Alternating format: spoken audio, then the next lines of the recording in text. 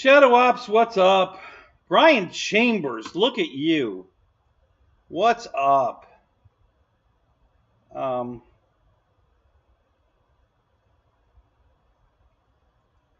Midget strikes again. What's that say? M8 gadget get M8D get. I don't. I think that was supposed to say midgets. I don't know. Yeah, there are no more midgets, Shadow. I don't know why you keep bringing that up. The midgets are gone. That's ancient history. You're the only one that keeps bringing up the midgets. So how you guys doing? Yeah, I figured that, Shadow. It was a typo. Oh. So I guess you two are probably the only two that didn't hear that I got hit by a drunk driver last night and totaled my truck. Yeah, I know. You're just giving me crap. I know. So I thought I'd update everybody on the status of that mess.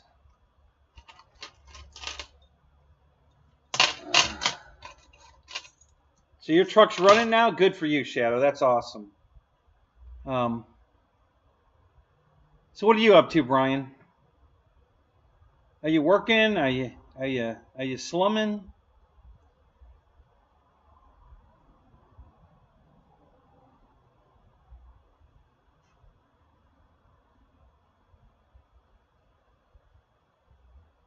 Oh, man, Brian, that's a damn good idea. I didn't think of that. They already took pictures of the truck and the trailer.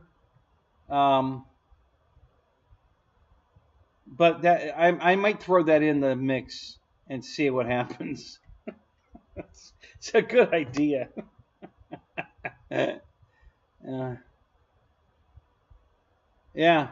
exactly. Yeah, it's not a bad idea. They've got pictures, but the front of the trailer was just a mumbo jumbo of airplanes. So I could have said, I'll say that one was on the bottom of the truck. Yeah, it's not a bad idea.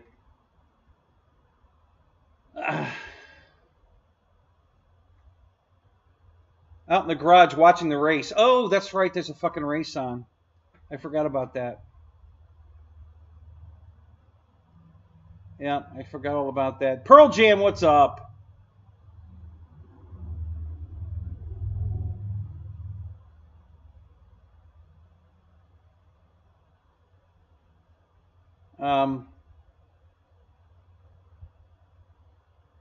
Yeah, so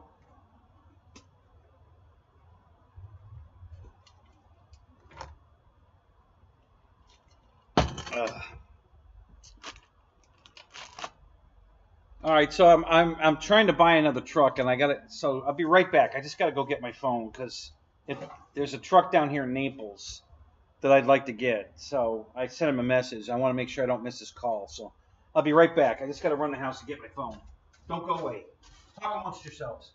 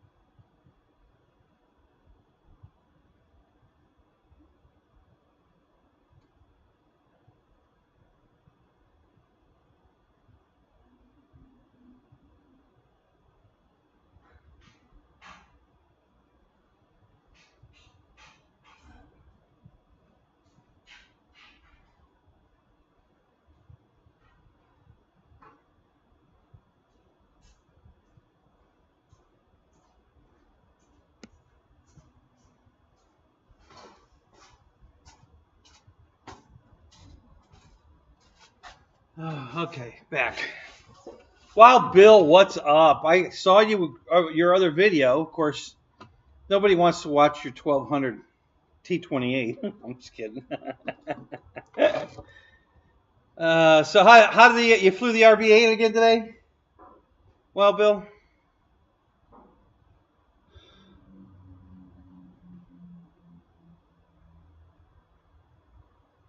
Fuzz out of focus here. That's got to be you, Shadow.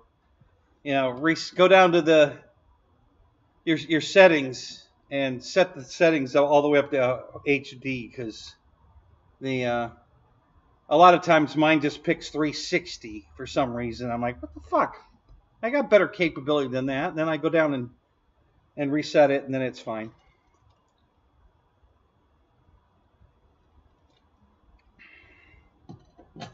Oh, you didn't get to fly it today? No? How many flights did you get in today? Just that one you recorded?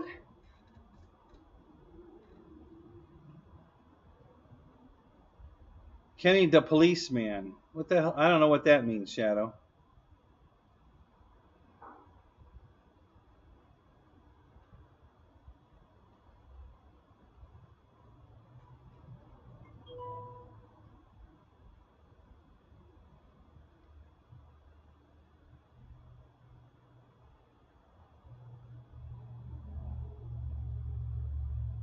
Oh, that was yesterday. You didn't fly yet today?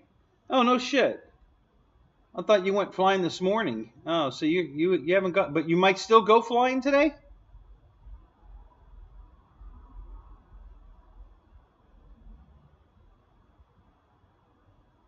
Well, dude, it's going on 3 o'clock there, isn't it?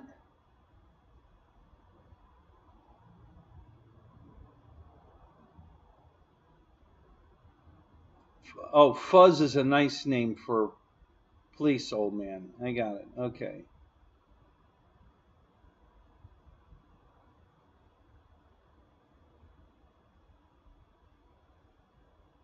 Is a picture of a plane not you, Kenny? Yeah, they took pictures of the inside of the trailer. They had to document everything. Listen, so it's only going on 2 there. Okay, I got you. So you're 3 hours behind. I thought you were only 2. Um, so someone might have died last night in this wreck. It was a bad wreck, guys. Holy crap. If you look at the 2 other vehicles involved and look at my truck, there's no way we're in the same accident. You know, that the damage to my truck is so minimal. If it wasn't for the airbags going off, they'd fix my truck. There's no way they're fixing either one of the other ones. They're both complete total mess. Yeah, so far, I mean, my back's all fucked up. I went to the hospital last night, and they took x-rays of my back. It's not broken, but oh my God, I'm in a lot of pain. It fucking hurts. So I don't know what the fuck more damage they did to my back than from the other accident, but it really fucking hurts.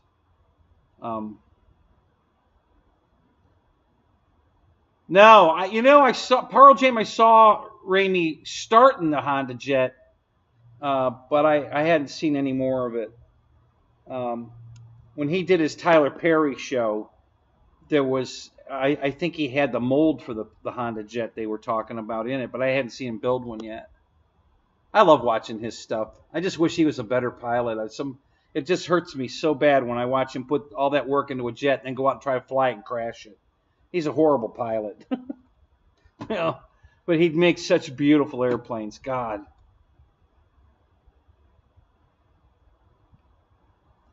Oh, so he made and flew it and he's getting better. I'll give him that. He's definitely getting better at flying. But oh, I know. Oh, sorry guys. You're right. Thank you, Brian. Yeah, I had the wrong photo up. Yeah, let me fix that. I put that up because I was going to immediately go to get my phone, and then you guys actually popped in. So okay. So yeah, here I am. So yeah, I'm sitting on the wing of the jet you were just looking at.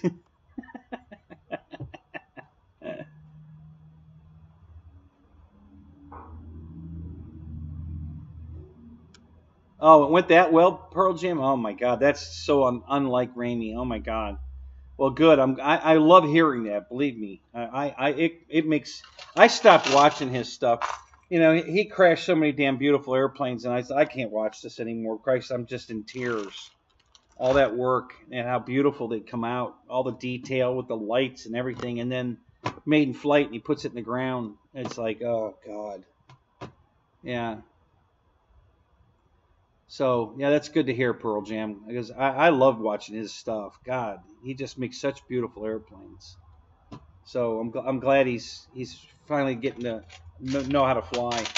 You know, and that's so true. At Top Gun, you know, these guys that build these beautiful airplanes at Top Gun every year and they can't fly them. You know, they don't know how to fly.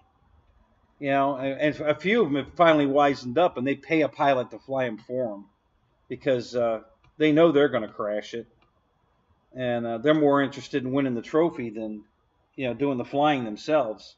So they hire a pilot to fly it for them, and you know, they keep building them and let somebody else do the flying. Well, that's true, Pearl Jam, if this guy's got insurance. From what I was told, he didn't pass any of the toxic.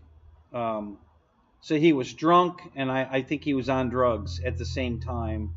So if you're that, what's the word I'm looking for? Irresponsible to do drugs and drink and go driving, then you probably don't have any fucking insurance. So if he doesn't have any insurance, I'm fucked.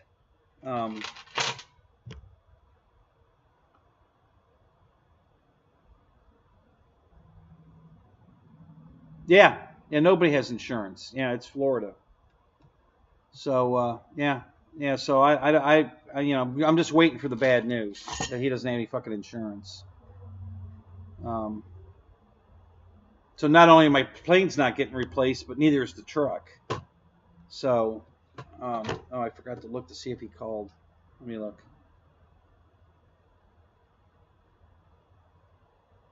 Yeah, okay, he didn't. I didn't miss the call. Good.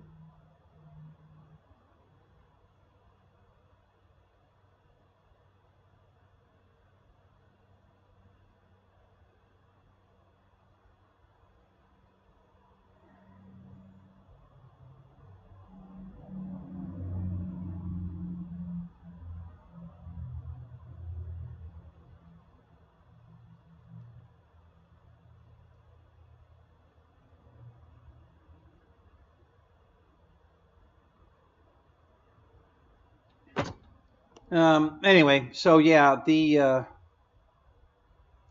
hey George, this drunk driver driving a Jeep, some big tired Jeep, was drunk and probably on some kind of drugs. They wouldn't give me any details other than he didn't pass the tox screen, so he's going to jail. He just came across the center line of the road I was on. I mean, and it was immediate right there. I mean, I didn't even have time to react. I never hit the brakes or even turn the wheel. All of a sudden, I just had headlights right there, and that was it. So he hit my left front fender just past the headlight. So the headlight's not damaged. I'm not even sure the front bumper cover's damaged. But it hit the left fender, and the fender obviously collapsed in, and he literally ripped the wheel and the spindle out of the ball joints and just took that with them. So it just ripped the whole left wheel assembly off the truck and took the mirror off the door. But basically, the driver's door has a tire scuff along the bottom of it, and so does the back door, but no dents in the door. And the back of the truck's perfect, and the rest of the truck's perfect because I didn't hit anything. But then he lost control of the vehicle and hit it was a Ford Ranger, I guess, following me, and hit him head on, and he might have died.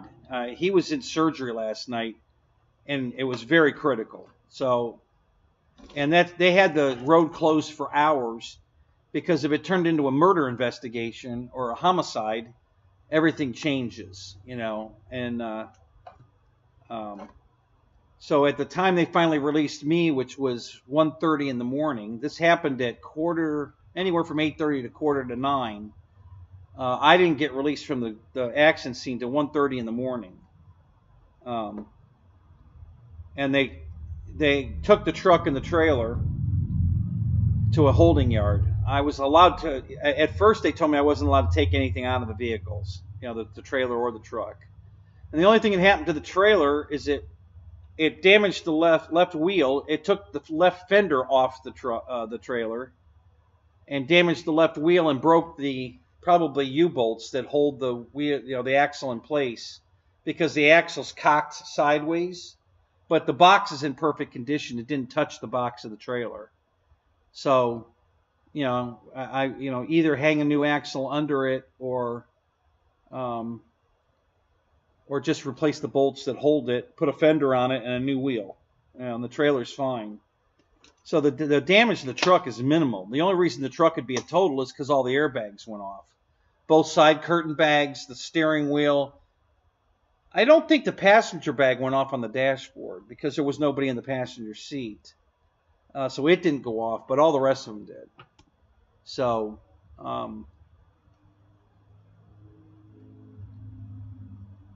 the trailer's coming back. They're not gonna total the trailer. You know, the trailer's only got a couple $100 worth of damage to it. You know, between a wheel and tire and an axle or a couple of bolts. That's all that's wrong with that, and a fender. You know, so there's only a few $100 damage to the trailer. They won't total that. But the truck, because of the airbags, is going to be a total. Because of how old it is and it's got airbags, it's why they'll total the truck.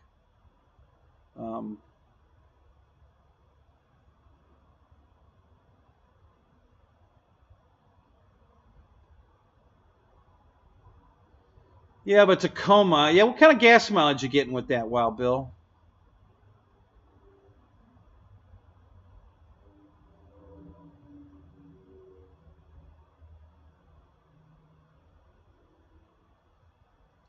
Yeah, Brian, I don't have collision insurance.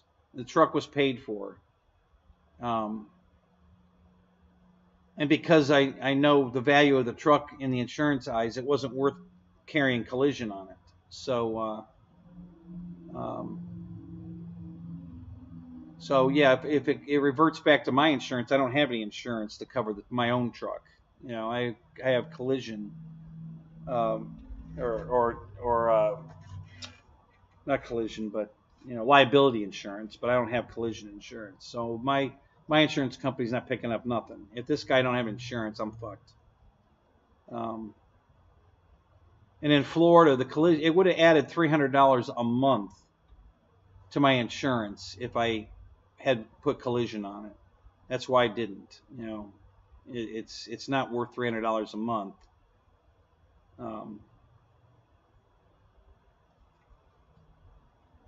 Yeah, my back's pretty screwed up, Ken. You know, that's my only, and no cuts, no. I don't even think I have a bruise from the seatbelt, honestly. But yeah, my back, I'm in a lot of pain. My back's really fucked up. All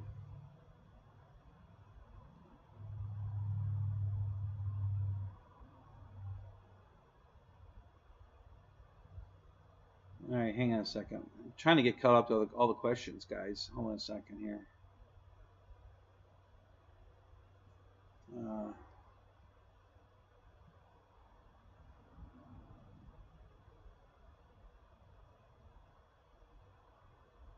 So let's see. Hang on. Insurance. No,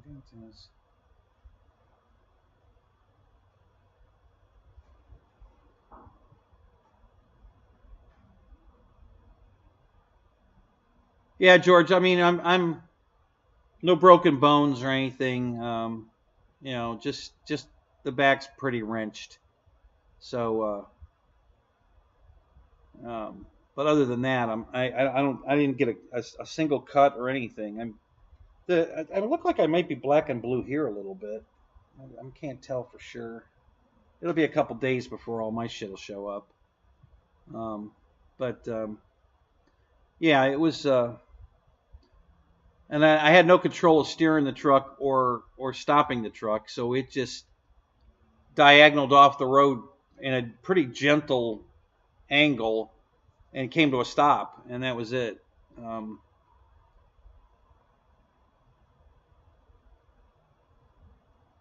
Yes, well, I haven't called a lawyer yet on this accident because it's a week. I'll call them tomorrow. So I'll call probably the same people that are handling my bus crash, Morgan and Morgan. I'll probably just call them tomorrow. I don't know. We'll see. David yourself, what's up? Hey, I was watching your drone video.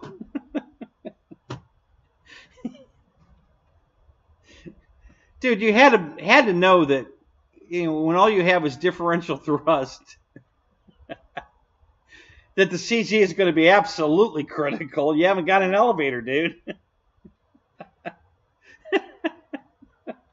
Oh my God, you're hilarious. Oh, that was funny. Anyway,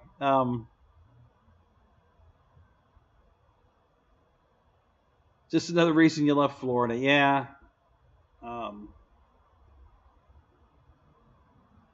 Yeah, the airbag fucked up my face. Thanks, Dave. Nice.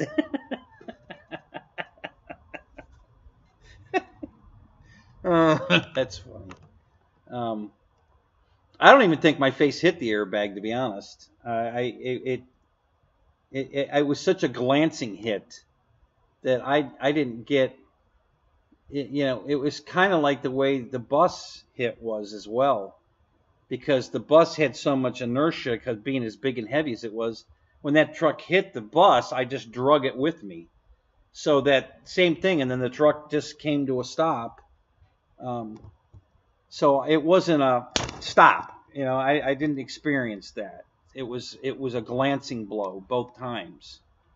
So a rapid deceleration, yes. I mean, all the airplanes came out of the hangar. Were in a pile in the front of the van, the trailer, just a big pile of foam. I mean, nothing stayed in the back plane stayed in the rack because they just got shoved into the rack deeper. But everything in the front just went into a pile in the front of the nose. It was a total mess in there. So it was a hard enough hit to throw everything to the front of the truck or the front of the trailer, but it was pretty much a glancing blow. And like I said, the damage to the truck, other than the airbags being out, is minimal. But the other two vehicles are completely destroyed. The guy that was driving the Ford Ranger, we figured he died at the scene because you would look at that and go, "There's no way anybody survived that," but he did. He wasn't dead, but he was critical. And they were at about 1 o'clock. He was in surgery. So whatever they incubated him, and they were trying to evacuate his chest.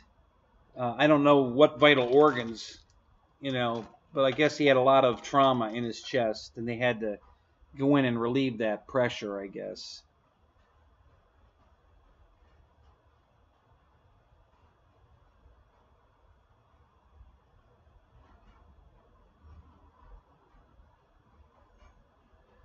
Yeah, Brian, what would happen is, because it's not my call. See, I am a licensed insurance adjuster in Florida, even though I'm not currently working in that position. The first thing we do when we're writing an estimate is you put all the airbag work in first. I mean, they didn't teach us that. I was teaching that to the rest of my guys. Listen, don't write the whole damn truck up. Just put the airbags in. It'll probably total before you get past the airbag, all the airbag stuff. Then you don't have to write the rest of it. They were leaving the airbags for last and writing every light bulb and scratch dent, everything, and they still had a usable truck. And then they went to the airbags and that totaled it. And I said, just do the airbags first. It'll probably total it, and it does. And that's what's going to happen. By the time they because by law, when you have a front end impact like that, they have to replace all the sensors, the control unit, the brain box, all the bags, the seat belts, everything has to get replaced. Every safety piece, whether it deployed or not. And I say that except for possibly because the passenger airbag in the dash did not deploy. They might not have to replace that, but we're talking $6,000-8,000 right off the top in airbag stuff between all the sensors and the brain and the control unit and the bags themselves. So, and that's going to be enough to total an 07 Chevy Avalanche with 180,000 miles on it. So, it's going to be a total loss. Now I'll have the option to buy it back, and then maybe fix it, and I am already considering that. Well, yeah, the insurance company has to pay to put airbags back in it. Yes, that's why they'll total it. If I buy it back and put a salvage title, I don't think I have to put airbags in it. I can drive it without airbags, I believe. So yeah. So there's an option that I could do. So yeah, I'll just have to wait and see how much money they want for the truck. I'm going to be dealing with his insurance company, not my own. So I don't know. We'll see. I'm going to call my insurance company tomorrow because I have to let them know, and then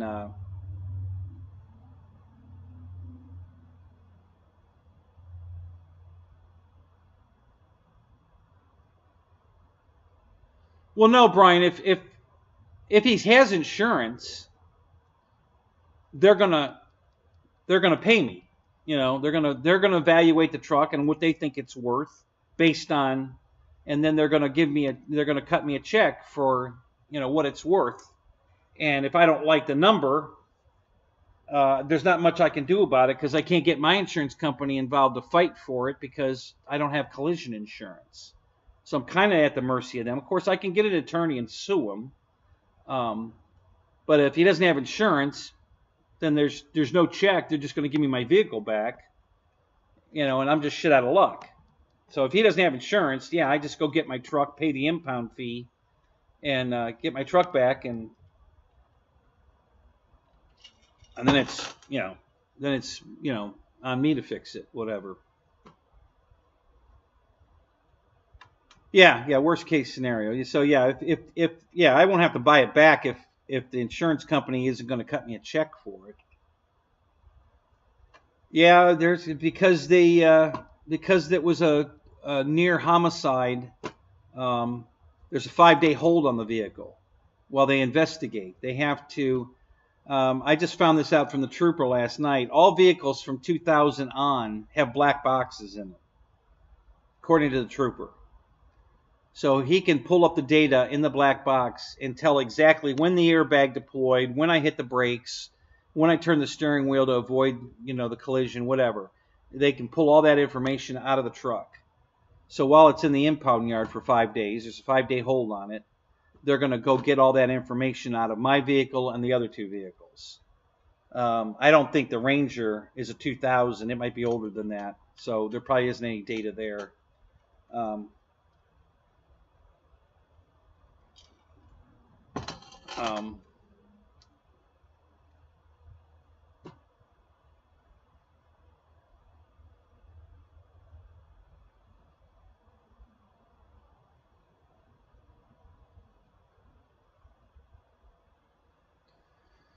Well, Pearl Jam, I got to tell you, the semi truck that hit my bus didn't look too good.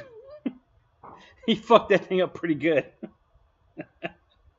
So, that we'd like to believe that an 18-wheeler's that rugged, but probably not. I mean, if you saw the Jeep, because it rolled and it was on its roof against the guardrail facing the wrong direction, and the Ford Ranger that he hit head on was turned around facing the wrong direction, and it was destroyed. I mean, it collapsed like an accordion, and the driver's compartment was non-existent.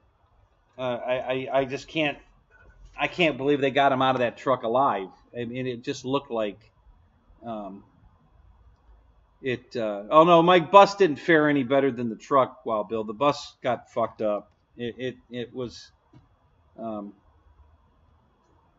it's been at the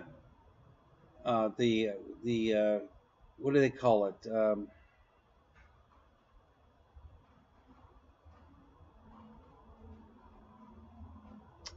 I forget the name of the place. It's a because the bus is basically formed out of sheet metal. Each they don't stamp quarter panels and shit for buses, so they have to rebuild the whole front of the bus. So they took everything off the front of the bus, everything. It was from the back of the driver's seat. Okay, the seat, the steering wheel, and everything forward is gone. It's just a big box right now, open to the passenger seating. There's nothing in the front of the bus because they send us pictures of the update where they are. So everything's off the front of the bus. Everything. There's nothing there. It's a hole. It looks like a fucking tunnel with seats in it, and they have to reconstruct all that forward. So yeah, the bus is. We're not going to see that bus for probably at least another 6 months before we get the bus back. So.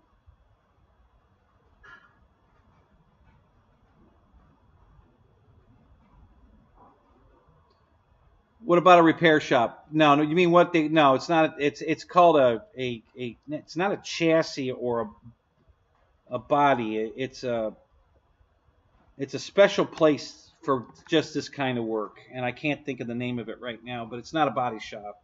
It doesn't go to a regular body. It's a.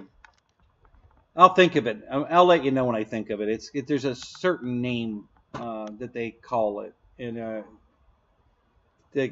these kind of vehicles go to. It's not a body shop. So yeah, Eric, I'll have an attorney. Don't worry. Yeah, I haven't called one yet because I'm going to talk to my attorney tomorrow for the bus accident and see if they want to handle this one too or not, and I need an update on my bus thing too. So after I talk to them, then I'll decide if I'm going to call a different attorney. But I'll definitely have an attorney. Don't worry.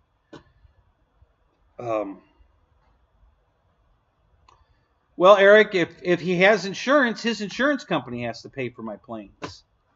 And that's where the other problem comes to is he probably, if he has insurance, he's probably got a policy limit.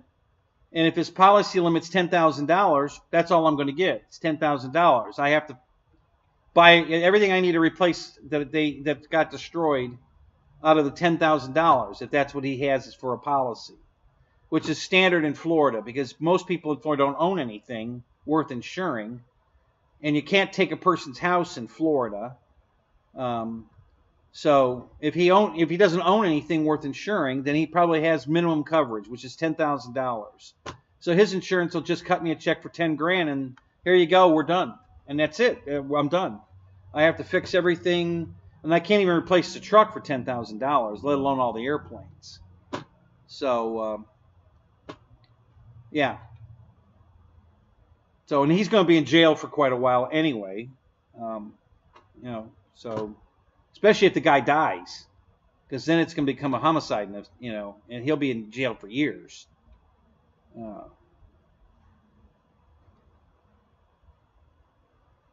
Yeah, you're right, Ken. And I hadn't thought about that until now, about carrying a floater policy for just this thing. So I had something to go back on if my airplanes get destroyed. And I never occurred to me until now. So I'm learning all kinds of new stuff about prop strikes and not letting that just go, and yeah. So now I've learned that my airplanes are not going to be a forgiven repair or replace if they don't have insurance. So having a floater policy to cover my airplanes is a good idea. So I'll be looking into that. That's definitely for the just to make sure this doesn't happen again and that my airplanes will get replaced. Yeah, I'll have to look into a floater policy. So, but good advice, Ken. Thank you. Appreciate that. You know, yeah. Last night I had lots of time for thinking. You know, we were at the scene for 5 hours, and over 5 hours, and then I got home last night just long enough to kind of get my wits about myself, and then I had to drive myself to the hospital to get checked out. And they all knew about the accident at the hospital. They'd already heard, and the girl that checked me in at the hospital's boyfriend was at the scene. He was taking care of traffic, and she knows somebody at the hospital that the two of them went to, because the other two vehicles, both of them went to the hospital, and the Ranger driver was critical. They didn't think he was going to make it.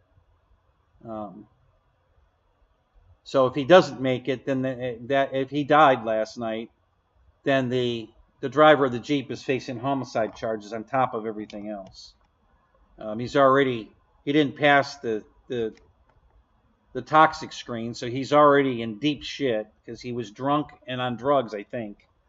And then he's going to have a homicide charge tacked onto that. So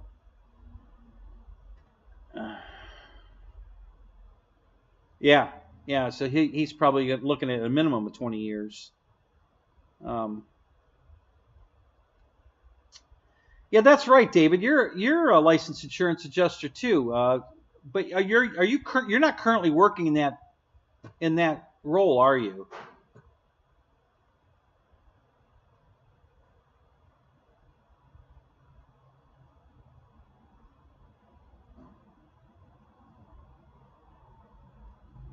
Oh, so you have a renter's policy and all that stuff's covered under that. Yeah, that's good.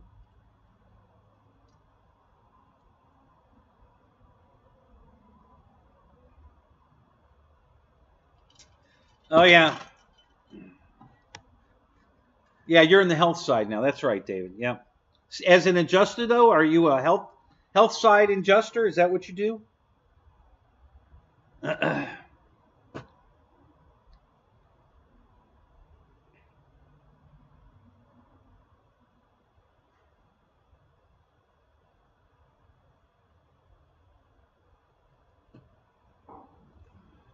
Well, my problem, David, as far as the contents limit, is that the trailer holds a lot of airplanes. Whereas Ramsey, just losing one airplane would be a lot of money.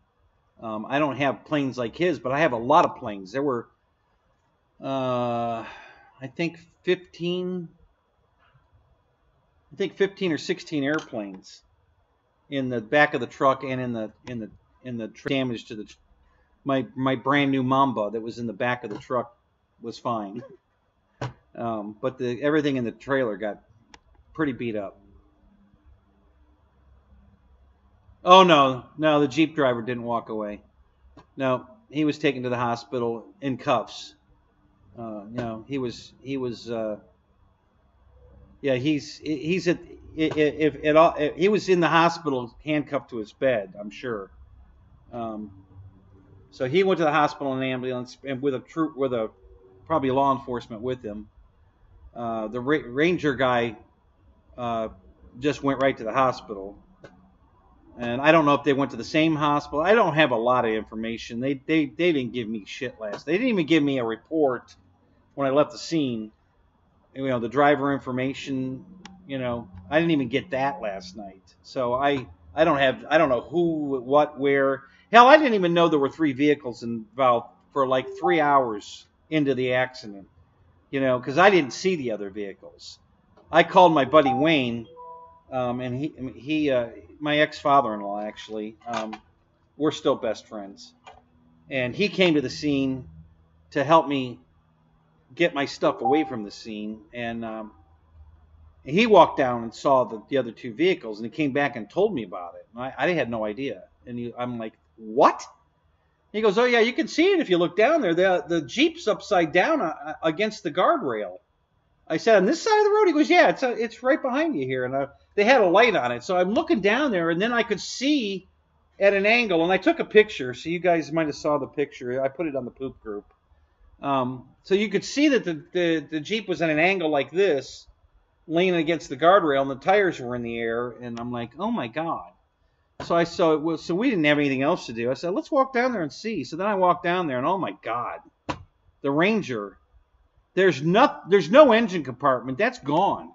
You know, everything was crushed up to the windshield, and then the driver compartment was crushed. So the door looked like a piece of paper that was folded up into like eighths and accordioned up like that. That's what the door looked like. And we're like, how did anybody survive that? And right now, I don't know that he did survive it. Like I say, he was critical last night, and he was in surgery at 1 o'clock when they were talking about finally releasing me.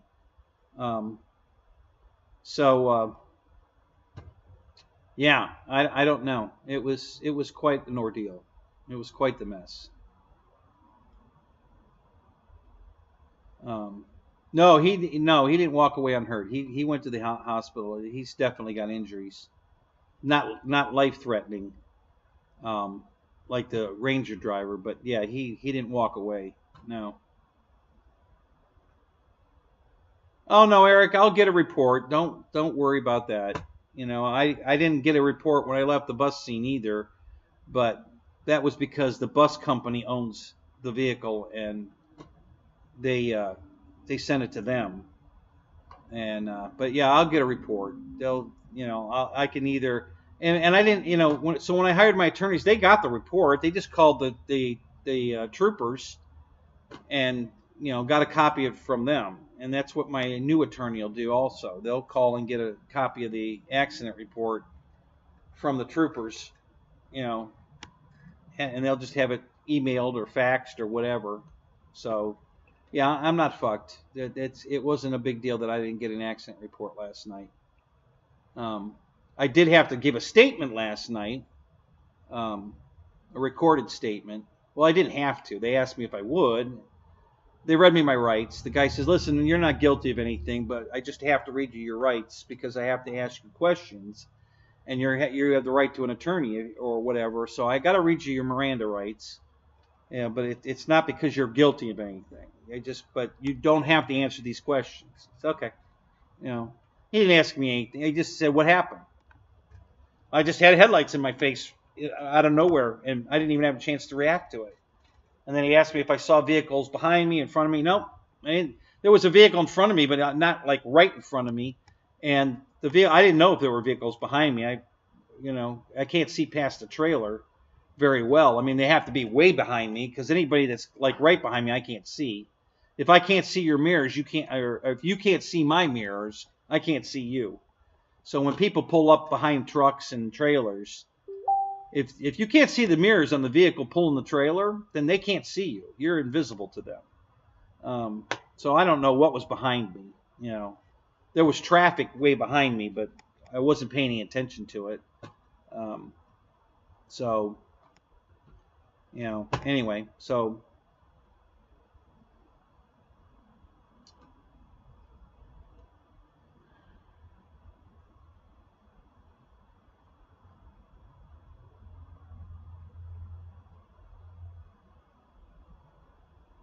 Oh, what did Ken say that made you?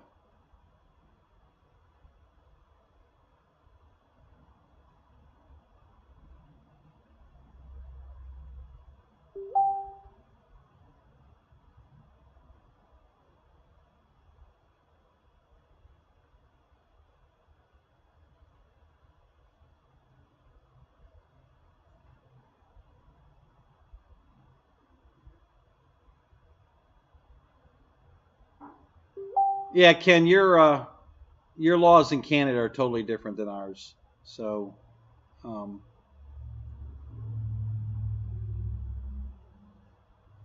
yeah, Eric, don't worry about it. Trust me, yeah. I just went through this in December, so you know when I hire an attorney, the first thing they're going to do is contact law enforcement and get a copy of the report. So there won't be any issue about the accident report. Um, my attorneys will take care of that, and I will definitely have an attorney for this. There's no way I'm not getting all my shit covered. So, um, and they'll have no problem getting the accident report, the investigation report, and they'll get all the parameters on the condition that the driver of the Jeep was in. They'll get all of that. That's how they build their case to sue. So don't worry, they're going to get all that information. They have the right to it. It's called um, uh, there's a name for it. Hang on, I'll tell you. Discovery. Okay, so they have the right to get all the pertinent information. You can't deny them that. So, Nana, welcome to the show.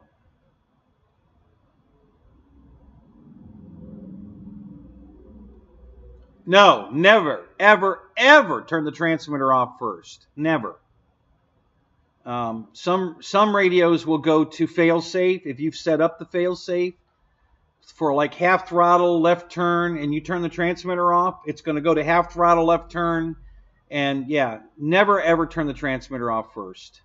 You always turn the transmitter on first, off last. Always, under any condition. Never turn the transmitter off first.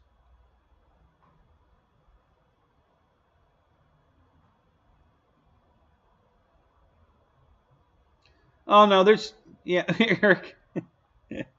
There's like 30 law enforcement guys and another 15 ER firemen. So there's plenty of witnesses to this accident. It's not the only evidence I have. There's all these people that were on the scene, are all involved. They could all be called as witnesses. Everybody that worked that night is going to be a witness to what they saw, heard, whatever. So yeah, it's not the only evidence I have. It's not a concern. Trust me, it's not a concern. Still on a roll, I see. Yeah, Ben, my life's just still rolling. Yep, it's just, yeah, it just never seems to end. So,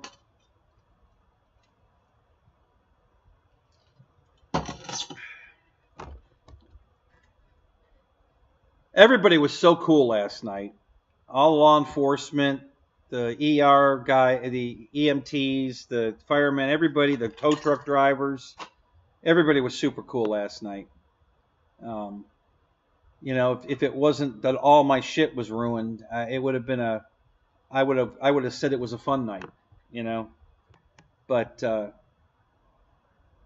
very very costly night for me. Big Jim, what's up? How you doing, man?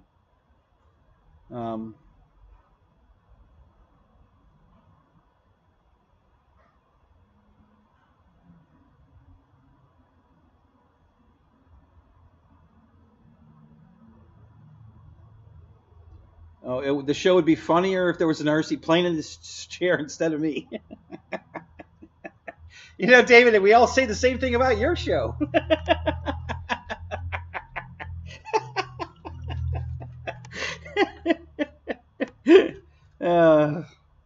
So did you move into your house yet, Jim? I mean, come stay with you.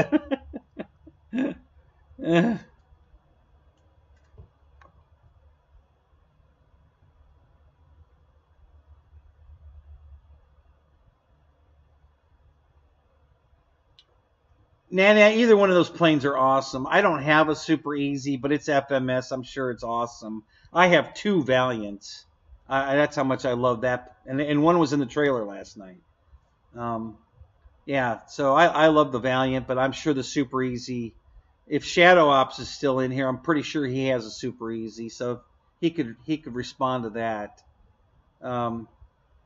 But yeah, it's an FMS product. I'm sure it's good. So you're safe with either one of those. Whichever one you like better, you're fine. The Valiant's awesome. I love that plane. I bought two of them.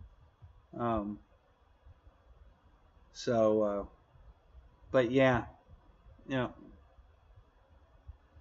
So Kenny F. and Rogers is in the house. What's up, buddy? How's your eye doing?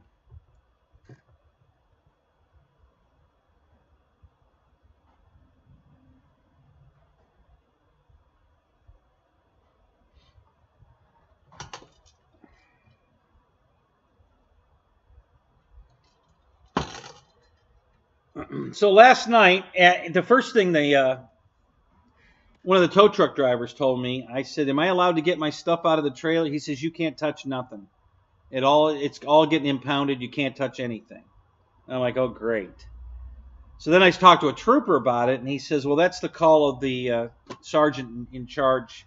He's here on the scene, so I'll check with him and find out if you can get your stuff out or not, and I'll let you know."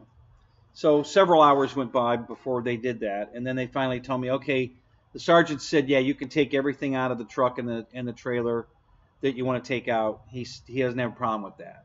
I said, "Okay, great." So I started unloading it all. And my buddy Wayne, I call him because he's got all these trailers and everything. I mean, he's the one who rescued the Impala when I was going to Birmingham last year. Well, the year before last. And my tranny let go. You know, he had this giant trailer. Then he just pulled the car. We pulled the car and still hooked to the trailer up right onto his trailer, and he brought me home. So, well, he sold all that crap. I'm like, "The hell are you doing? You're my go-to guy. You can't sell this stuff. I need you." And he's laughing. So all we had was his big Dodge pickup truck to unload everything into, and it wasn't all going to fit in his truck. So I called my wife to bring me my wagon so we could load the rest of it in the wagon. So we just piled all the airplanes just the way they were piled in the front of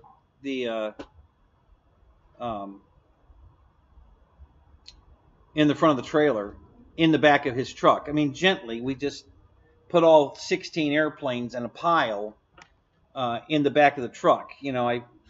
Top to top mostly.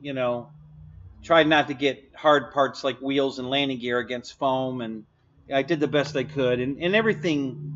I mean, it's all damaged anyway, but I don't think I got it any more damaged. The only plane that got damaged more was the last plane on the top was my Carbon Z Cessna 150, and Wayne wouldn't. I kept telling him, "Listen, you can't go more than 10 miles an hour. These airplanes are going to try to fly." So next thing you know, he's doing 22 miles an hour, and the 150 blew out of the back of the truck twice. So it ruined the vertical stabilizer. I'm going to have to replace that. But that's really the only damage it took. It just, the beacon that's on the top of the rudder, it just wiped that off and took half the foam with it. Every time it hit the pavement, it slid. So, but other than that, everything else made it home okay. And so that's where we are with that.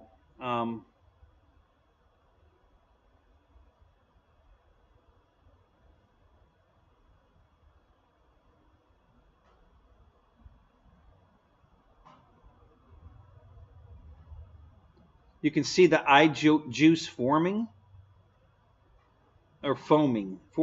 Is it like you're watching a fish tank fill up with water? Is that what? Can you see that in your eye? Is that what? Is that what you got?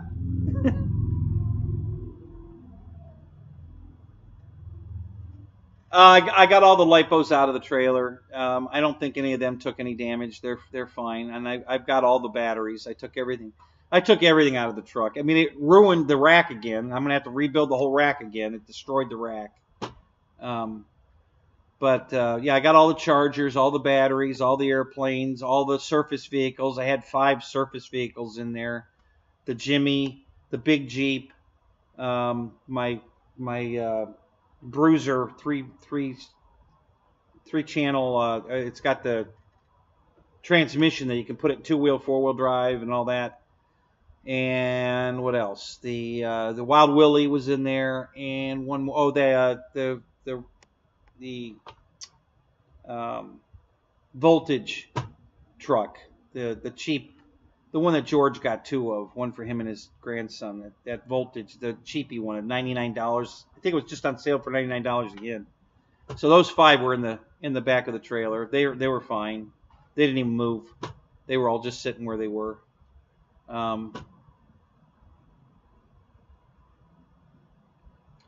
Yeah, what's the midday sneak? It's an update of the wreck last night, Roy, which you probably don't know about. Yeah. I got hit by a drunk driver last night, and yeah, pretty much destroyed the rig. So, I just thought I'd update everybody that knew about it because, I contacted a few people last night to let them know I wasn't going to be able to do my show. I was on my own way home to do the show when this happened. I was going to be home probably 15, 20 minutes early, so I had time to like grab a quick bite to eat and then do the show on time for a change, and didn't make it home. I got home at 1:30 in the morning. So,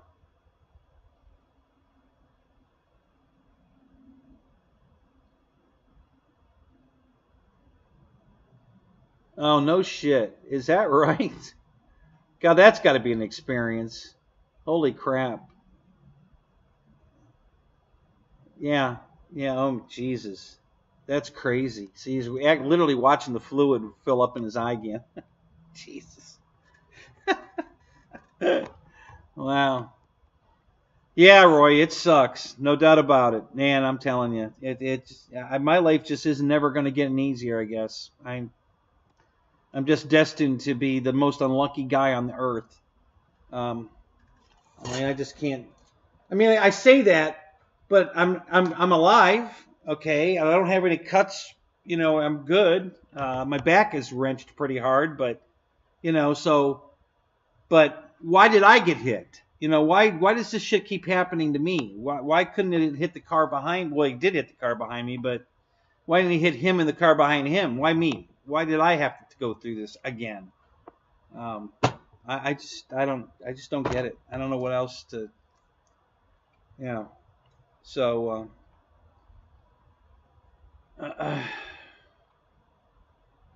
okay, so I knew that was coming. Okay, start over. What happened? So last night coming home, and I was almost home, guys. I was 200 yards from Shady Hills Road. I live on Shady Hills Road. Okay, so I was almost home.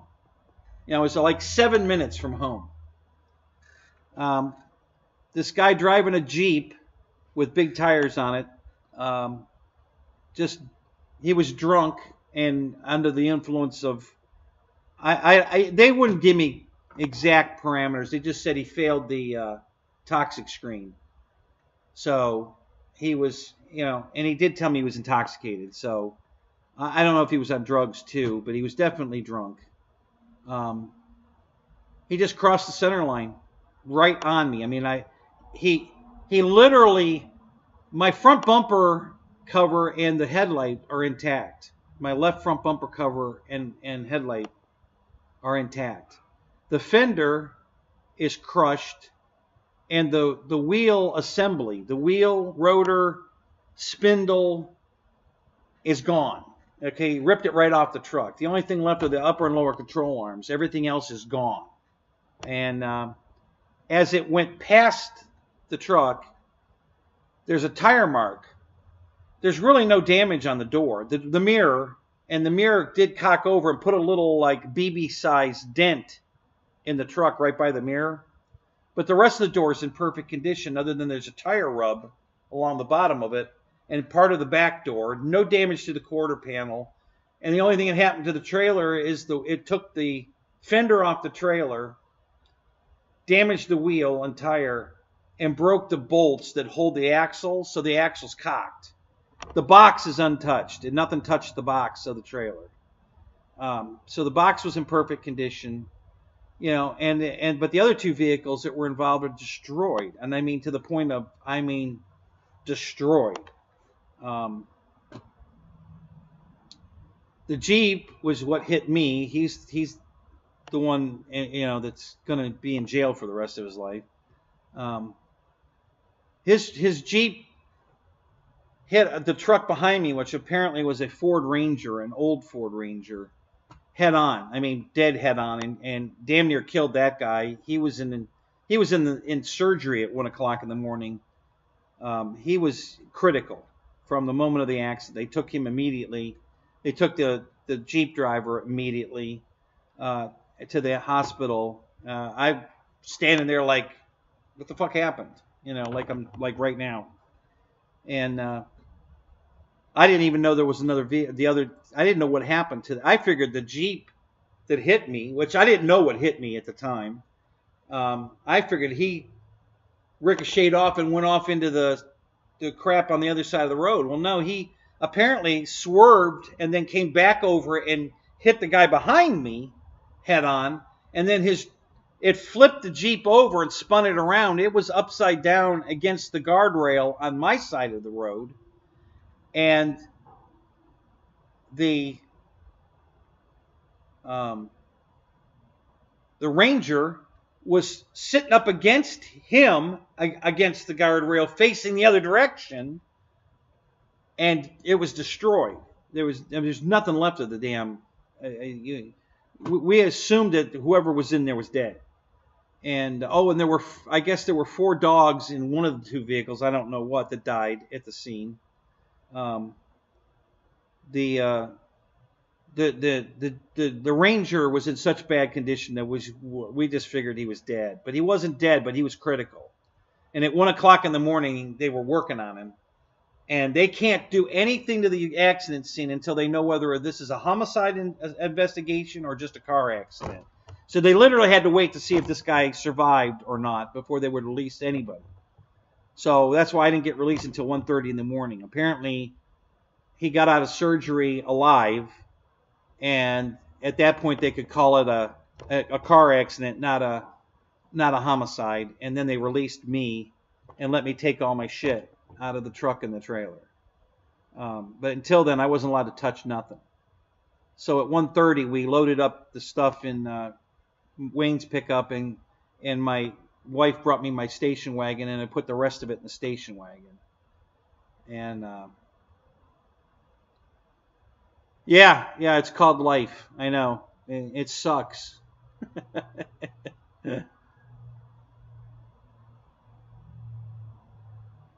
Oh, no, so your eye looks like a snow globe. Oh, my God. Oh, my God, Kenny. Oh, I can't even imagine what that...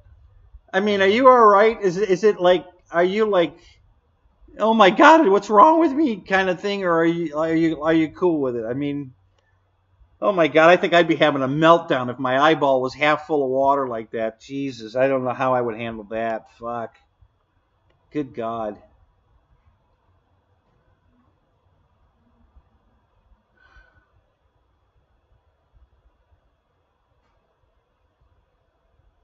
Yeah, it pretty much tire to tire, right? Because his left front wheel's gone too. The Jeep's missing his left front wheel, and I'm missing my left front wheel. So yeah. When he crushed into my front fender, his tire hit my tire, and both of them left the vehicle. You know, his left his, my left mine. I don't think he lost more than just the wheel. I think his spindle and everything was. I lost everything. I took everything from the ball joint, upper and lower ball joint. Everything was attached and left. So, and I saw my wheel was in the road, but it looked like, I think the front half of the wheel was like sheared off. So the back of the wheel was sitting there with the spindle and brake and everything attached to it. Is what I didn't walk over to it. It was on the other side of the road, and they weren't going to let me over there. But I could see it laying there. So I figured that, but it didn't look like a whole wheel. And the tire, I don't know where the fuck the tire went. The tire wasn't there. So I don't know where the tire is. Oh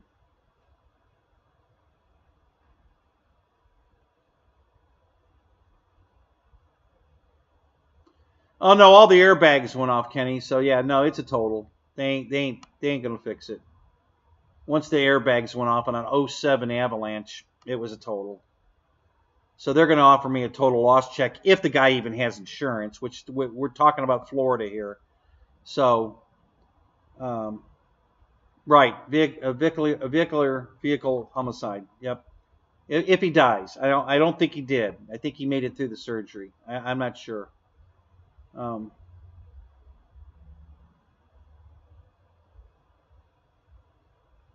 Oh, yeah. When you look at those 2 vehicles and mine, you'd swear we weren't in the same accident.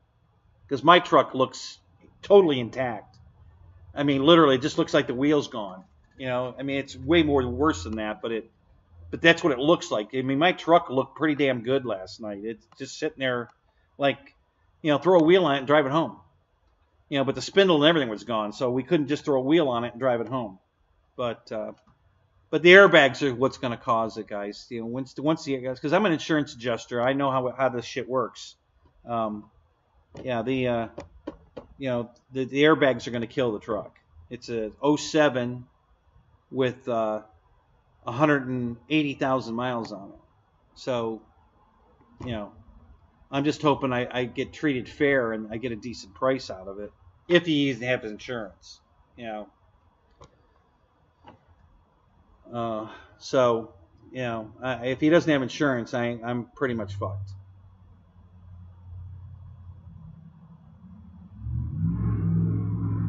Are the planes close? Well, they're all over the. I mean, I brought the planes in last night. I had just had Wayne load them on the ground and let him go home. And then one by one, I brought them into the shop and put them in the racks over there and on boxes over here. And yeah, they're all over the shop. The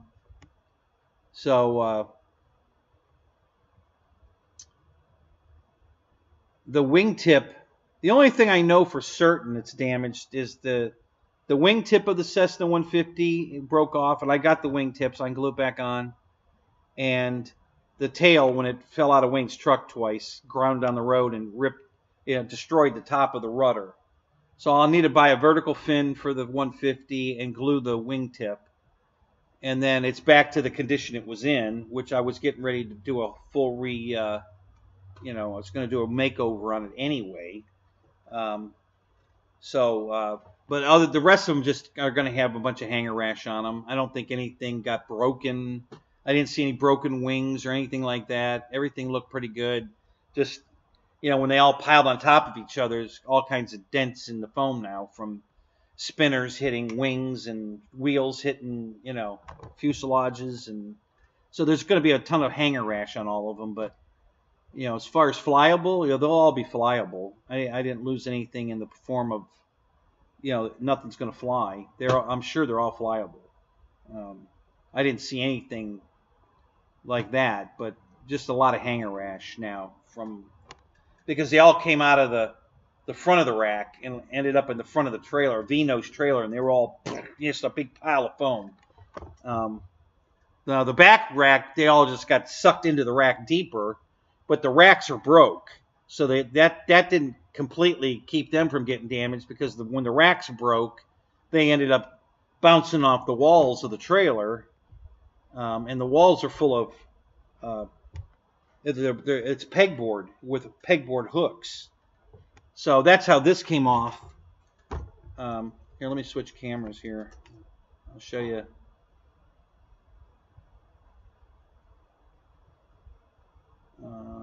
Here. Yeah. Okay. So this is the wingtip off the Tiger Cat. And if you look right there, right where my finger's pointing, that's a hole.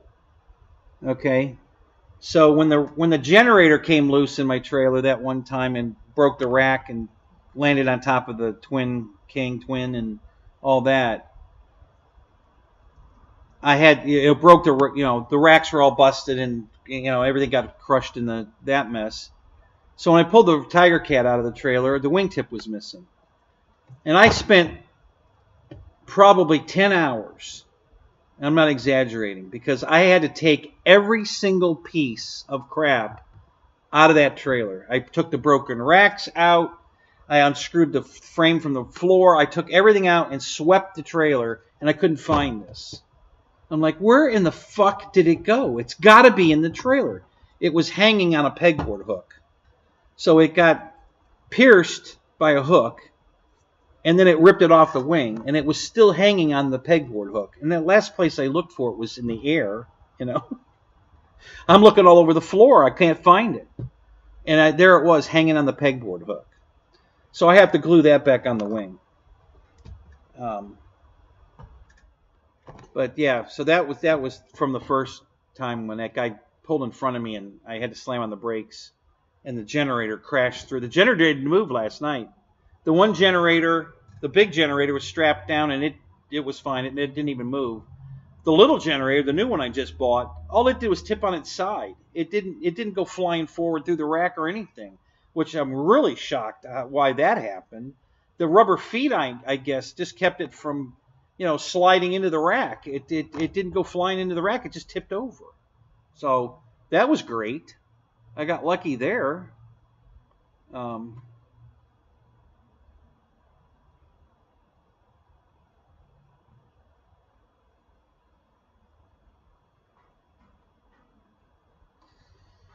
So you say looking at the ground was way worse than. So is that what was going on when the retina tore loose? Your eyeball was just like pointing down, and you obviously couldn't, look up. I didn't realize that had happened. Holy shit! I mean, I knew that it tore loose, but I didn't know it was looking down. And so is that what happened when your eye came torn from the retina? That it was looking down, and you could see, but you couldn't move your eye. Holy fuck, yeah, that had to be a nightmare. Oh my God.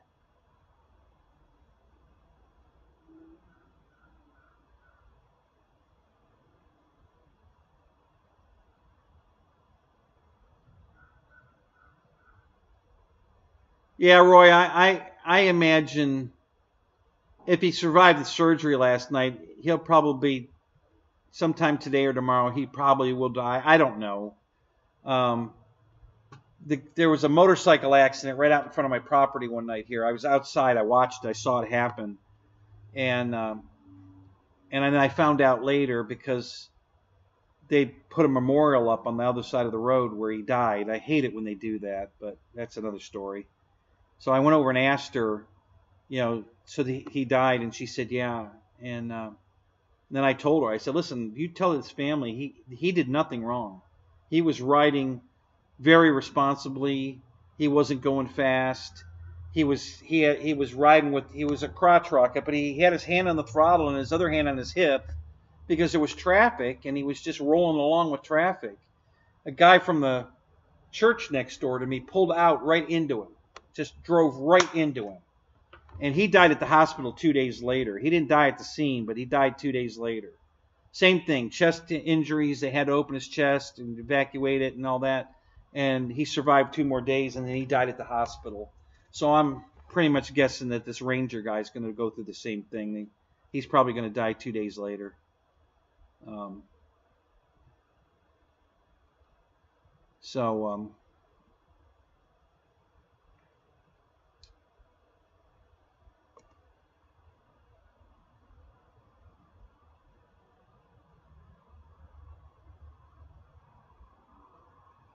Well, if it wasn't for the airbags, Roy, the truck is totally fixable. It wouldn't even be expensive to fix. Probably less than $1,000 to put a new spindle on it, brake, caliper, rotor, wheel, tire, and a fender, because that's all it needs. Well, there's a harness of wires like that big around that got cut clean through, just sliced like a knife went through it, and the truck starts and runs. The lights work, everything. I don't know what that fucking harness is working. I mean, because everything works. I'm sure it's part of the ABS system, but yeah, Wayne asked me, is the truck running? I said, I don't know, I think so. And I reached in, turned the key, and it fired right up. I had to go in through the passenger door. The driver door won't open.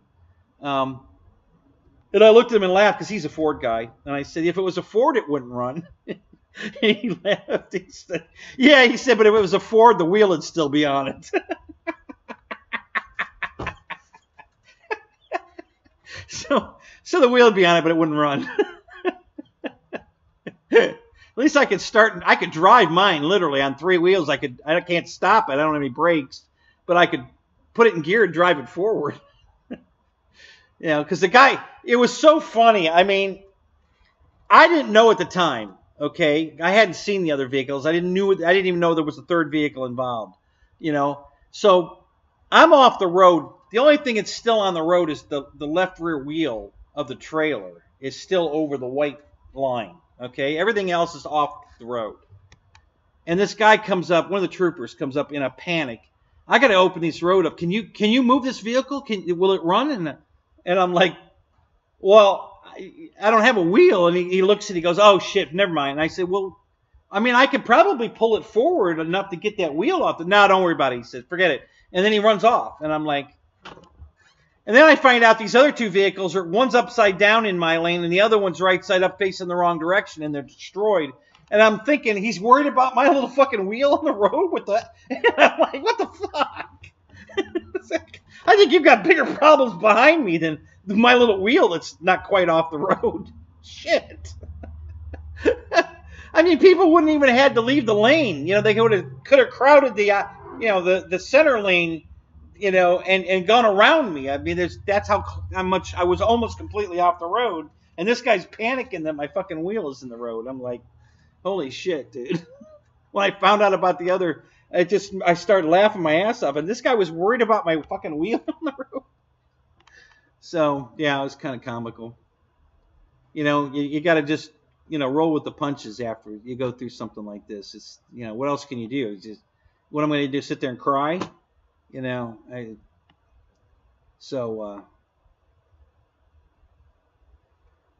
yeah, let's hope he has a policy, and that, you know, and at least one to cover my losses. You know, if he has a minimum of a $30,000 policy, it'll at least cover my losses.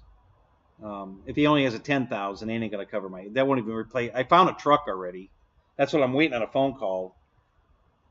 Which I was getting some text messages. I wonder if one of them was no. They were just postings, yeah. So no, he hasn't called me or texted me yet. Let me check my marketplace and see if he responded to that.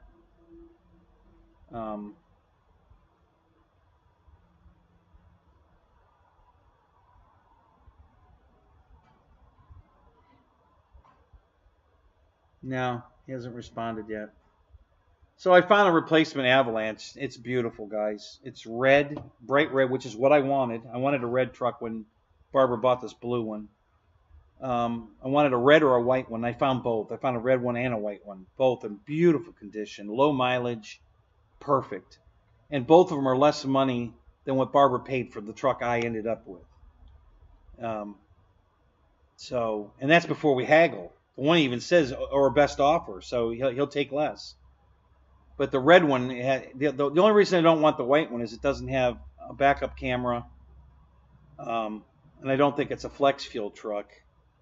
The red one has both of those, but the red one's 4-wheel drive. I didn't want a 4-wheel drive truck, but it's in such good. The seats are perfect. The dash is perfect.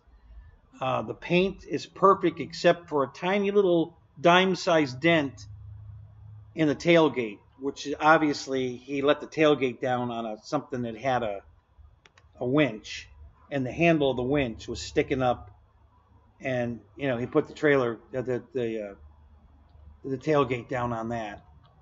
So that's what happened there, obviously, but that's the only mark on it I could see. I mean, it's in perfect condition.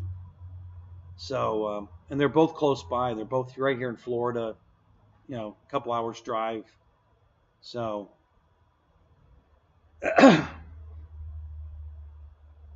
don't have insurance to cover. I didn't put collision insurance on the truck. You know, it's too old.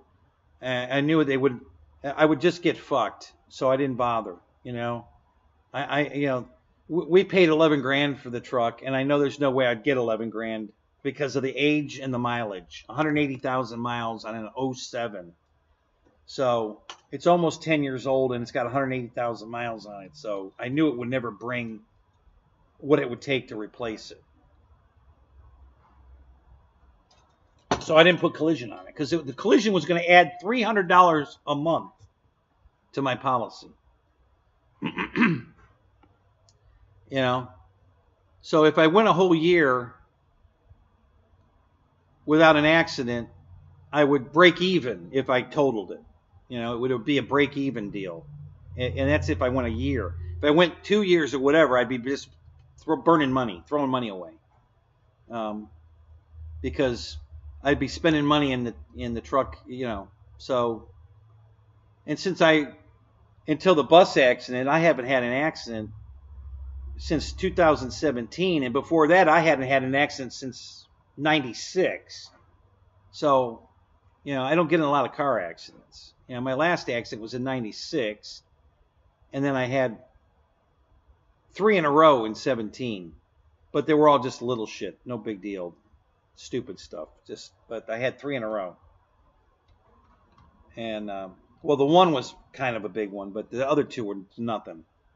And so anyway, so yeah, I don't have collision on the truck. So if he doesn't have insurance, I'm totally fucked.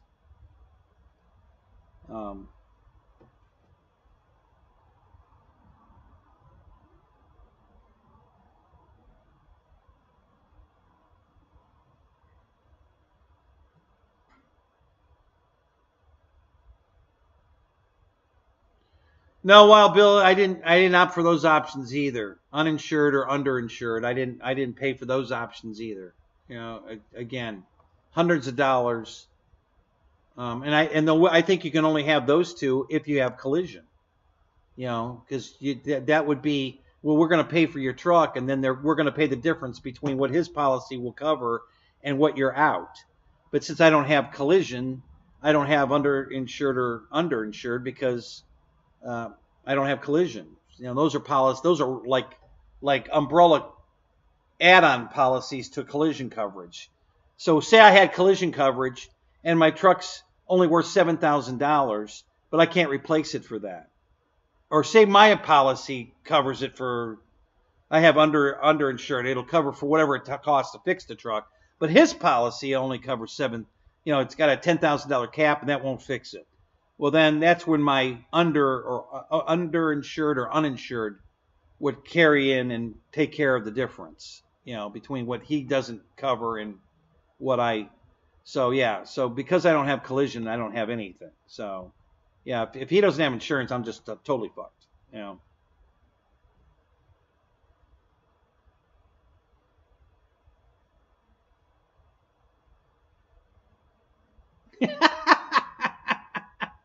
Welcome to the club, Eric. Until I built this building, my bedroom was a hangar. Deb was sleeping with an airplane. I'm not. It's not a lie. There was an airplane on the bed where I would sleep. So she was sleeping with one of my planes for 3 years. So yeah, my bedroom was always a hangar. Technically, it still is. I think there's one wing. There's a little airplane. You know, there's like a UMX size plane sitting on top of my Millennium Falcon toy. I don't know if you guys remember that when they came out with that giant Millennium Falcon. So that's on top of my car collection. There's all the cars from the movie Cars are on a shelf in a shelving rack. And on the top of the rack is the Millennium Falcon, and sitting on top of the Millennium Falcon is one more little airplane, a UMX size airplane. So yeah, technically, I guess the bedroom's still a hangar, but there is the wing to the. I have a. Oh crap! What's that thing called? Shit. I don't know. It'll come to me in a minute. The wing is still in the bedroom. It's standing in the corner. I just haven't brought it out to the garage yet. The fuselage is out here, but the wing's still standing in the corner. It's a balsa plane, high wing balsa plane. I can't remember the name of it at the moment.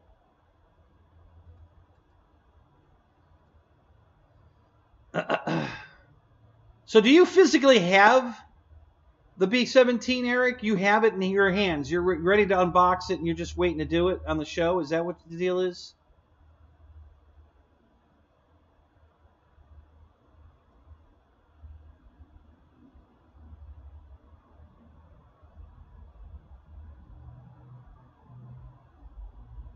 Oh, so Boss 223 is cutting the lawn right now and listening to the show. Now, there's somebody, that's a guy that's dedicated. Thank you, boss. That is freaking awesome, man. He's getting his house chores done and listening to the show. That's dedication right there, buddy. That's awesome. Thank you, man. Oh man, that's good to hear.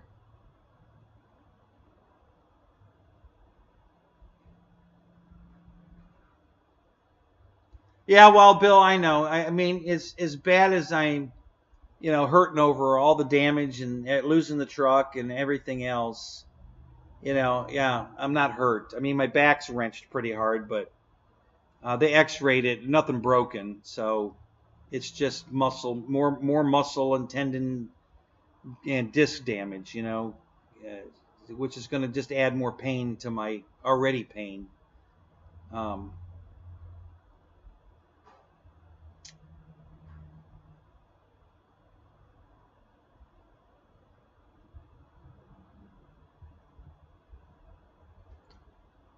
Heads up, don't buy anything GM V8 after 2014 year model. Yeah, I'm not buying anything that new anyway, but yeah. Why is it? What's his name? I think it was Craig Bevan said that it's all Toyota now. Is that what you're talking about, Kenny, or do you know something else I don't know? According to Craig, it's it's all Toyota and not Chevy.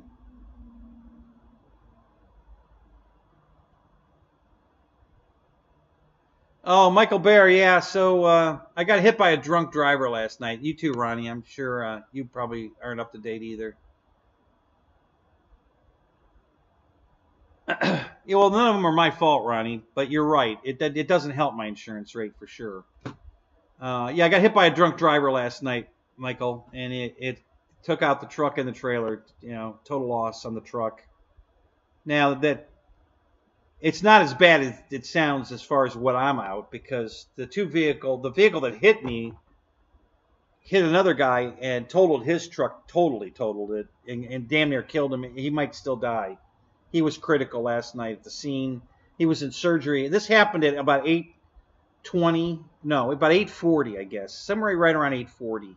I was just about home, get ready to do the show last night when this happened, and we didn't get released from the scene till 1:30 in the morning because we had to wait to see if this guy was going to die or not, because it changes everything. It's not a car accident anymore, it's a homicide. So crash investigation, homicide investigation, totally different. I'd still probably be there if it was a homicide investigation. But he went to surgery about 1 o'clock in the morning, and I guess he survived the surgery because they finally released us. But that doesn't mean he's not going to die 2 days from now. I mean, who knows? He's pretty bad. The driver of the Jeep that caused the accident was drunk, and he might have been on drugs too. I don't know. They wouldn't give me the whole thing. They just said, yeah, he's going to jail. I said, okay, that's all I needed to know. And but he went to the hospital too, so he's hurt also. And if you look at their two vehicles and look at my vehicle, you'd swear we weren't all in the same accident, because the damage to my vehicle is ridiculously. If it wasn't for all the airbags going off, it would probably cost,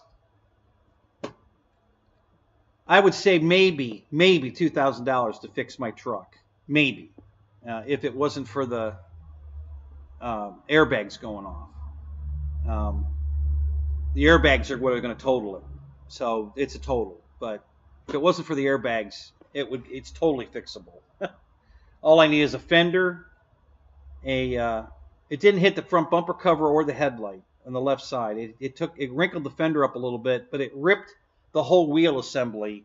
The wheel, caliper, rotor, spindle, all from the ball joint, the upper and lower ball joint. It just ripped that whole assembly off the truck.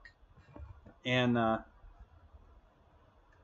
so that's all I'd have to really replace. And then it scuffed the door and the front door with a little tire mark, and it took the mirror off the door, but that's it. The rest of the truck's perfect.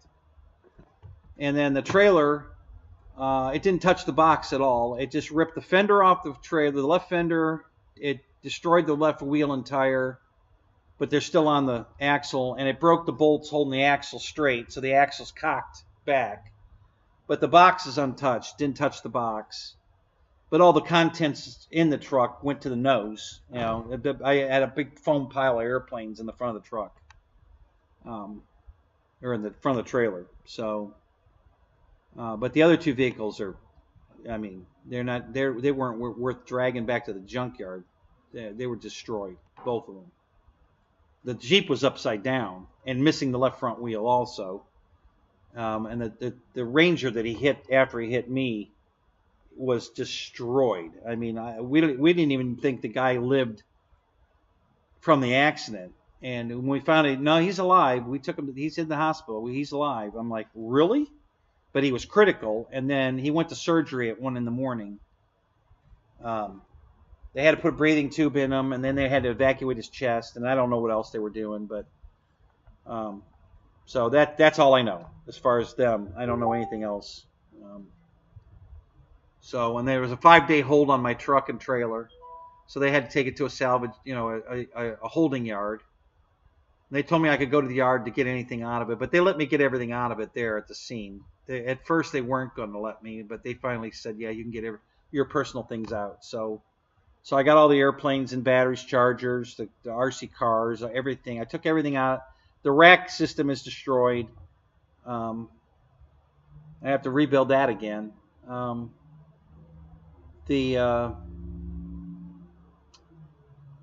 The generators were fine. The one that was strapped to the floor and didn't move, and the other one just fell over on its side. It didn't go crashing through the rack or anything, which I was shocked, but it just fell over on its side. So I just stood it back up. It didn't even go forward any. It was a glancing blow, but it wasn't a dead hit impact, stop the vehicle. It was a glance. He glanced off of me, and then I rolled forward a couple hundred yards because I didn't have any brakes. As soon as everything left cut the brake lines, and I didn't have any brakes. And I honestly, I don't even know that I could steer it because the left wheel was gone. So I guess I had steering, but it just did a nice gentle, and I just let it keep going. It just gently went to the side of the road, and I just let it do that, and it came to a stop, and that was it. So.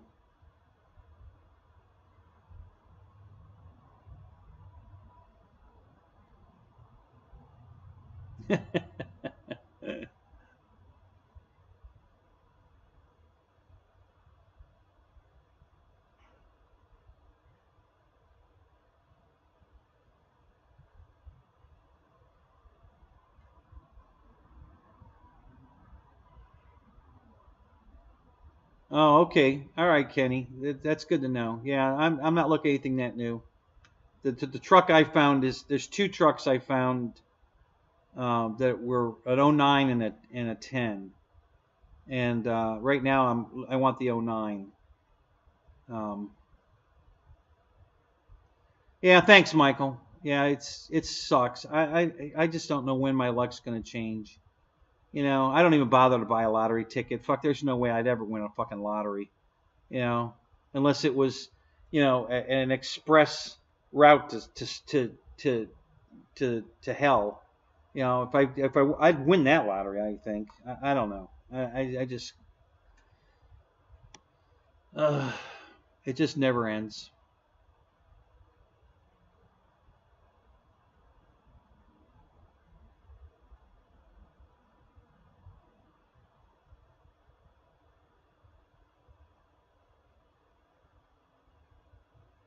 Right. Yeah, it was enough to set the airbags off. It wasn't just a skip off. It was hard. And listen, if you're ripping a whole spindle assembly off a vehicle, it was enough to deploy the airbags. And that shit doesn't come off that easy. So yeah, it was definitely enough to deploy the airbags, but it wasn't I don't think my face. At least I don't think it did. I don't think my face hit the airbag. I think, my shoulder belt stopped me. I didn't accelerate fast enough into the airbag, so yeah, it wasn't that hard of a hit, but it was hard enough to deploy the bag. So both curtain bags, the steering wheel bag deployed.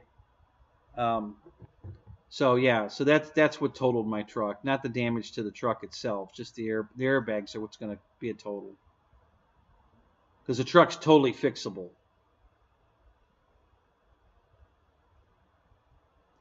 Yeah, George, if you want to call it that, but why did I, yeah, I'm alive and unhurt basically, other than my back, but why did it have to hit? Why did he have to hit me? It's like, can't I get a break here? I mean, 6 months ago, somebody hit the bus that I was driving. Now I'm, a drunk driver hits me. I'm just,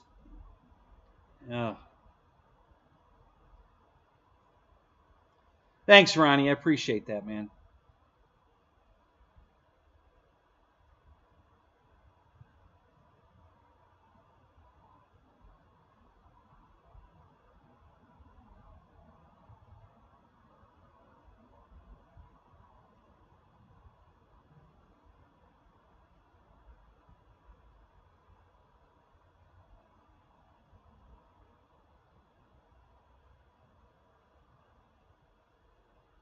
Wow, Kenny. Holy crap. Ken Bird. Holy shit. Really?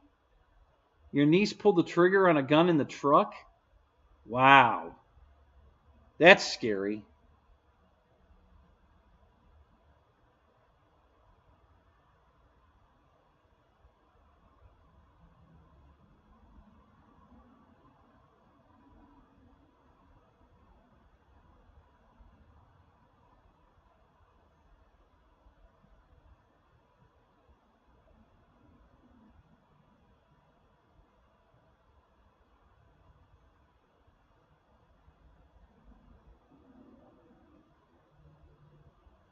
RC Hero, what's up? How you doing tonight?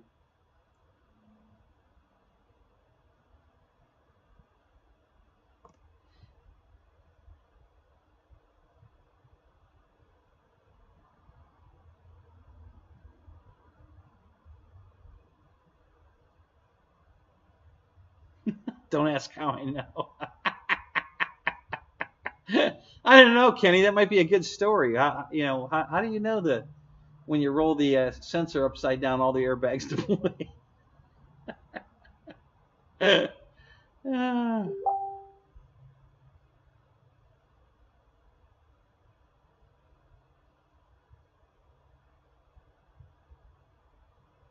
Thank you, John. Wow, good to see you, John. Haven't seen you in forever. Thank you, man. Appreciate that.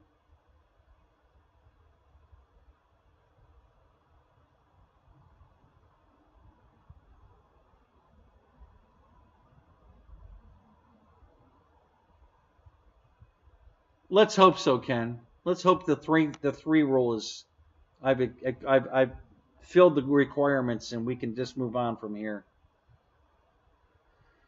Thank you, Hero. Appreciate that, man.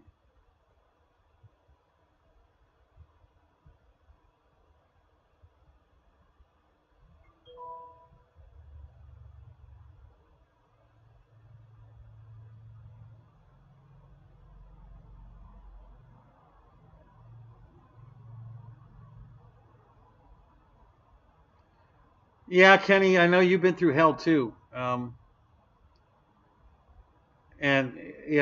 we're both just right. We just keep moving on. This shit keeps happening, and then we just keep moving on. But yeah, it'd sure be nice to finally be done with it. Last night, Jim, on my way to come do the show, I was coming home from the flying field, and I was actually going to be home early to do the show on time for a change instead of being late. And I was 7 minutes from the house at about 8:40. So I would have been home in time to grab a quick bite to eat, freshen up a little bit, change my shirt, come out and do the show. And I didn't even make it home. I didn't get out of the hospital till 4:30. So 4:30 I got home from the hospital this morning. And I haven't done much. I started empty. I got the trucks. I got most of the stuff out of the car that was important. Like the RC cars and shit that could melt from the heat of the sun and shit. So I got that stuff out. I didn't got the batteries out. At least the batteries that were up on top that the sun would be, the chargers are on the floor. So they're out of the sun. So the chargers are still in the car. And then the generators and all the extra paraphernalia that was in the truck. My the canopy, three folding chairs, all the chargers and the batteries and the both generators, all that's still in the back of the station wagon, and a lot more, a bunch of crap that was still in the my air compressor, the little air compressor, for filling the tire or whatever. All this stuff was in the truck and in the trailer, and I threw all that in the back of the wagon. And Debbie brought me the wagon so I could fill it up with the rest of the stuff, because otherwise I was going to be without it. So since they let me take it, I just wanted to get it home. So I got everything out, and I just figured if we can just get it home, I'll deal with it then. No, Jim, I didn't hear about your surgery. Please share. I'd like to hear.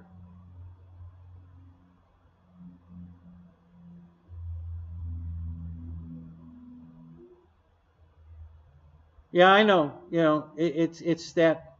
It's like George said. It's I dodged a bullet. Well, that's if you want to, the glass is half full, half empty. And I'm a half full guy. So yeah, I'm alive. I'm not in the hospital. I'm not cut or maimed in any way. My back hurts, but I can I'll just have to deal with it. And let's move forward. It's I mean the half empty shit is yeah, I lost the truck, I lost the planes, so yeah, you just got to deal with it.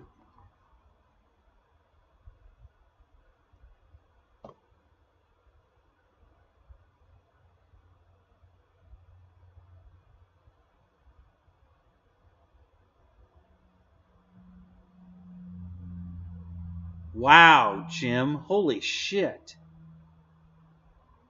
What's a DVT?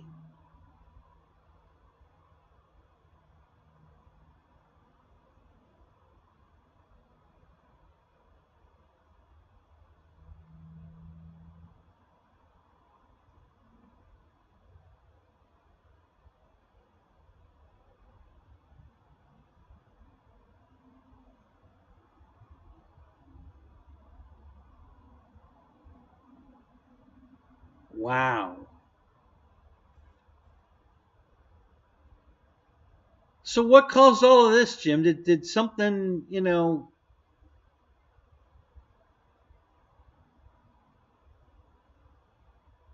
wow, 12 inches long, dime size. Holy shit.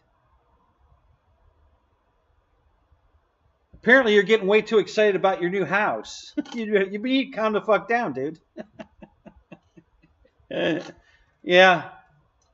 Yeah, you and me both. I mean, either one of these accidents would have killed me. You want to really look at the big picture? If I'd have hit the brakes in the bus instead of veering to the left, the truck would have hit the driver's compartment and I would have died, because it would have crushed everything, because there's structure there, but not enough to save me from hitting a semi. So yeah, if I had hit the brakes and not just turned the wheel to the left, I'd be dead from the bus crash. If this guy had veered probably an inch more to the left, I would have been in a head-on, crushed frame, hard impact into the wheel kind of head-on accident, and I could be in the same condition that the guy in the Ranger is in. So, both these crashes could have ended my life, if things were just slightly different.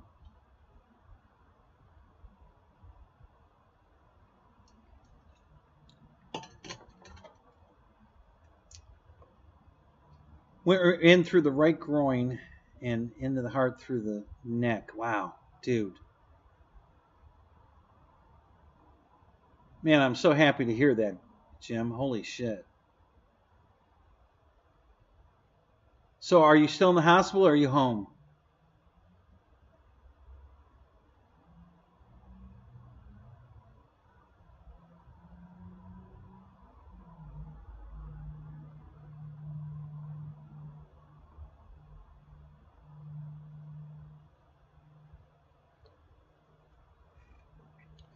Well, if you read the Bible, you know, this sounds like the end of the world, guys. This is exactly what they predicted, and the money. Now they're talking about taking our money away, and we're going to have everything's going to be electronic. There'll be no more cash currency. All these things are described in the Bible, signs that the end is near.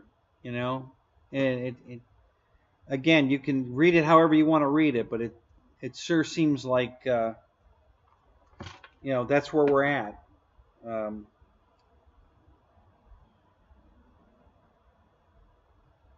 Yeah, Bear, Michael, that's exactly what RC is for me. If it wasn't for this RC stuff, I'd have probably shot myself already. Honestly, that's the distraction that keeps me going. Is coming home and being able to look at these beautiful airplanes that I just can't get enough of. I mean, the fun of flying them is great, but I just love looking at them. The fact that I can go pick it up and hold it in my hands, just like this, for instance. This is a work of art, guys. This is beautiful. And to just be able to sit here and hold it, regardless that I can actually go fly it, but just to sit here and hold it and look at how beautiful this is, it just brings so much joy to me. I love this. And this is even near the prettiest thing I've got, by a long shot, but it's still a beautiful piece. And, that's what, this whole thing is what keeps me going.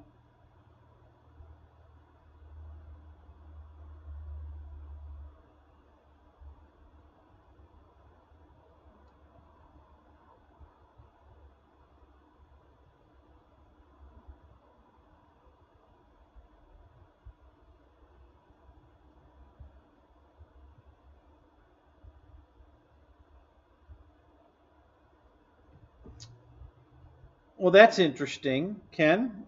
So, Jim, did you get the COVID vaccine by any chance, or let's see if we can do a little detective work here.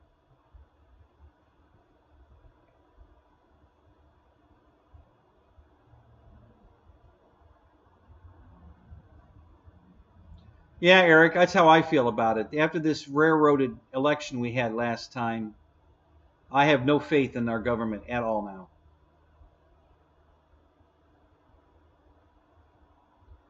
Yeah, I don't suppose you can lift a finger, but it's I did I.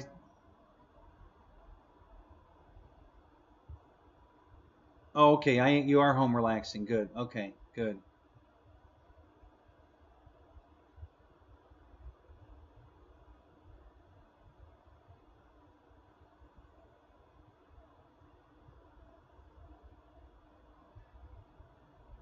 Roy,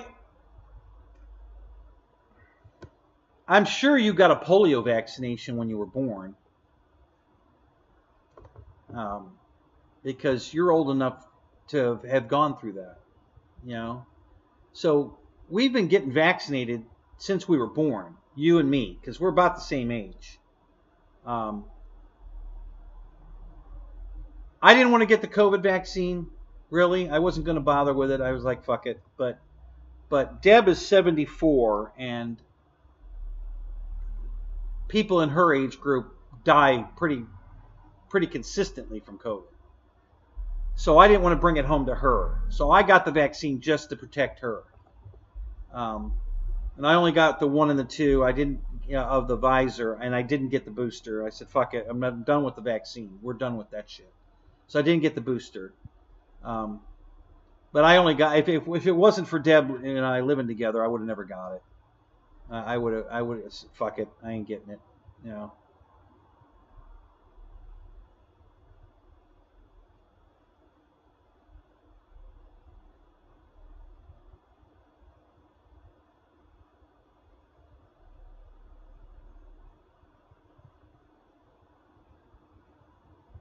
So, Jim, that's interesting. So, do you think it was the Plaxider that you took, or the shot itself that fucked you up for 3 months? That's really interesting.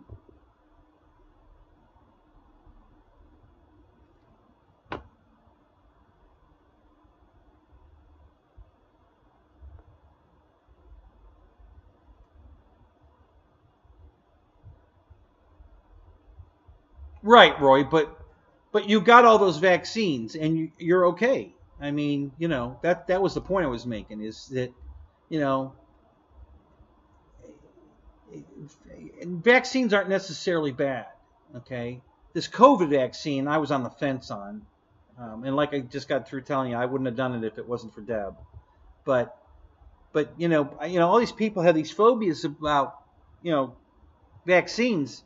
But you and I, being in our age group, we all got them. I mean, that was automatic when we were born. We got all the vaccines, polio and all that shit was automatic because that's just what they did. And I don't think I have any health problems from vaccines. I don't have any of that kind of stuff going on. So, but yeah, I don't, I don't know, but yeah, I wouldn't have done the COVID vaccine if it wasn't for Deb. I did that for her.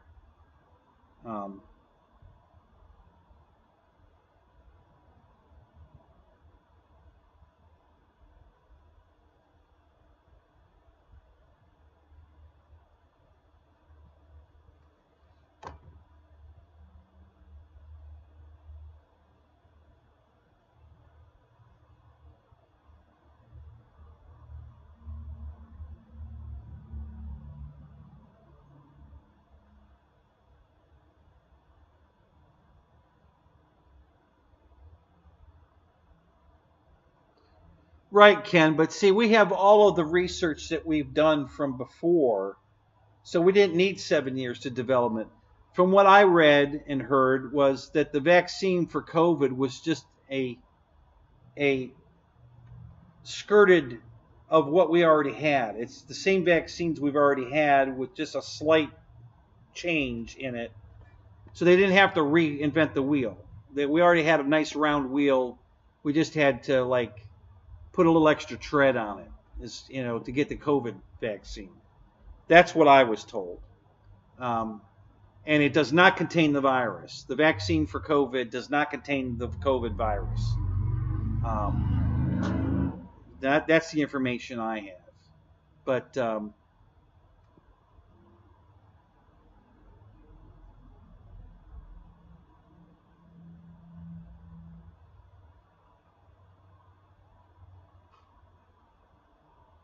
yeah, Michael, that's kind of where I'm at. The only problem is, is now deciding, how close are we? I mean, in number of years, are we talking a year or two, or are we talking another century? A millennium. I mean, how long is now? Time wise, what does that mean? That's the real question. If we're close to the end, but what's God's table on the end? A month, a year, 100 years? Who knows? Um,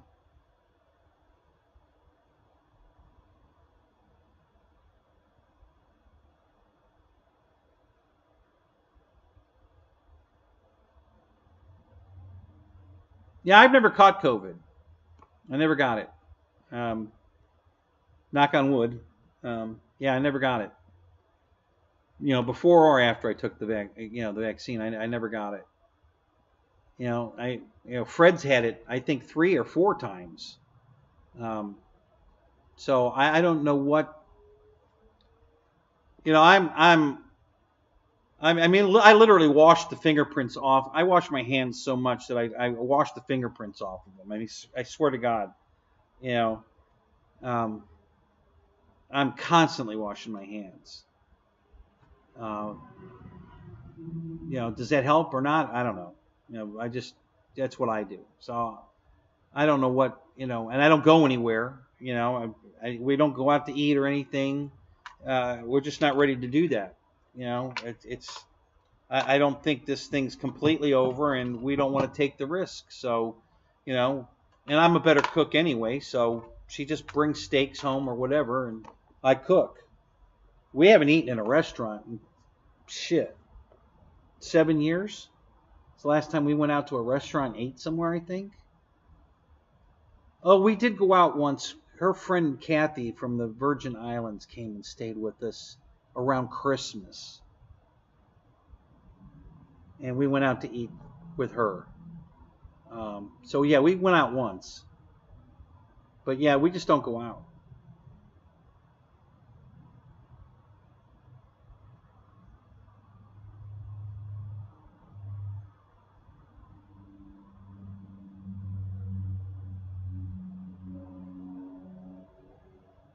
Nope, that's true, Ken. Nobody knows the time of his return. There's been all kinds of theories. Grace, that one group predicted it years ago. He was already going to be here. They were wrong. So yeah, who knows? We don't know when he's coming back. So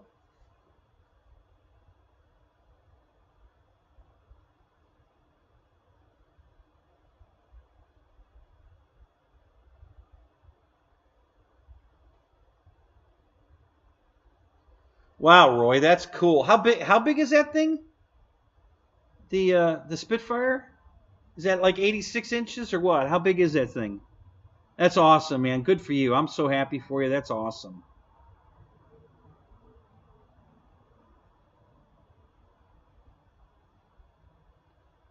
Well, I don't think the vaccine was the bioweapon, Michael. I think COVID was the bioweapon. Um, I think the vaccine, was made to try to counter the bioweapon, which I'm sure the government already had a vaccine for it. That might also be why it only took 3 months, because when they developed the weapon, they probably also developed the cure. So, but yeah, I totally believe that the COVID was just a bioweapon, you know.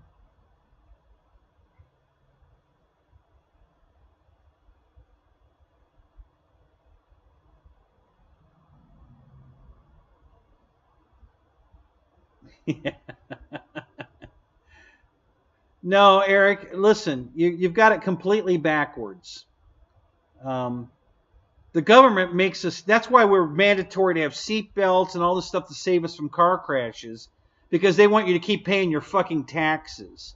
So the government's not trying to kill us, they're trying to keep us alive so that we can keep paying taxes to them. Okay, think about it that. How much stuff do they do to make sure you stay alive longer? How safe cars are now, and why the fuck do we have airbags and seatbelts? If the government wanted us dead, why'd they mandate that we have to have that shit? You know how many people would die in car accidents every day if we didn't have seatbelts and airbags? If they wanted to get rid of us, all they have to do is stop putting airbags and seatbelts in cars. They'll kill all of us in a hurry. Yeah, Jesus is coming. Look busy. He's watching. Oh, it's only a 1500? Oh, I thought it was bigger than that. But it's a Phoenix model, huh? So do you like it? Awesome. I bet you do. TNRC, what's up, man? Good to see you. Thank you, man. Happy Memorial Day to you too, man.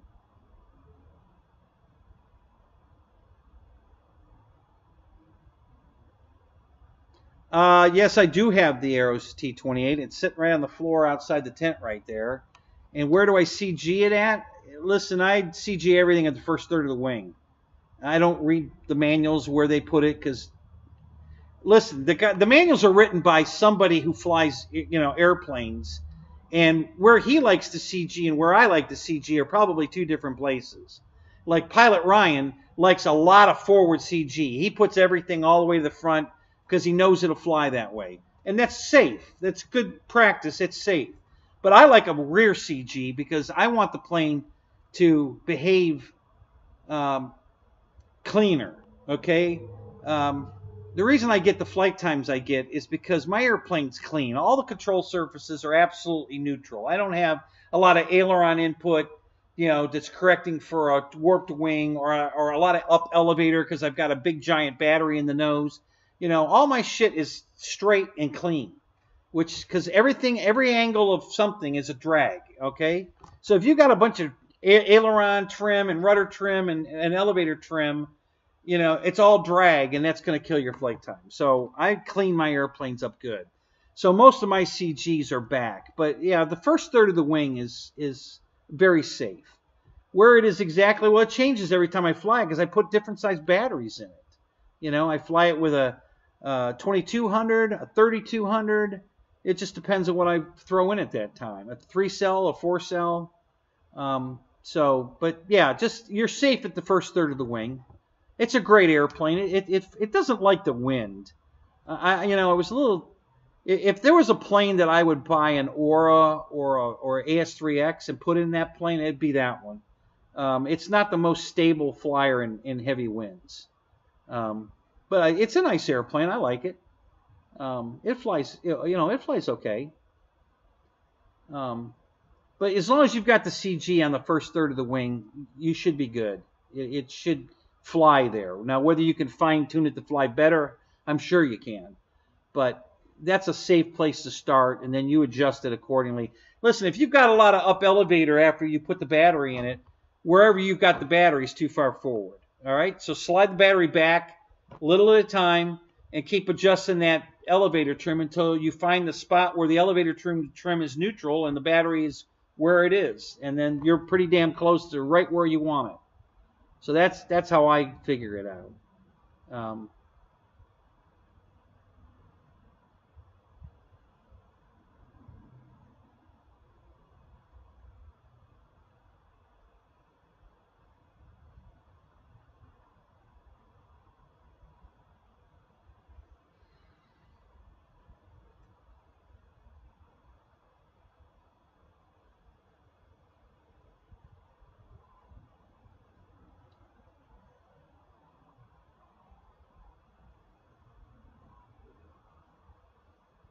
Well, Ken, I'm guessing that the next step the government's going to do is like England used to be years ago. Why my friend moved here from England is you don't own anything. Back then, you only rented property. The Queen owned everything. The family, the Queen, of England owned everything, and you just rented. It's not that way anymore. But way back in the day, they owned. They tried to own us. That's why we fought the Brits. Because she wanted to own us too. Or wasn't her husband? I don't know. I don't care about all that shit. But yeah, so I think the government here is going to want to take our property and just charge us rent. I don't know. I don't know where it's going to go. I don't put anything past our government now. I don't trust them for anything. It's ridiculous the way our government's working now. They're not working for us, that's for sure. They have their own agenda.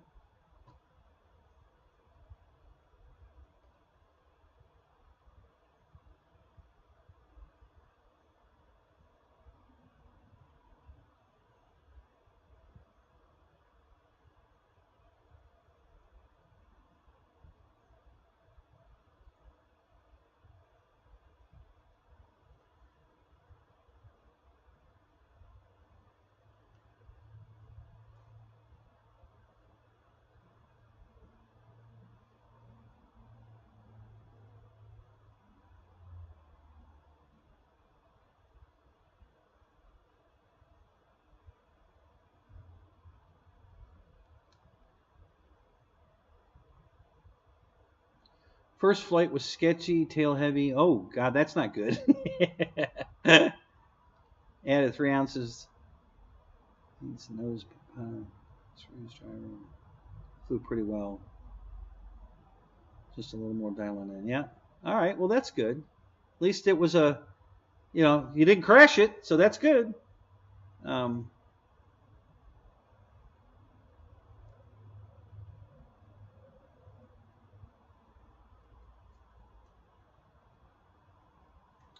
Hell, most of the people at my field don't even trim their airplanes. Okay, I mean, I fly around. There's a couple of guys I like to fly formation with and stuff, and some of some of them are pretty decent pilots, but they won't trim their airplane. So my one buddy, he's a school teacher, really nice guy, I love him. He says, I want to fly formation with you. I said, okay, let's go. And all I do is go straight down the runway. I just fly straight down the runway. Go around. Straight down the back, we come back around. It's a very easy oval that we fly a formation. Nothing tricky. So it should be easy to stay with me and get on my wing and stay with me. And I did that once FPV in. and I tucked right up into the guy. I said, listen, I'm going to get really close to you. Don't get nervous. Don't do anything. Fight the urge to try to avoid me, because if you make a move, you're going to crash into me. Just fly. So he did, and he did perfect, and I just sucked right in behind him with the FPV, and I was able to fly in formation, like fingertip formation with him, because I was using the camera, and that was pretty cool. And we did that one night in real flight. I had everybody, Wild Bill, me, I forget who else was there. We all put on the FPV stuff, you know, for the camera in the nose or in the cockpit, and then we were able to fly right together. It was really fun. That was pretty cool. We could do it again tonight too, by the way, if you guys want to do that. It's pretty cool. But so Ronnie is saying, I can't do it. And I'm like, you can't do what? He says, I can't fly straight down the runway. He does a lot of 3D shit, you know. So you're constantly banging the sticks around to keep the plane, you know, in this formation, right? So you don't even know if it's trimmed. Who gives a shit, right? Because you're constantly moving the stick. So now you want to fly straight and level, and you can't do it. He couldn't do it. I'm like, what do you mean you can't do it? He says, I can't do it. I said, why not? He says, I don't know. So I landed my plane, and I went over, and I took his plane away from him, and I said, give that to me. And I took off, and I'm like, well, this fucking thing is all out of trim. No wonder. I mean, I'm holding like left stick and down elevator just to try to get it in somewhat of a straight line. And I'm like, so I get it all trimmed out for him. I says, okay, here, try it now. And he's, oh, God, yeah, this is much better. What the fuck is wrong with you people? You know, can you imagine? Think about it. If you were on an airliner going somewhere and the pilot up front didn't know how to trim an airplane and didn't have trim controls, and he's like holding, you know, left rudder and aileron and elevator, you know, fighting the airplane to keep it in a straight, comfortable line for you for the 3-hour flight. Can you imagine?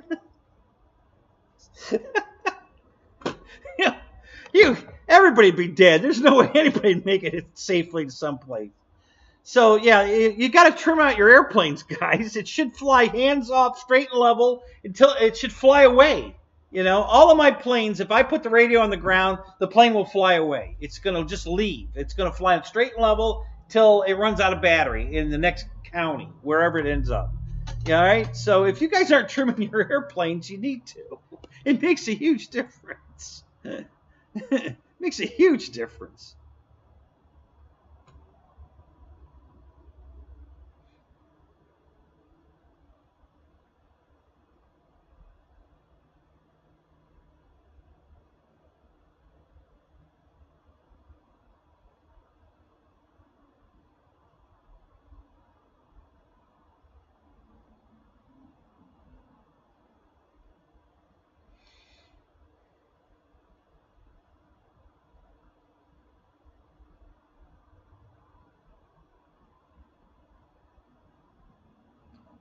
Yeah, Michael, but there's thousands, there's hundreds of thousands of us that didn't die, okay, that took the shot, okay? So another bookworm who writes a book on theories that he sees, but that's not necessarily the truth, okay? There's millions of people that took the shot, like myself, who have no side effects from it, okay? So, you know, so did the shot do better than or good than worse overall? Who knows? You know, everybody's got an opinion, just like everybody has an asshole, and they all stink. Okay, so nobody's ass smells like roses. So you believe what you want to believe. You know, but not everybody got sick or died from the shot. Yeah, a lot of people did. Well, but if they'd gotten COVID, would they have died also? We don't know. Maybe, maybe not. A lot of people got the shot and still died from COVID. So did it help them or not? We don't know. We'll never know. We'll never know the answer to that. You know, it is what it is. You know, but I don't think the shot was the weapon. I think the actual virus was the weapon. So I think the shot tried to save some of us, is my feeling on it. I don't think the shot was the weapon. You know.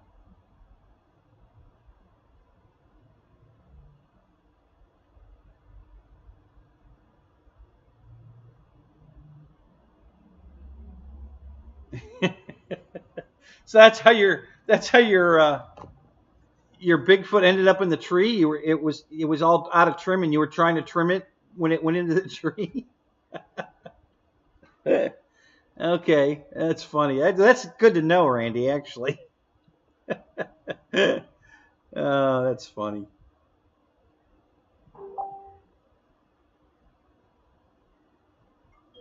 No, Michael, it won't, because this guy, Ed Dowds, whoever he is, means nothing to me. Why is he more credible than anybody else? What are his credentials that says he's the guy that knows all, hears all, sees all? You know, who the fuck is this guy? Okay, I've never heard of this guy. So I should read his book and then believe what he writes. Why?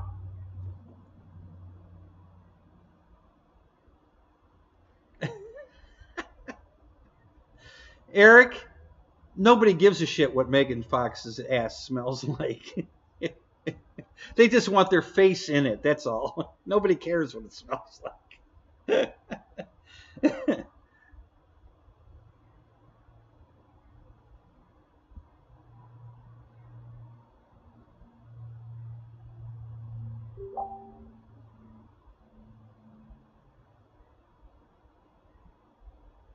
Yeah, right. Again, that's why I don't even read the manual. I literally never read the manual. I know where I want my CG. I know where it's safe to start with.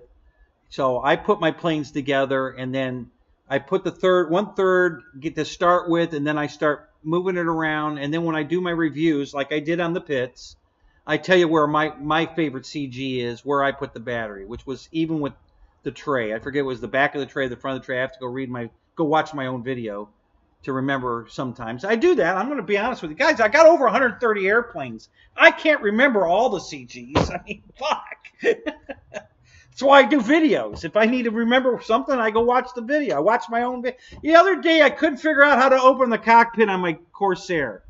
I could not remember how the fuck to open it, and I didn't want to fuck it up, you know. And because I hadn't flown it in over a year, and I'm like, God damn it. How the fuck did you get into this son of a bitch? So I went and watched my own video. There's a push button. That thing is disguised so well. The way they did the battery cover on the 1700 Corsair, that looking at it, you can't tell how to fucking open it. I mean, it's like, that's a button. It's a round circle, but doesn't look like a button. It just looks like, you know, more panel lines, and they put around, like maybe it's supposed to be a radiator cap or I don't know, you know, brake fluid. Who knows, right? But that was a button. So once I watched my own video, I'm like, well, that's how you fucking open it. Oh, shit. So, and then it was stuck closed anyway because it hadn't been opened. So I pushed the button and it still didn't open. I'm like, ah, shit. So then I pushed the button and I'm kind of wiggling it around, and, you know, and I finally got it to come on. But yeah, that. So I'm guilty of it myself. You know, I don't remember exactly everything, but, you know, if I'm worried about flying a plane before I fly it, I always just pick it up.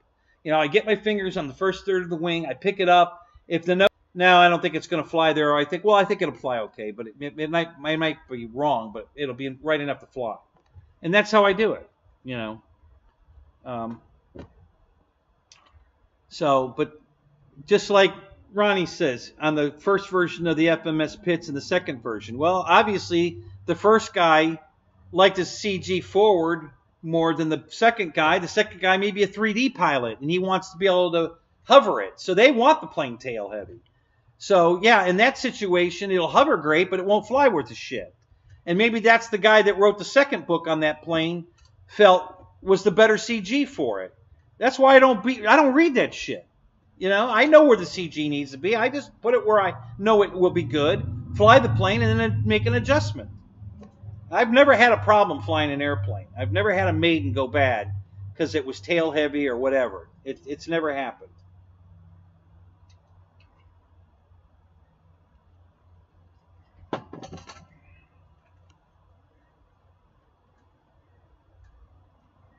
Yeah, yeah, it makes you really nervous when you're trying to pry the damn hatch open and like, am I fucking this thing up or what? Why won't this open? And it's because it's the paint's got it stuck shut. So yeah, yeah, I hate that feeling. That's how I felt when I couldn't get the Corsair cap open. I'm like, because I didn't want to fuck this thing up, and then of course it was in the trailer, so it's fucked up. You know, I'm pushing the button. First I couldn't even. I'm looking for the tape. I didn't put tape on this. Then I thought maybe the cockpit opens. That plane is so perfect, guys. You literally can't see where it opens. You can look at it all. You'd swear the cockpit opens because it's got that plastic. You know, the canopy actually goes down into the painted area and squares off, and you'd swear that that's where it opens. It looks like it opens there more than well, Ron, it could be a 3D plane. I mean, a Pitts is an aerobatic plane by nature. That's what it's designed to be, aerobatic. So maybe the guy that was flying it wanted it to be a 3D plane for him, and that's how he wrote the book. You know, I mean, you don't know what these guys that are flying these planes are doing. That's why I don't trust the book. Why would I trust somebody else's opinion of where the CG should be? I don't. That's why I don't read the book. You know, I'll make my own determination. I don't need a book to tell me where the CG needs to be.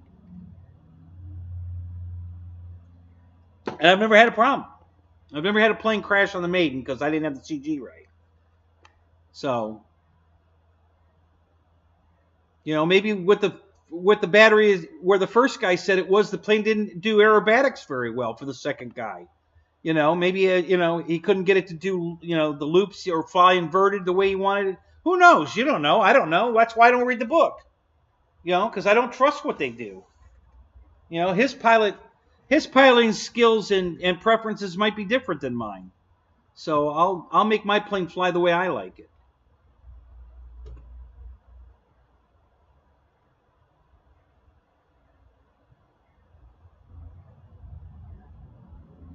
Right, Michael. That's why mine usually fly around half throttle, all my planes. You know, that's you know, it'll vary a little bit faster, slower, depending on whether it's a jet or whatever, and every plane's different. But generally speaking, I'm right about half throttle, so that's where I trim it. You know, half throttle, it's cruise, what I call cruise speed, and then I, you know, trim it for that. And then, of course, if I throttle up, it usually has a slight climb. If I throttle back, it usually has a slight dive, you know. But I try to trim my plane. And I trim my plane the entire flight. I'm constantly retrimming the airplane the whole flight time. As the battery starts to deplete, the voltage goes down, I either have to move the throttle up or trim it. One or the other. You got to make a correction here. You're either going to put more throttle in it to keep it flying straight and level as it starts to descend, or you have to put more trim in it. So I'm constantly trimming the entire flight. I'm trimming the airplane. You know, not constantly as in like every second, but you know, 2 minutes into the flight, I might trim it again. You know, if it's starting to do something, it's you know, diving, it's climbing, whatever, I'll trim it again. You know, I don't have any problem hitting those trim buttons. So yeah, so that's how I do it. You know, I'm never stop trimming it. I certainly don't just trim it once and then never trim it again, because every time I put a battery in it, it's going to change trim. So Wild Bill says he trims at half throttle. So yeah, that's usually where I'm at. You know, because that's where I normally fly at.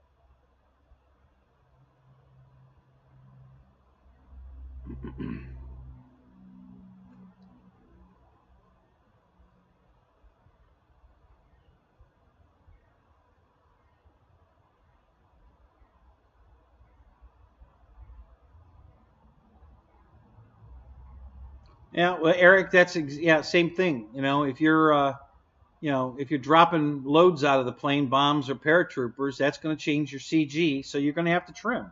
You know, not a lot, click or two, maybe. It might not take much, but you know, yeah, you got to trim it. And the guys out of my field, they don't trim nothing. They just hold the stick They just won't trim the airplane. I don't know why. I don't know. And the one guy, my buddy Ronnie out there, says he doesn't know how to trim it. What do you mean you don't know how to trim it? I've shown you this before. The trim lever works the same as the stick. If you're holding left stick, you got to trim left trim. I mean, whatever you're doing with the stick is what you do with the trim until you don't have to hold that anymore. It's simple.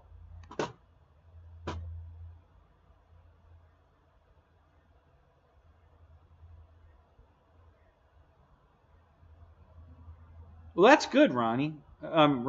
Your Edge 540 didn't need any trim. That's awesome.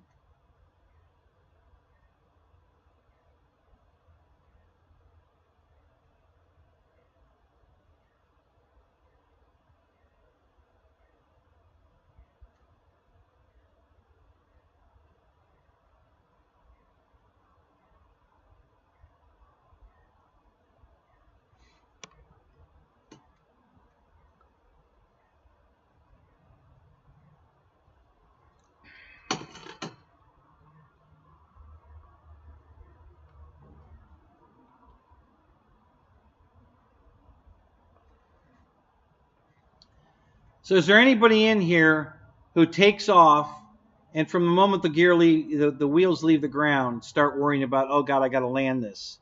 The whole time you're just worried, oh fuck, what am I going to do when I have to land this? Any of you guys got that in your head while you're flying around? Because that's the way the guys at my field fly. They're 200 feet in the air, and the entire time they're just dreading, oh God, I have to land. What am I going to do when it's time to land?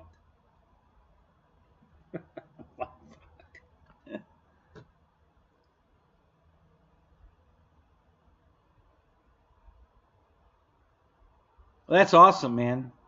Yeah, my Carbon Z needed a little trim. My original one, not much, couple clicks, no big deal.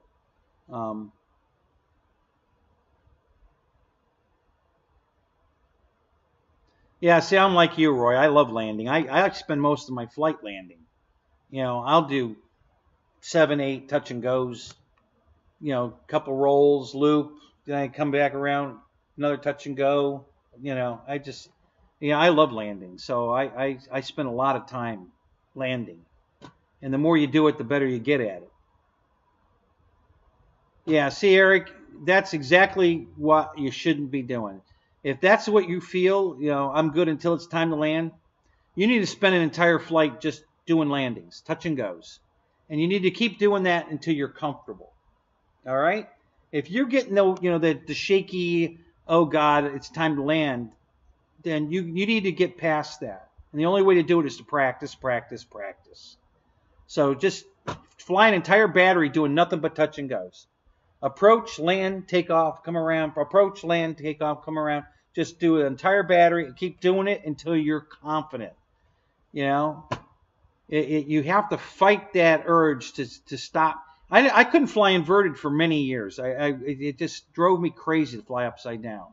And I finally just put it in my head, I'm going to learn to do this. Now I fly upside down more than I fly right side up. I mean, as soon as I take off, I roll it inverted. And I'm flying around inverted all the time now. And some of my planes fly. My QQ flies better upside down than it does right side up. I'm not lying. It flies straighter, more level upside down than it does right side up. Right side up, the tail kind of drags a little. But upside down, it's dead straight level. And it hands off. It just flies across the field, hands off, upside down. So it flies better upside down than it does right side up. It's amazing. But yeah, if you're good until it's time to land, then you need to practice landings a lot. You need to get past that. You should not be dreading, oh God, I have to land. You need to get that out of your head.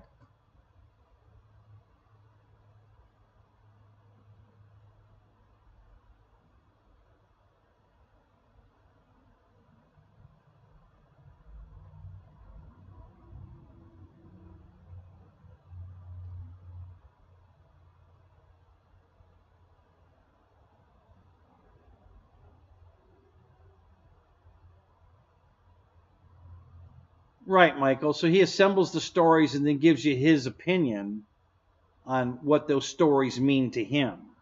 Okay?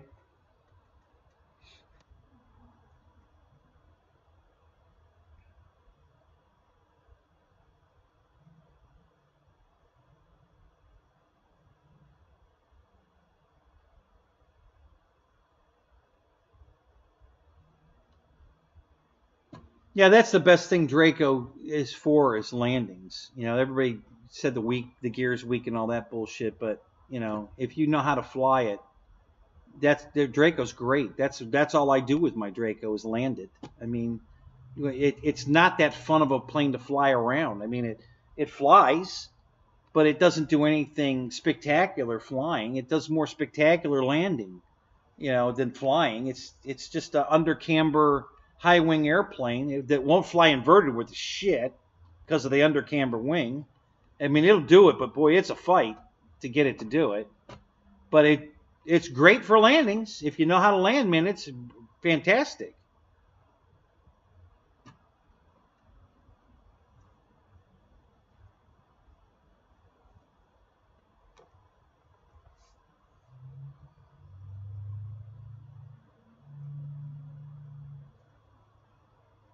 Right, Eric, and that's because you're not proficient at landing.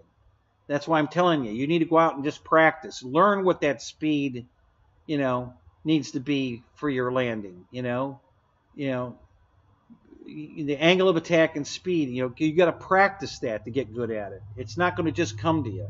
So if you're up there flying around for the, 4.5 of your 5-minute flight, and then you got 30 seconds to try to land it, and you're not sure what your angle of attack and speed need to be, that it's no fun. This is how you're going to make this sport a lot more fun for you. Get it in the air and to practice the landings. Don't fly it around for 5 minutes. Just land it. Just keep practicing the landings. And once you get good at it, you're gonna love landing. You're gonna spend your time landing. It's more fun to do than just flying it around. So practice, practice, practice. That's how you get good at landing.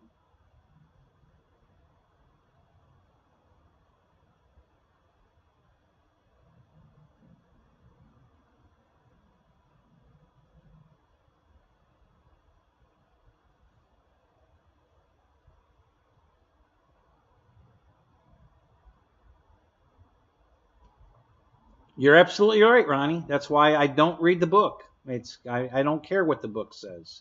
I know where the CG needs to be to make the plane fly. So I don't read the book. I just put the CG there to start with, and then I adjust it from there after a couple of flights. The next flight, I'll move it forward a 1/4 inch or I'll move it back a 1/4 inch. I'll fly it again.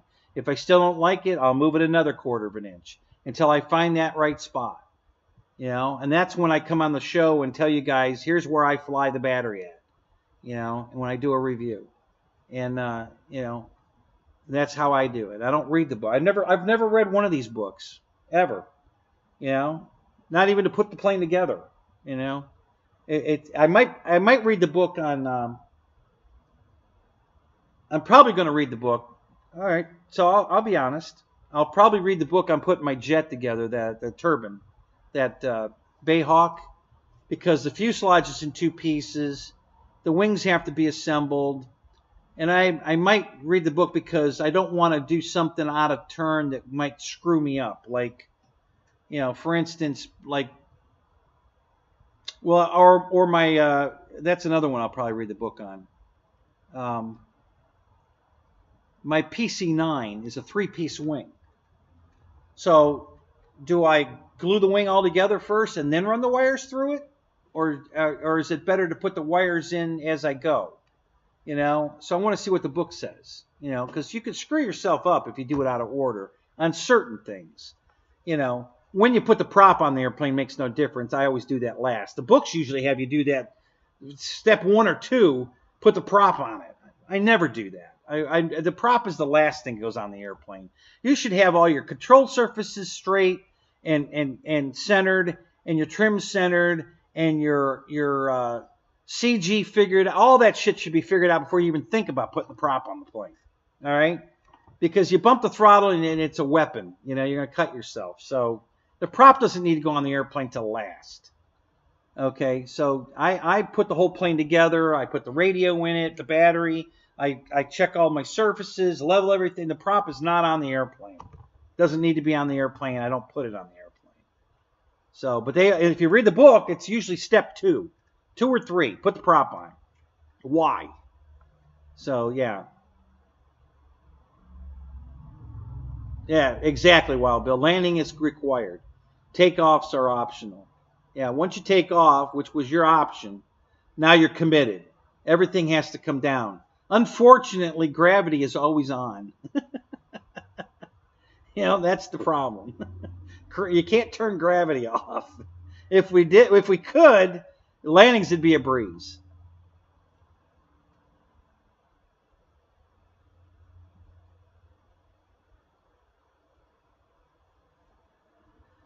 Well, I understand that too, Eric, but you still need to practice the landings. That's the fun of the flying. Not just flying it around, but the landing is the coolest part of the flight. So practice it. Take the time to practice it. Get the plane you're most confident flying, so that you're just concerned about landing it, not flying it and landing it. And then practice your landings with that one. Get proficient with that one, to the point where you don't even. When I fly inverted now, I don't even think about it. I mean, that whole, oh my God, I'm upside down is gone. It's gone. I just roll it inverted, fly it around like it's right side up. It doesn't. I have no animosity to that anymore. I used to fight that a lot, but I worked my way through it by flying upside down. I made myself do it until I don't care anymore. Now it's nothing. It's like flying right side up. It's exactly the same to me. I don't even think about it anymore. It's just automatic. But I struggled with that. I didn't want to fly inverted. I didn't fly any of my planes inverted. And there's still certain planes I don't even want to try flying inverted. The F7F Cat was one of them. I didn't even want to roll it upside down. I don't care if it flies inverted. I don't want to roll it upside down. Fuck it.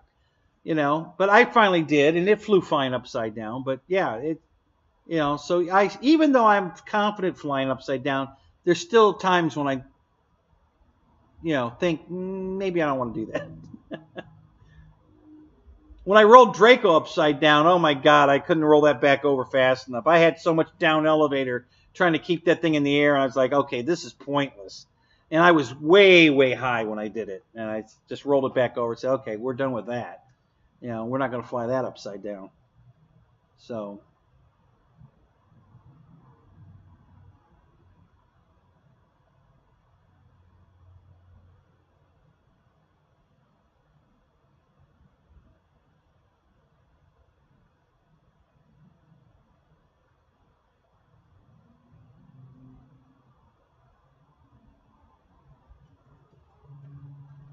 Yeah, Roy. See, that's exactly right.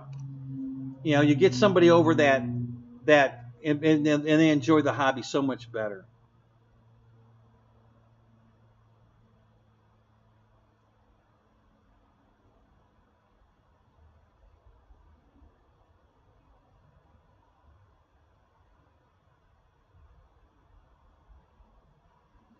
Right, Robert. Exactly. Hey, man, it's good to see you. Welcome back to the show.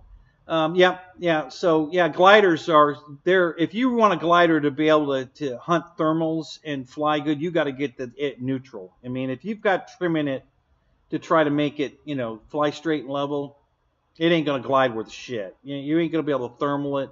It's just not going to work. You have got to get the CG on a glider perfect if you want it to really perform. And when you get that, that's why, I forget who it was that told me that the AS3X flew like shit for him. And I said, did you put the weight in the tail? No. Yeah, you got to put like 2 ounces of weight in the tail or it ain't going to fly worth a shit. And then that just happened. The same guy that couldn't fly his plane in formation with me, Ronnie, he says, hey, you want to buy this glider? Because it don't fly worth a shit. And it was the ASW28. I said, this is an awesome glider. Did you put weight in the tail? No. That's why it flies like shit. You got to put about 2 ounces of weight in the tail. I don't know exactly how much, but it needs a lot of tail weight. It's way too nose heavy. Put some weight in the tail, it'll fly great. So he did, and well, I don't know. I haven't talked to him since he did that. So we'll have to see.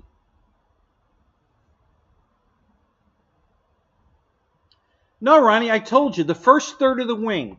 Take the wing, okay, like this piece of paper, 1/3, 2/3, okay? There's your 3 sections, okay? First third of the wing, okay?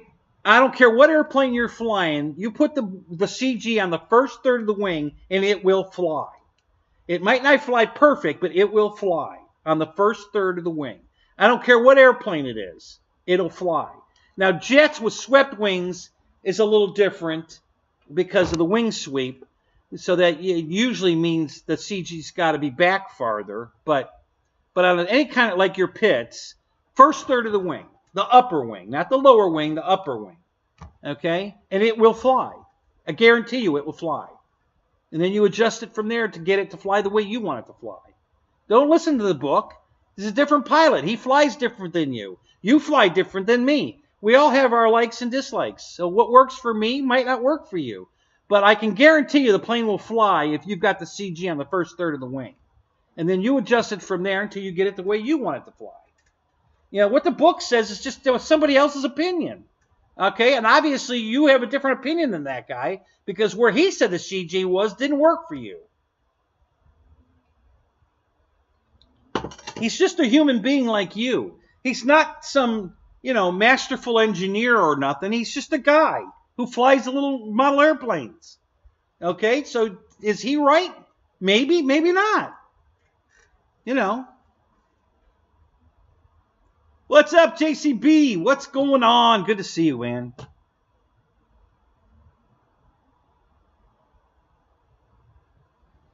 Got to go finish up the grill. Oh, yeah? What are you grilling? All right, Brian. Thanks for jumping in, man. It's good to see you.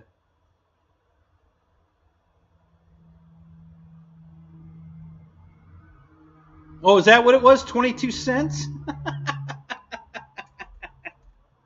That's funny. I've never heard anybody use money for a CG point, but that's funny. 22 cents. So was that 2 dimes and 2 pennies or 4 nickels and 2 pennies? It's going to be a weight difference.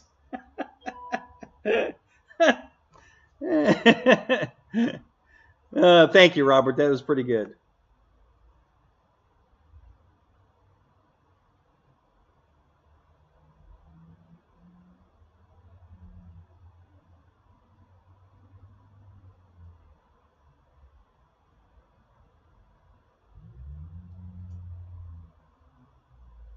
Yeah, landing inverted is easy. Yeah, you're right. There's no rollout. And usually an inverted landing doesn't bounce either. So yeah, you can make an inverted landing look pretty good.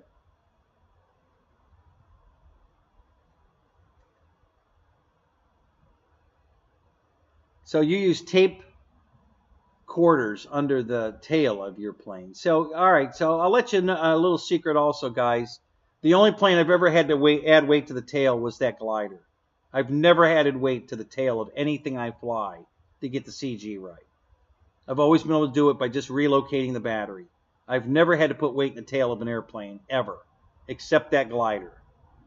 So that's another thing. A lot of these guys, they say they can't get the CG right. They have, even with the battery all the way forward, they can't, That was another thing. One of the guys said that he was trying to fly, I think it was the Aeros Bearcat. And he had to put a ton of lead in the nose. I didn't put any lead in the nose of mine, and it'll fly on a 2200 3-cell with the battery all the way forward, just perfect. I have no issues at all with the CG on that airplane. It flies fantastic. I didn't add any weight to it, So, and if I put a 4-cell in it or a bigger battery than a 2200, I just move it back a quarter of an inch or a half an inch from all the way forward. That's, obviously it's a heavier battery, so I don't need it all the way forward, so I'll back it up a little bit. But as long as you keep everything, in moderation, I'm not going to move the battery back half the length of the battery and try it again. Obviously, that's going to move the CG way more than I want to move it the first time. You got to sneak up on it. So,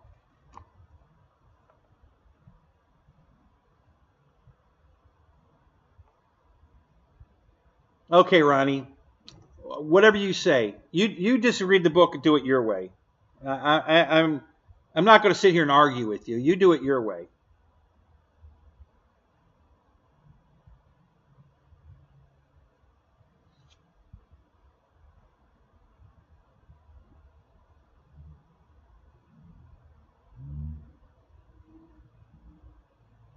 The SZD54. What is that?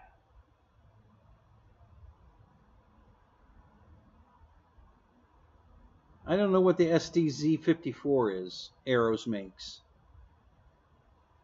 I love Arrows products, by the way. I think they make a great product. I really like their stuff.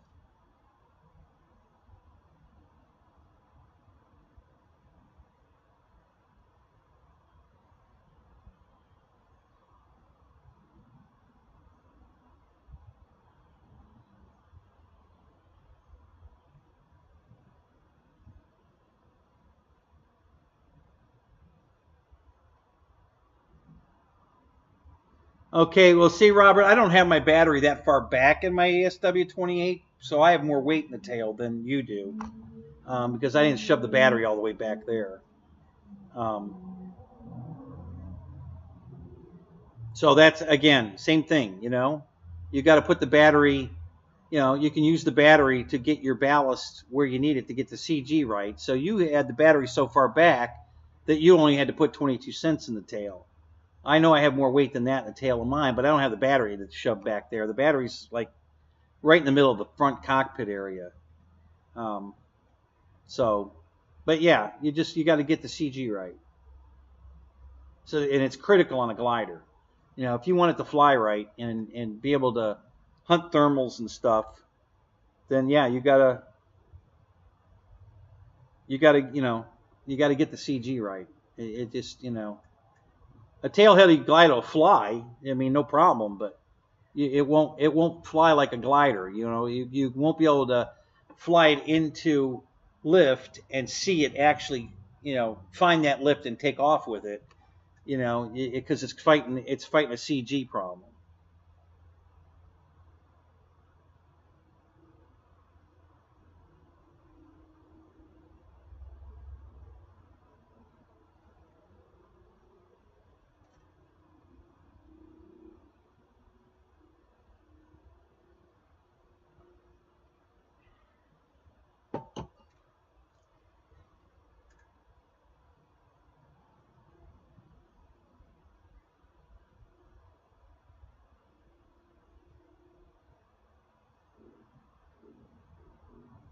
Yeah, I've done that, Eric. I just put a bigger battery in it. If it won't CG with a smaller battery, I don't like putting weight in a plane, you know, because it's not usable. You know, a bigger battery gives you more flight time and it gets the CG right. So I have done that, where I put a bigger battery in a plane. Like, my perfect example is this thing. Okay, this is that flight test blunt nose Versa.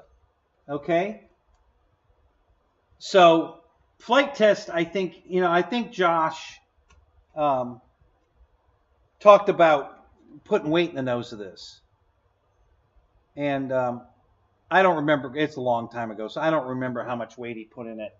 But I found out that putting a 5,000 3-cell, which I happen to have sitting here, you know, usually you fly this on a 2200 3-cell, right?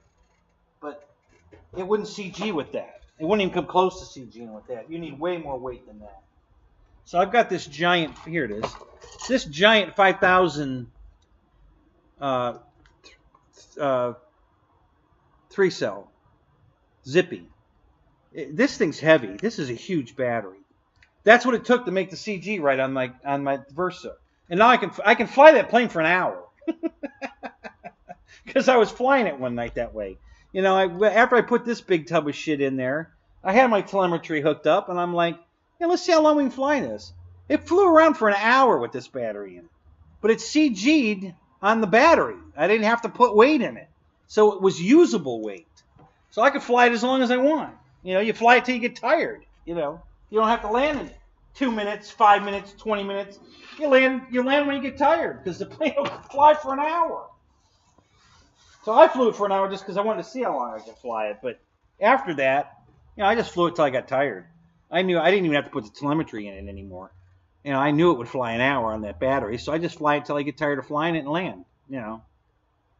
So, but yeah, I hate adding. Just like Michael says, I hate adding weight to a model. If it's not usable weight, I don't use it. I mean, pretty much. Obviously, on the glider, I had to put weight in the tail because I couldn't move the battery back far enough. Or I could have put a smaller battery in it, but then your flight time suffers, and I don't want a 2-minute flight because I'm putting an 1800 this UMX battery in my glider to get the CG right, because the flight time's going to suck. So in that situation, I put weight in the tail, so I could put a 2200 battery in it. But yeah, that's the only plane I've ever had to put weight in, the tail. And then as far as nose weight, you know, I've never put weight in it other than what came with it. Like the Sturman from, you know, the PT-17 from Dynam, it's got that plastic motor in the front, and every one of those cylinders, the jugs, the cylinders, every one has got a slug of steel in it. That fucking motor weighs like 5 pounds. It's ridiculous. But that's how they did it to get the CG, because it's such a short nose from the wing that you need all that weight in it to CG it. So that's just the way the plane comes. But that motor's, I mean, literally, I'm sure it weighs 2 pounds, that motor, with those steel slugs in every cylinder on the front of that plastic motor just to get the CG right. Yeah, the 22 millimeter socket. Somebody the other day said something similar to that. They put a screwdriver and a socket set. I think it was Michael Bears said he had to put a screwdriver and a socket set in the front of one of his planes to get it to CG. So at the scene of the crash, he had all the tools he needed to fix it.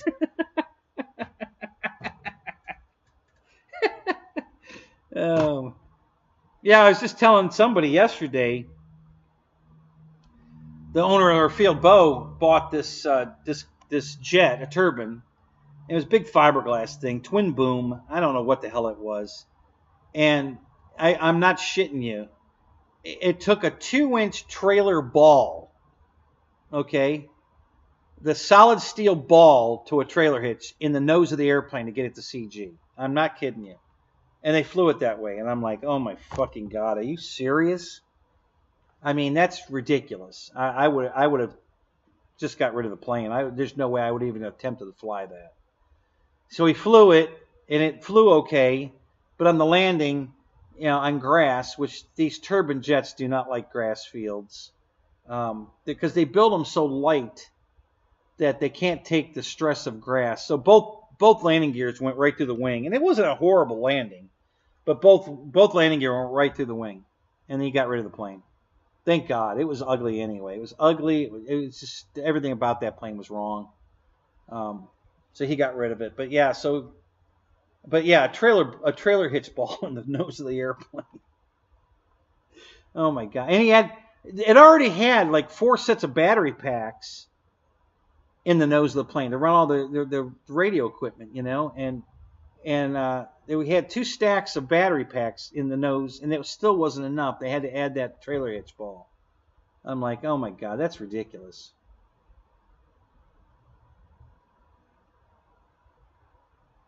Oh, it was your Versa wing you put, yeah. It would. This battery definitely weighs as much as a socket set for sure. So yeah, the next time you fly your Versa wing, buddy, just get yourself a 5000 3-cell pack and stick it in the nose. You won't have to add the socket set. You'll be fine. Yeah, you trust me, you'll love it. And you can fly it for as long as you want. You know, I was going to put this on a mission, you know, because I knew it would fly an hour. I was going to put one of those programmable waypoint flight controllers in it and set a waypoint up to fly from the field I flew right here close to my house. I was going to have it go from the field to my house here, circle the house a couple times, and then come back. And I was going to set it on that mission and just let it go, because I knew this would fly that long, no problem. It wouldn't take an hour to fly here and back. But I had a big safety, you know, wasn't going to run out of battery early. And I never did it, but I wanted to do it.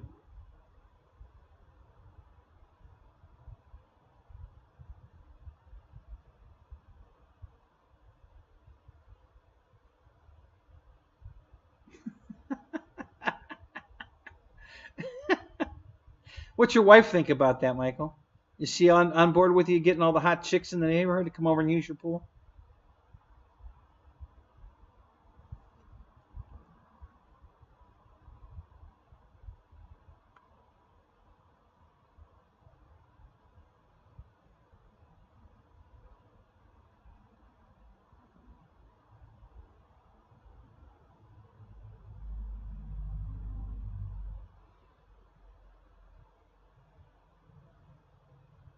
I had to cut the weight out of a plane.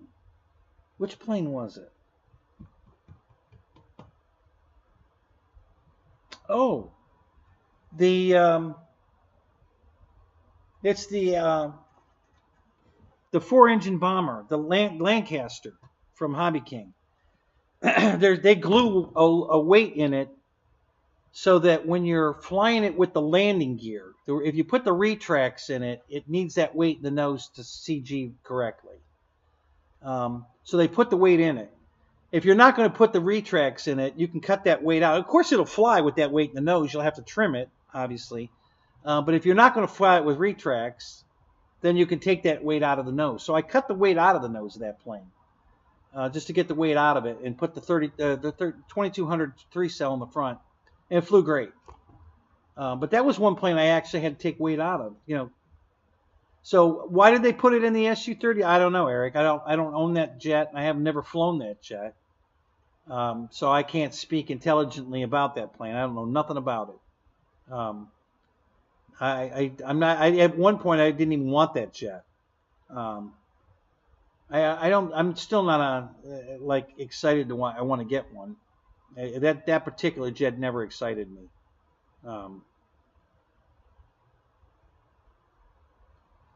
So I don't know why they added weight to the tail. Like, was that what you said? They put it in the back? Yeah, added in the rear. Yeah, I don't know why. Maybe so you could fly a bigger battery. They wanted you to be able to fly like a 5,000 pack in it, and it was going to be too nose heavy, so they put a little weight in the back. Maybe, I don't know. I don't know anything about that jet. I couldn't really tell you. That'd be the only thing I could think of, is because they wanted you to have longer flight times. Maybe the plane, would only fly with like a 3,000 battery, and to get the CG right, and you have a 2-minute flight. And probably nobody wants a 2-minute flight, so.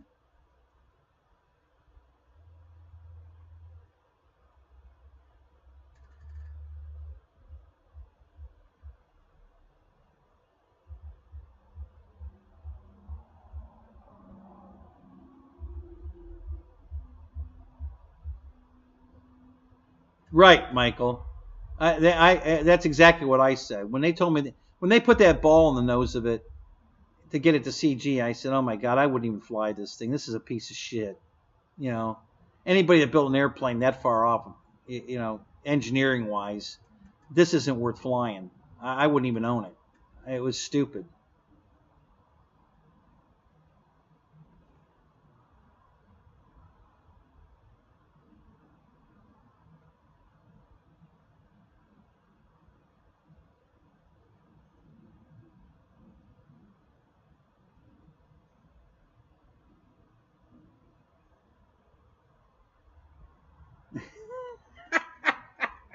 Michael, your wife's right.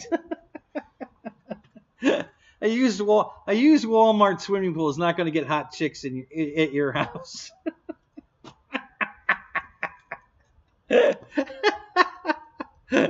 You're wasting your time.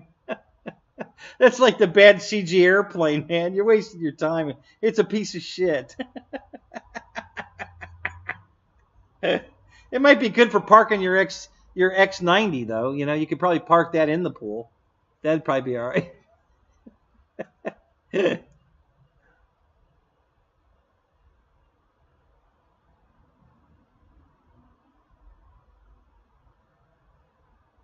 Yeah, I imagine on that plane you probably would. So, yeah, you're just gonna have to fly it with a bigger battery, to get the CG right, or move the battery pack, farther forward, whatever you need to do.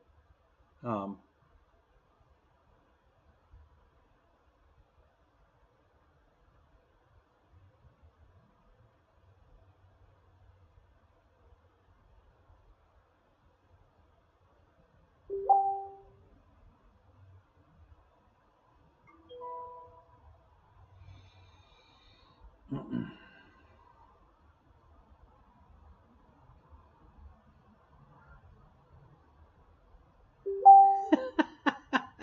well, that's probably hotter than a Walmart. A used Walmart pool is a pickup truck bed full of water. Yeah, yeah, the chicks will go for that.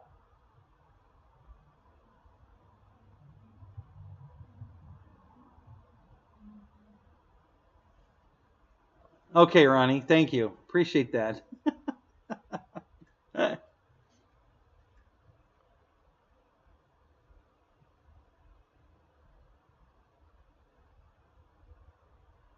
Yeah, that's from what I was told. The new SU-27 is the same airplane, is what I was told. I don't know. I don't own that one. I didn't own the other one, but they tell me that's the same airplane. I think it was. I think Nate told me that. I think in the poop group we were talking about, and I think Nate said that the 27 and the what's the other one? The something 11. Just a bit different paint scheme. They're all the same airplane apparently. So yeah.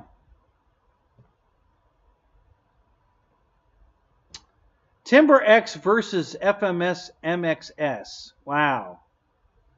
I'm not sure what an FMS MXS is. But I love I have a Timber X. I love it. The best timber they made for me.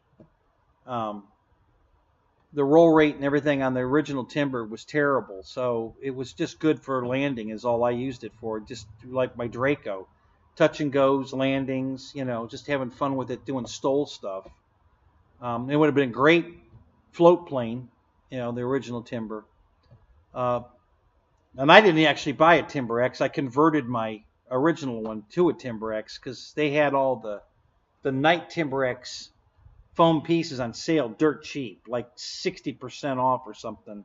So I bought a Timber X fuselage, a night version, Timber X wings, and tail surfaces, and took all my servos and receiver and everything out of the timber and put it all in the Timber X and built my own Timber X and then sold. Actually, a guy at the field gave me $50 for my timber fuselage and wing setup, with nothing in it. Everything was out of it. So, and I haven't even decaled it yet. I still have to I got a set of decals to put on it, but I haven't put them on yet. And I bought the green decals, which are not on the night version. The night version's red. I bought the green one so I could have a green night Timber X. I just haven't put the decals on yet. I still have to do a little more cleaning up the plane. It's got some hanger rash on it. I want to clean all that up before I put the decals on. So I got to do some steaming and some sanding, just smooth it all out and get it nice and smooth and perfect. And then I'm going to put the decals on it. I just haven't got around to it.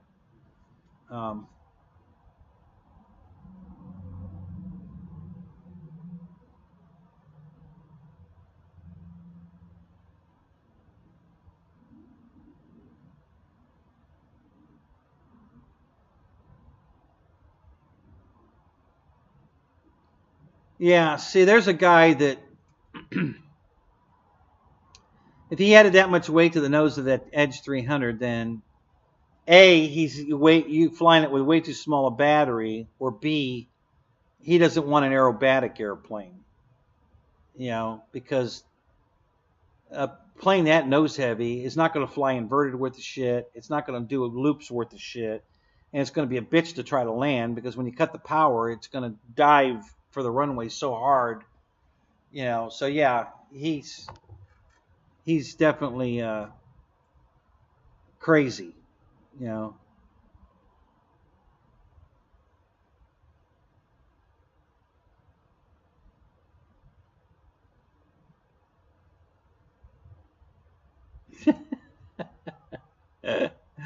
That's good advice, boss. Maybe I'll have to do that next time.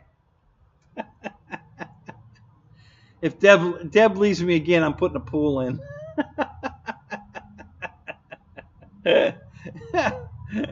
That's a great advice.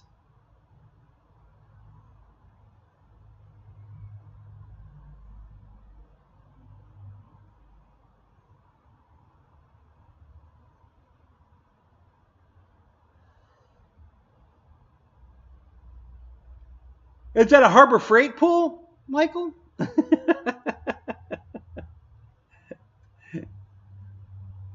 Yeah, he probably built the whole damn pool out of foam board, knowing Michael. Hey, if you put all you need is a piece of steel wire you know, to go around the rim, you know, and it'll work. It'll hold water. As long as you got that steel band for reinforcement, you're good.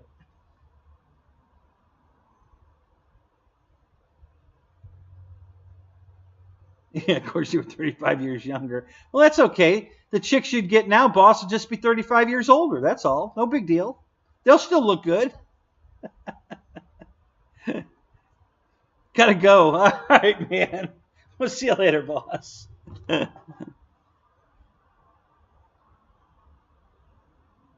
Oh, God, I can't wait to look at those pictures, Michael. Oh, no question there, Nana. The extra 300 from Flex is the best airplane ever. I mean, as far as fun to fly, aerobatic. I have 2 of those. And, yeah, the Timber X is no competition for that at all. Totally different airplanes. If you want a plane to have fun landing, well, actually the QQ is better at that too. So, yeah, if you're looking at the Timber X and the QQ, get the QQ. No question. Absolutely get the QQ.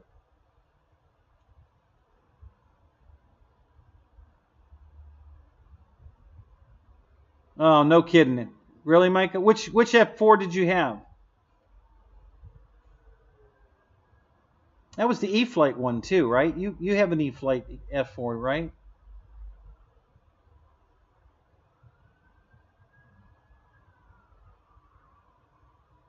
Oh yeah, Michael, I can definitely have an indoor pool for sure.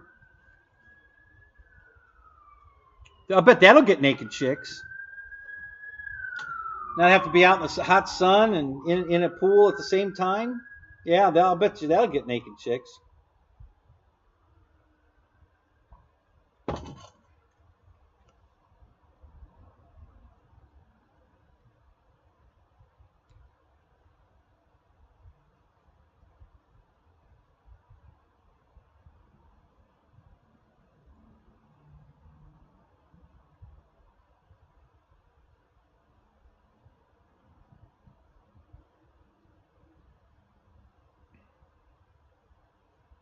Oh yeah, we have winter in Florida, Eric. It gets down to below freezing, but it's only for usually a few hours.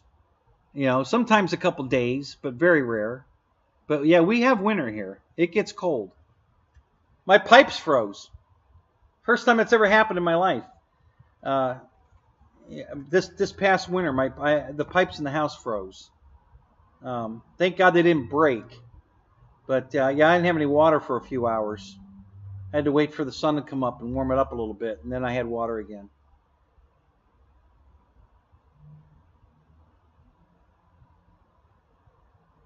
Finally assembling some planes on your patio. All right. Way to go, Ray! Oh, you got the PC-21? Yeah, I want that airplane. I haven't bought it yet. I keep waiting. I don't know what I'm waiting for. I need to buy that damn thing. I want that airplane.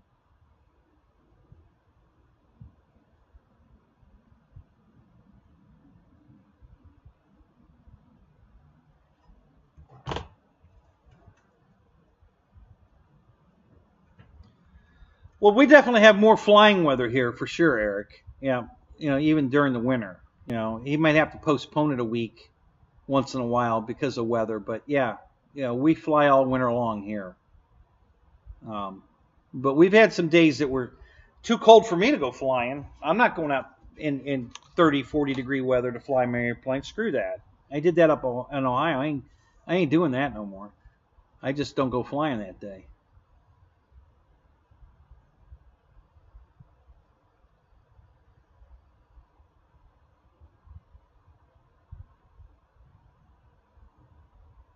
Buying almonds?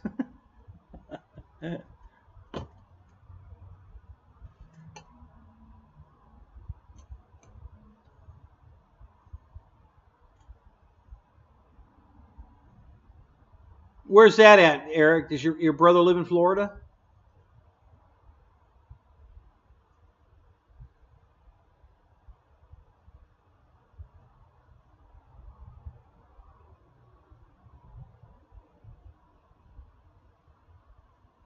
Yeah, Yeah, it's the first time I've had that. Wow, Billy, my pipes froze that one night. I couldn't believe it. It was. I mean, I knew it was going to get cold, but it was. I think it went below zero, but just for a few hours. But I didn't. I had the water running, but I guess I didn't have it running fast enough. And the pipes froze. Yeah. So, but I by like eight, I think it was about 8 o'clock. I had water again, so it wasn't that big a deal. Ocala, okay, yeah, yeah. I was water skiing it was New Year's Day, and I was water skiing at the lake here. It's pretty close to my house. Well, not anymore. It used to be close to my house when I lived in Holiday. Yeah, I was on the water skiing on New Year's Day. My buddy, that's a Floridian, is in the boat with me with a jacket on. I mean, a heavy, winter jacket in the boat, and I'm out water skiing. Dude, it was 68 degrees. I said Lake Erie doesn't get to 68 degrees in the middle of the summer up in Ohio, dude. So this is bath water. I don't know what the hell you're used to, but so yeah, he was freezing to death, and we're out. My wife and I, my first wife, we were out on the boat, on the kneeboard and water skiing and shit, and he's in the boat shivering. He said we were nuts.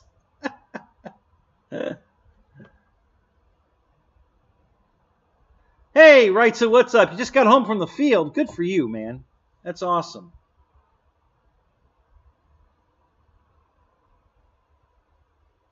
Wow, it's almost 8 o'clock. Holy shit. How long have I been on here? Is that 4 hours? Have I been on here? Holy crap, really?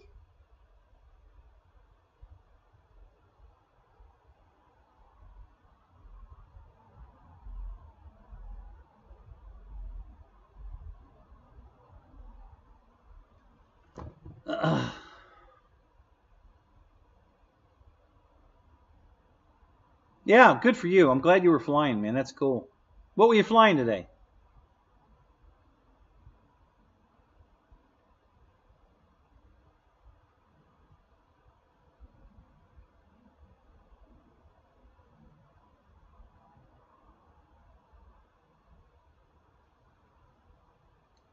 Yeah, I know. Michael, you could run your company from anywhere. I don't know why you picked Kansas. Why didn't you pick Florida?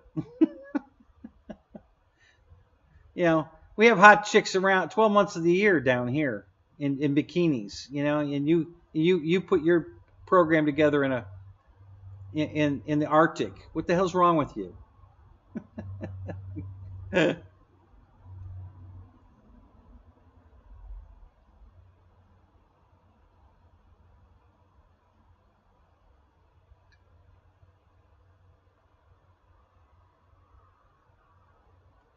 Your Timber and your HST Cessna. Is that the big Cessna or the little Cessna?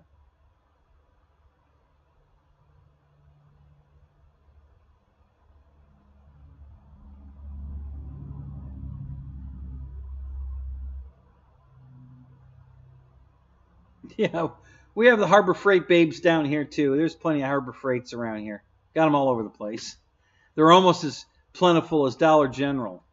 Not quite. We got Dollar Generals every corner, but yeah, we got a lot of Harbor Freights down here. Oh, the 2-meter one, yeah. I love that airplane. It's a nice airplane.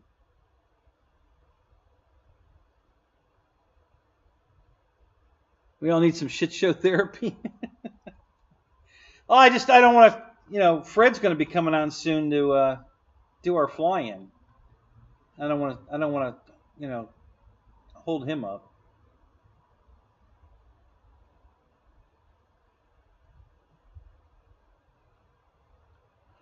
I just really came out here to update everybody about the crash last night, so that because I know a lot of people were worried. So that's why I came on. Yeah, I'm not in a hurry to go anywhere. I mean, I'm not like wanting to shut it down. I was just amazed it's that late already. Because it's dark. I don't care if it's dark outside or not. I can't tell in here. There's no windows in the building. So You know, and I did that on purpose. So yeah, I don't know what's going on outside. If it's pitch black out or whatever, I don't know. I can't tell. The lighting here never changes.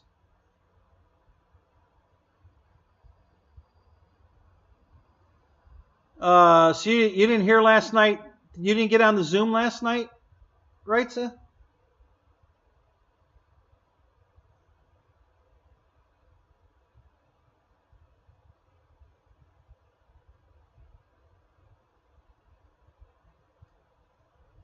You know, I'll do that if Fred wants to do that. I can do that. Yeah.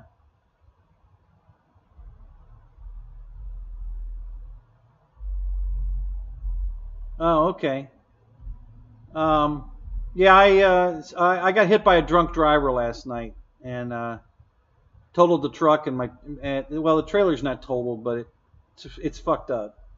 And and everybody's worried that, you know, was I hurt? What happened? You know, they wanted the whole rundown of what happened. And so I did go. I was in the Zoom for about 20 minutes last night. Um, so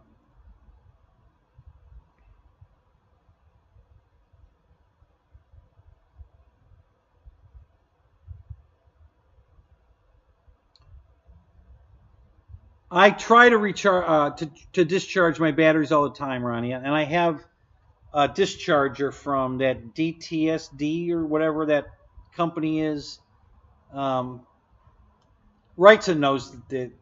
Wrightson, what's the name of that company that makes the discharger? I only have the 100-watt one because I don't have to do it that often, and because I usually fly all my batteries, and I didn't mind the weight, and it was a lot cheaper. ISDT. Thank you, Mike. Um, so they used to make two. I don't think they make the little one anymore. The one I have, they make a 200-watt discharger that you can operate from your phone, get updates from your phone. You can start and stop the discharger from your phone. It's self-powered. You know, when you plug a battery into it to discharge it, that's where its power source is. So it uses its own power, the battery it's going to discharge, to power itself, and it discharges your batteries. And at whatever rate you want to discharge them, up to, what does that one go to? 20 amps? I think mine only goes to 10 amps. I think the 200-watt one goes to 20 amps, I think. So you can discharge them at whatever rate you want. And then if you get the 200-watt one, I think it's like $78. It's in that range. The other one was only like $34. Yeah, and then you can watch them on your phone, and when, you know, so you have them outside, you know, in the garage or wherever discharging, and the phone will update you when it's done, and then you go out and change it to the next battery. Yeah, it's really cool, Ronnie. Get one of those. I love it. It's an awesome. I have the cheap one, so I don't have the phone app and all that. But you know, I just put it on discharge and let it go. And when I get around to go back out and check it, I take it off and put another one on. So I have several batteries to discharge from yesterday. And I need to get busy on that too. But I got to get everything unloaded. All the crap that's still in the van, in the wagon. Yeah, the small one's plenty. I didn't need all the phone. Yeah, I didn't want to spend the $80, you know, for the bigger one. I thought the $34 one was going to be plenty, and it was. It's fine. I love it. Works perfect. But I don't think they make it anymore. I've tried to look it up, and I can't find it anywhere. I think they discontinued the small one. I think they only make the 200-watt one now.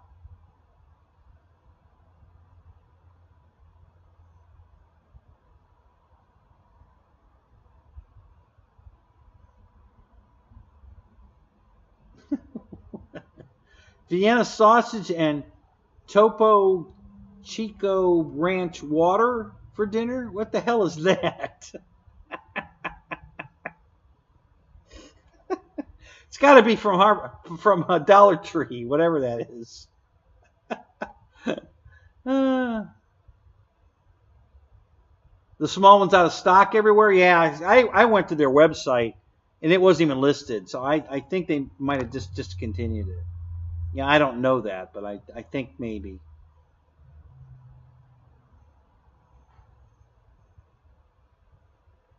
Yeah, oh yeah, that's going to be a lot quicker, double the discharge. How hot does that thing get, Ray? That thing must get really hot. Holy crap. Because hell, the small one gets pretty damn hot at 100 watts. So the 200 watt discharge has got to be murder.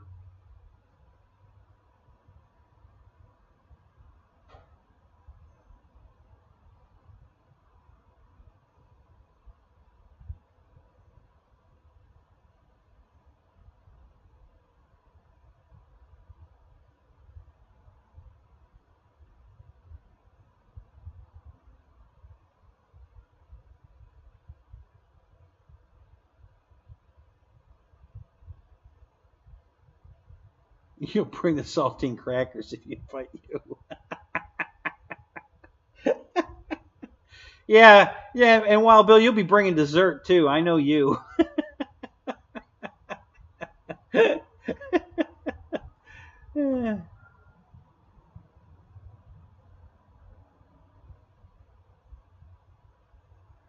it's got a good fan in the little one too. I mean, it's blowing a lot of air, but boy, it still gets hot. You know, that son of a bitch gets pretty damn hot. Banana pudding? Yeah, is that what we're calling it these days? Hey, you want some banana pudding?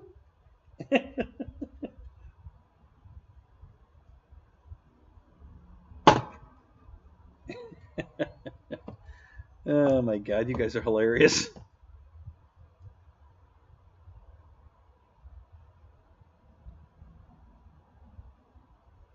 There you go. Yeah, top it off with a can of sardines. Perfect. That's the dinner of champions right there. Paul McNeil, what's up?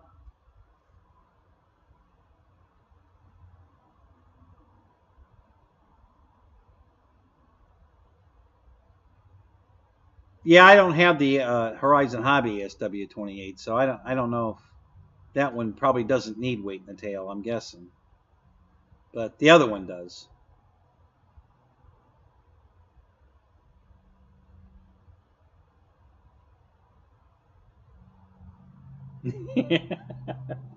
You're right, Wild Bill. I bet they do. And I bet Spencer's had it because he's got all that grape whatever, and yeah, he's got all those crazy names. So yeah, I'm sure he's had banana pudding.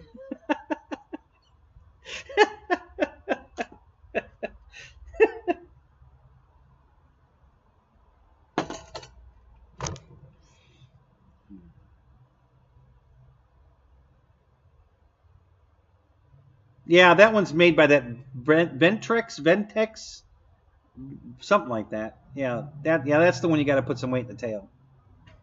I don't have the Horizon Hobby one.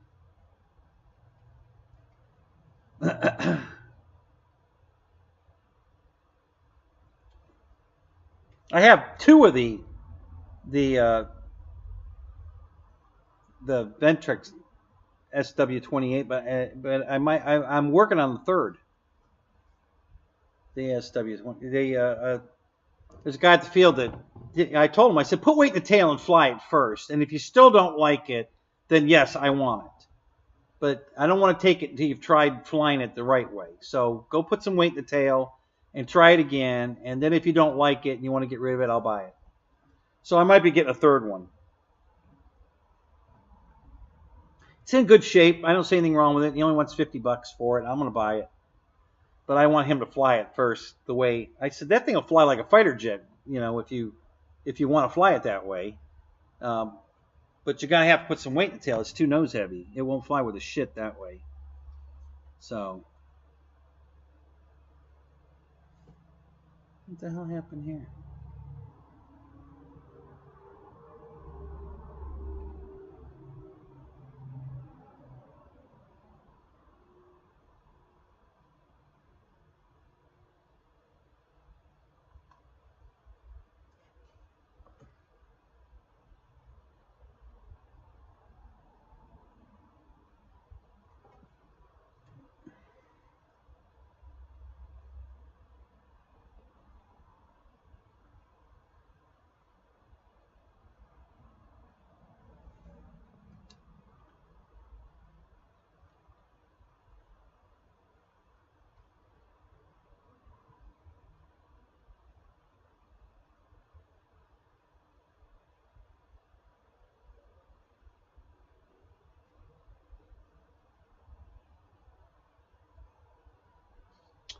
Hey, on Facebook Marketplace, somebody's selling the Paramount 1992 Playmates Star Trek USS Enterprise NCC 1701D. I have one of those. $40. Untested though. He says, yeah, so he doesn't know if it, put batteries in if it lights up or not. It makes noises, but yeah, I have one of those. It's pretty cool.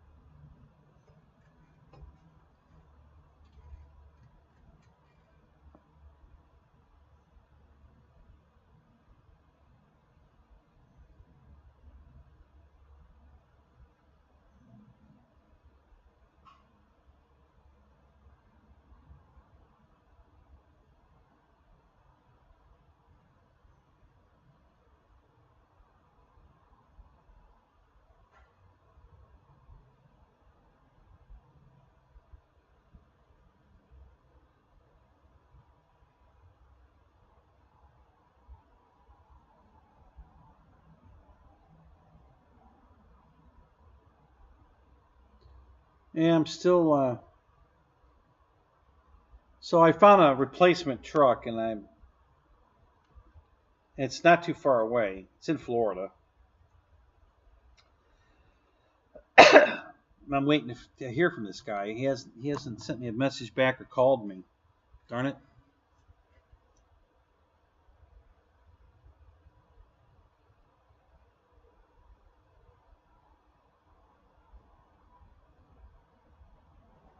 They have chicken drumsticks and hot dogs on the grill. Way to go. Craig Beaven, what's up? How you doing, man? Oh, I'm sure it's a total, Michael. I mean, the truck's not hurt bad at all, but the airbags are out, and that'll total it. So you can't, once you buy all the shit you have to buy to put the airbags back in it. Yeah, I know the truck ain't worth that much, so they'll definitely total it.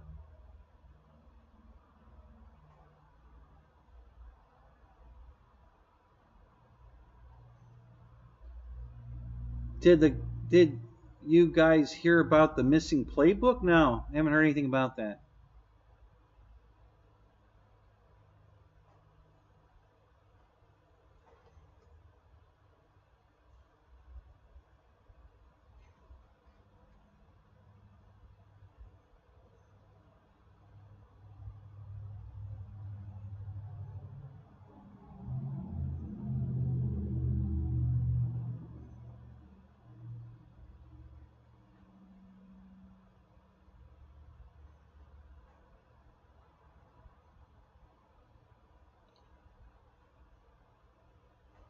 Oh, they ripped off his truck. Somebody stole his truck with the playbook in it. Oh God, that's gonna suck.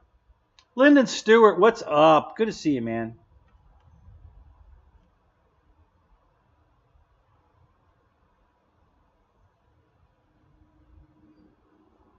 So what's your schedule, Lyndon? When do you go back? When are you going home?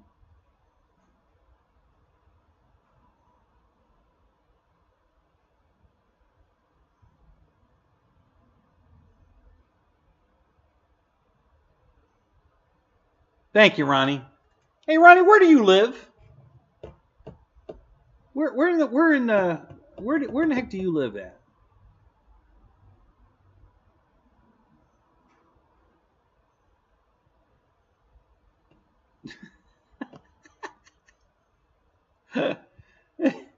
Yeah, the ranch water, really? Yeah, okay.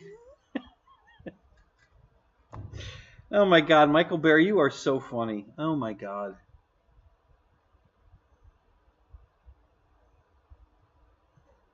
Yeah, that's what we need, an X90 truck. Hey, did you go watch Jeremy's review of the X90?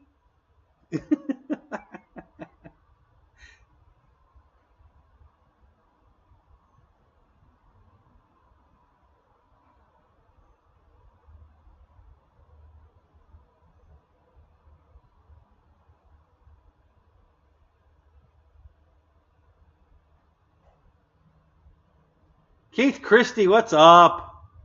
Good to see you, man.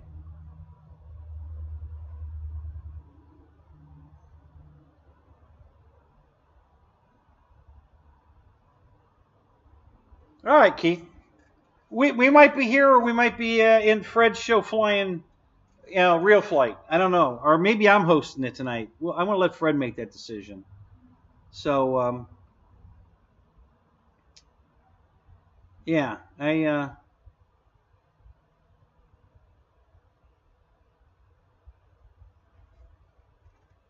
yeah, you'll find us. Somebody will be around.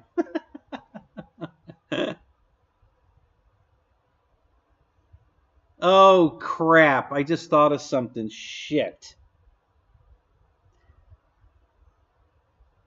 Paul McNeil, the little hat you gave me for my pilot is still in the truck. Shit. Damn it. I just thought of that just now. Fuck. That's all right. I have access to the truck. I can go to the yard and get it. It's in the coin pocket on the left side of the truck there, right by the headlight switch. I can't open the driver's door, so I forgot to get that out of the truck. Damn it. Ah, shit.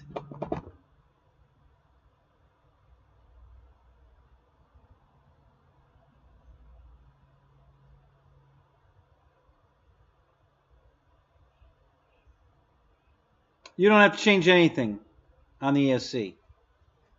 Just leave it right where it is. You don't need to change anything. It'll work fine. Yeah, in runner out runner doesn't care about timing difference. I mean, depending on what you're flying it in. And Ray's in here. What are you flying it in? And if it's a jet, Ray might have a suggestion for you. But as far as making a change, you don't have to change anything. It'll run an in runner and an out runner the same thing. But depending on what you're flying it in, you may want to change the timing on it.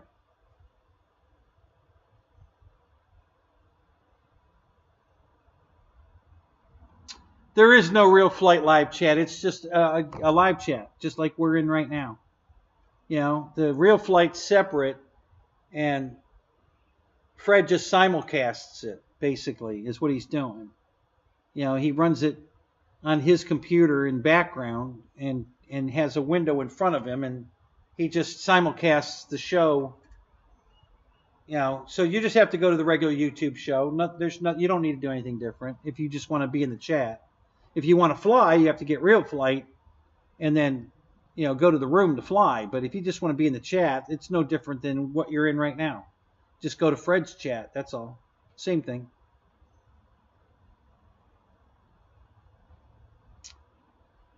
Okay, that's a good one, Wild Bill. And I just learned something new. Some battery expert on YouTube, and he's not self-proclaiming he's an expert. Somebody else.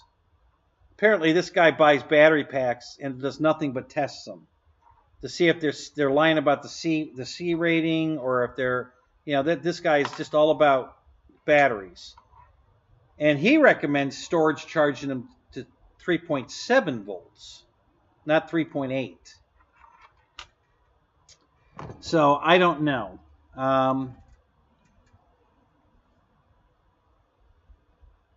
So I've always done 3.8, but now that sometimes when I discharge them to 3.72, 3.75, I'm starting to think, well, I'm just going to leave them there then. Screw it.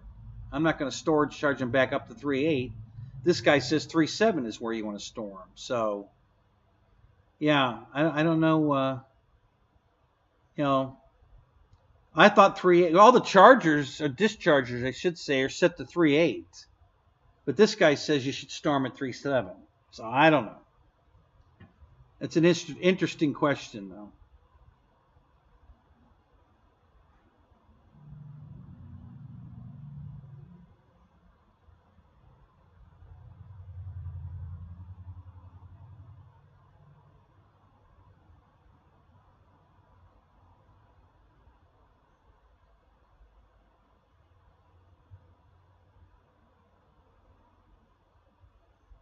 Oh, I thought just the opposite, Craig. I thought he wanted you to turn the timing up. So I don't know. You know, Ray was in here. He may still be in here. Maybe he's away from the. He's assembling airplanes on his back patio, probably listening to the show. So Ray, get back in here. We need you.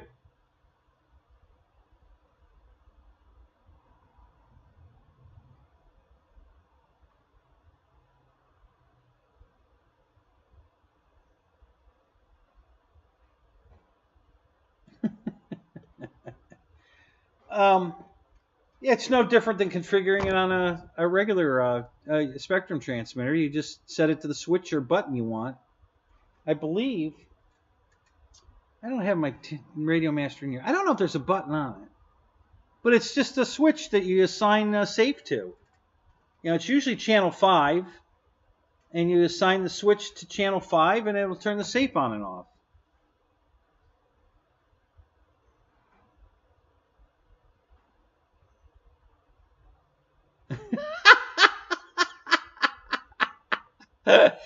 Check 6. Bud Light and yoga pants. There you go. Oh my God, that's hilarious.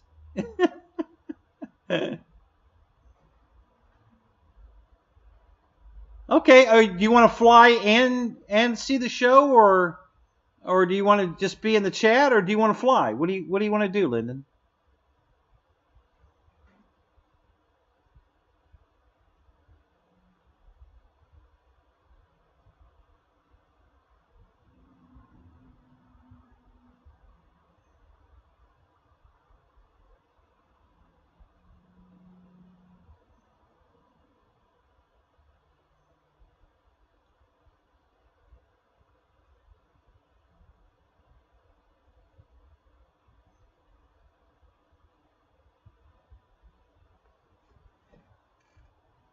Easy Tuck party dresses on sale.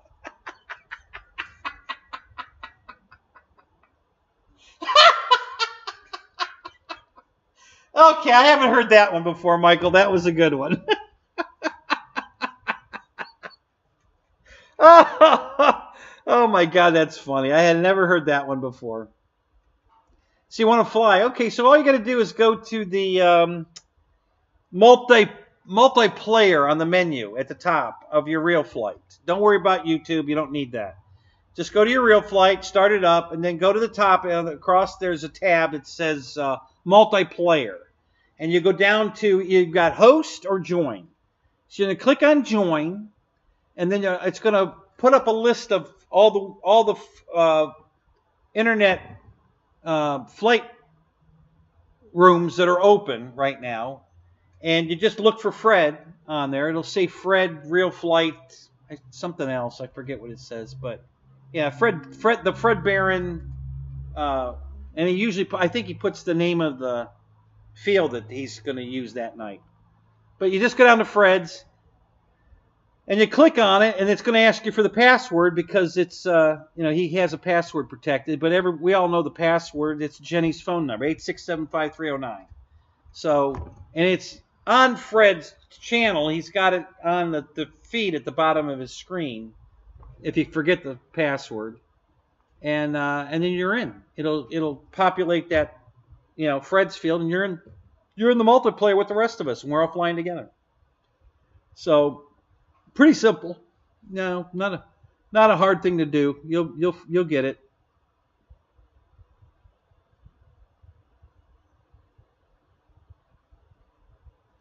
Yeah, so Check says, yeah, so I've been told by a friend.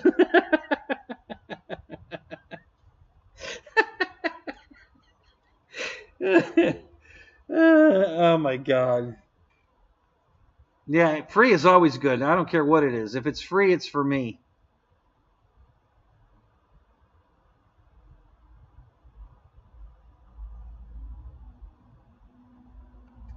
Yeah.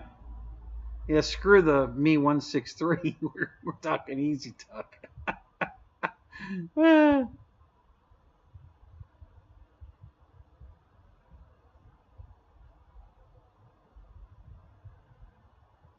Yeah, wait for it, Michael. I'll bet they'll come out with them. You know, if they come out with easy tucks, I'll get you a set.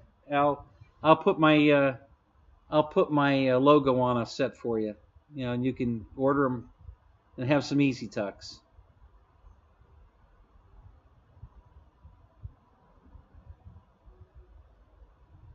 Yeah, yeah. Don't worry, they'll feel better after the operation for sure.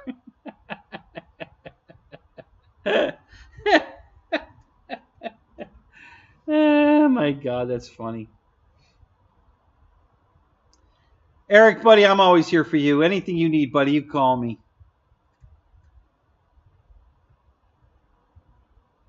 Yeah, so there, Randy just put it up, 8675309. So that's the password, Lyndon. Write it down, type it in, whatever you need to do. Yeah, be good to see you flying with us tonight.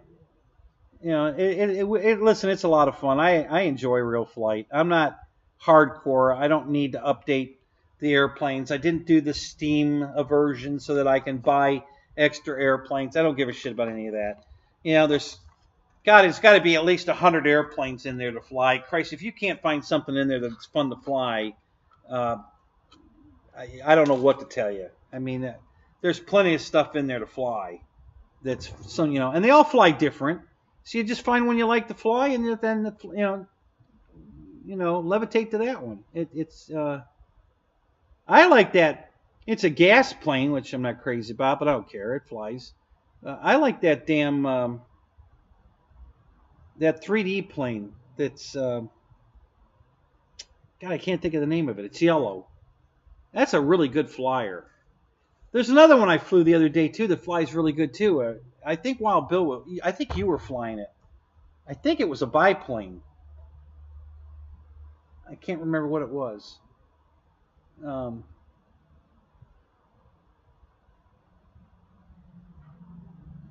Yeah, Eric. You know, you don't have Wi-Fi at your place? You can run a hardwire. It doesn't have to be on Wi-Fi. I've got the two computers I'm running out here. I kicked the cord in that computer and broke the Wi-Fi plug, so I can't, the socket, so I can't use the hardwire on the show we're running right now. So it's Wi-Fi'd, but the router is sitting right here on the table next to it. I mean, they're literally touching each other. So there's no signal loss between the router, the Wi-Fi router and the computer because they're sitting right next to each other. The hardwire one is plugged into this computer, which I'm not currently using, but that's where I have the Ethernet cables plugged into this.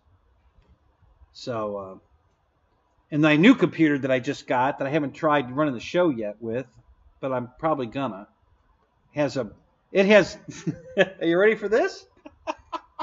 It has an Ethernet cable and a dial-up cable. So you guys keep joking me about dial-up. Now I can do it. I bought a laptop that has dial-up.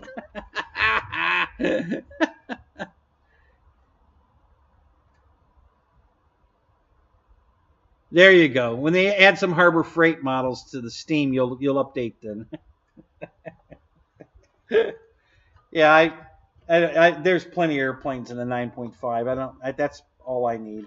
I know they put the new E-Flight Carbon Z in it, and that the new version, which is what? I think it's 9.5S. Is that what they did?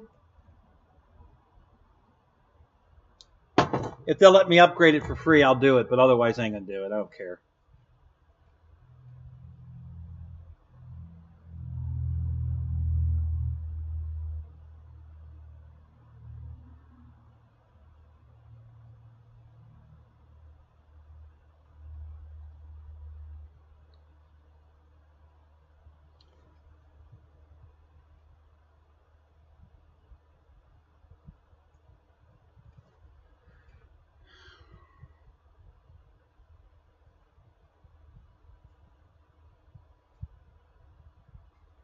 Oh no, if Fred was in here, he would have said hi. He's not a lurker. You know, he probably just hasn't looked yet. He's probably not home yet. Because when Fred gets home, he'll definitely jump in here and say, "Today!" You know, so he's not here yet.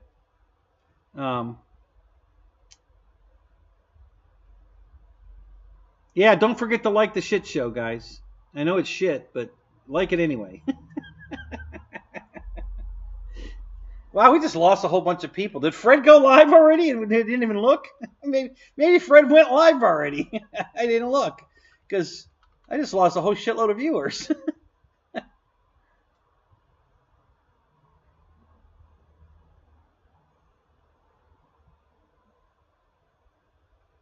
Yeah, that's true. You know, Michael, you might be right. I don't even know that they would accept a dial-up.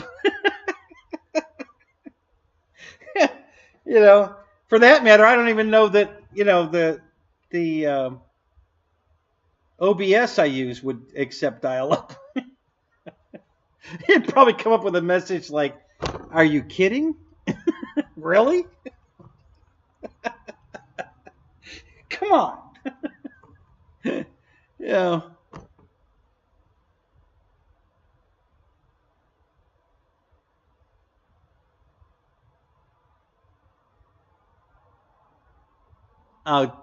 Seriously? Check 6, I'm not even going to answer that. Go, just get your dial up and get out of here. You're going to convert your RC planes into a control line. Jesus. Oh my God.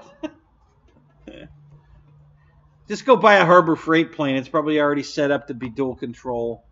Flight, you know, control line or RC.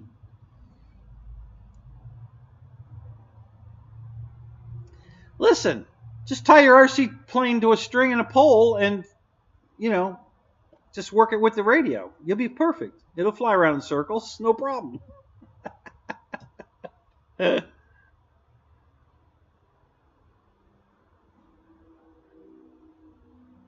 Fred doesn't even like his family?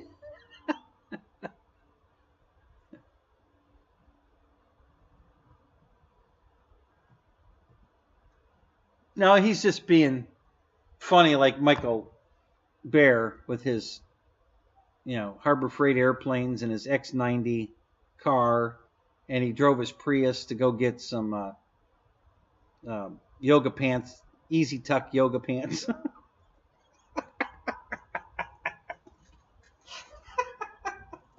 And he had to take the Prius to do that.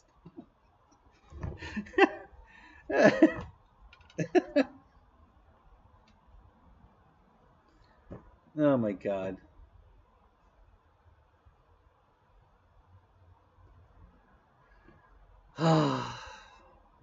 Oh, hey, by the way, Eric, it's a lot easier to fly a helicopter around than to sit there trying to hover it. Trust me. Just go fly it. It flies like an airplane. You know, the controls are the same. You know, just go out and fly it around. You do have to use your rudder, though. You know, if you don't fly your airplanes with a rudder, you're gonna have to fly this with a rudder. But just get it flying. You know, just do circles or figure eights. It's much easier to fly it around than it is to hover it. And the hovering comes automatic, you know, because when you come into land, you have to bring it into a hover. So you kind of learn that hovering thing automatically just while you're flying it around. So just try flying it around instead of trying to hover it the whole time. You know, I finally gave up on the hovering. I'll be honest with you. I was trying to hover my old ones that didn't have gyros in them for years. And then I finally bought one that had the gyro and everything, a new 2.4 gigahertz one, and I was trying to hover it. And I finally just said, you know, fuck this. It flies like, and I just took off and flew it around, and I was flying it around like I've been flying it forever. I'm like, well, goddamn, there's nothing to this. It was so easy to just fly it around like an airplane. You know, and then when I came into land, I just flew it in like I was landing, and I didn't really hover it. I brought it in on an approach, and just as I was touching down, I just killed the throttle and let it, you know, set on the gear. And, you know, it was simple. You know, and so the more I flew it, the better I got at it. But yeah, the first day, I mean, I just took it out of the box and I said, screw this hovering shit. I'm going to fly it. And son of a bitch, if I couldn't just fly it, I couldn't believe it. It was like, been flying helicopters forever. I was like, son of a bitch, there's nothing to this.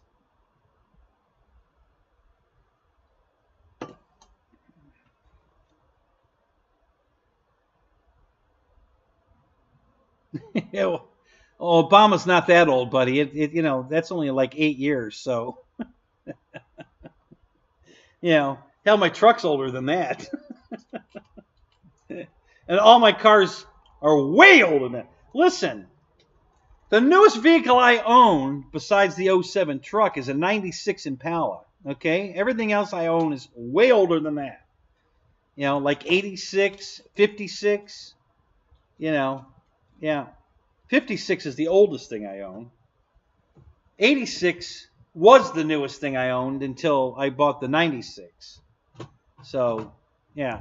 So, and then I bought the, you know, well, Barbara bought it, but the '07 truck that got totaled was the newest thing I owned.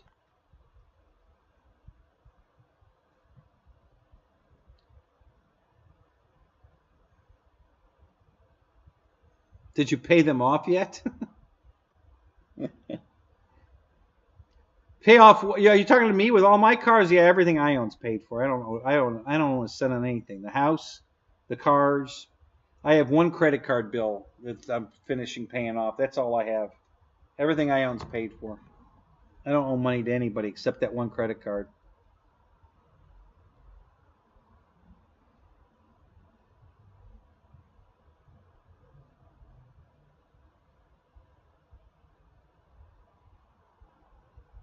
I didn't see your answer. Did you get to watch Jeremy's video on the review of the X90? Did you see it?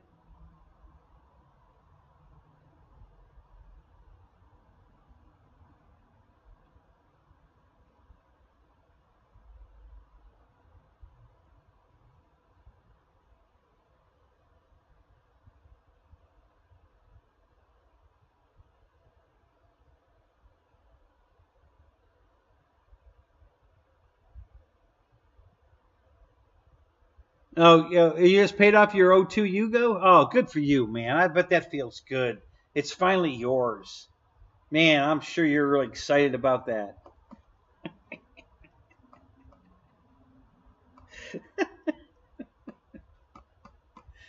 Oh, my God. You see what you started, Michael? Bear? Yeah, now everybody's coming up with these bullshit stories about old cars, X60, X90s, Yugos, you know, easy tuck yoga pants. I mean, come on.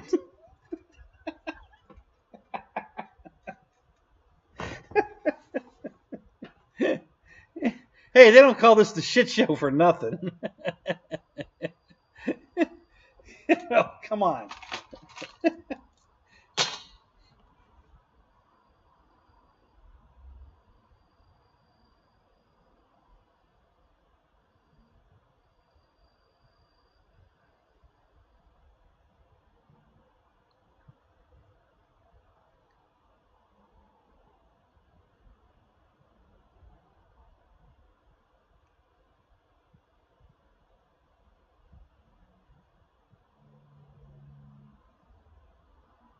Yeah, it's a four-door and they call it a wagon. Yeah.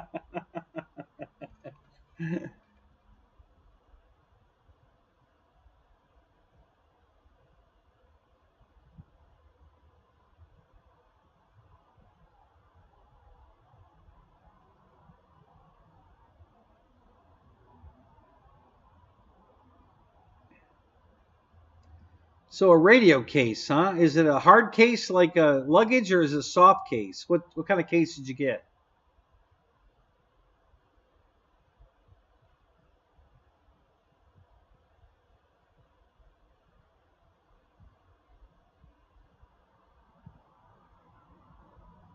Yeah, it's not a Yugo, it's a WeGo. Yeah, it's a four-seater, so now it's a WeGo.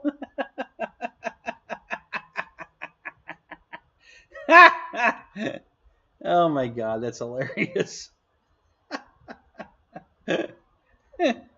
Oh shit.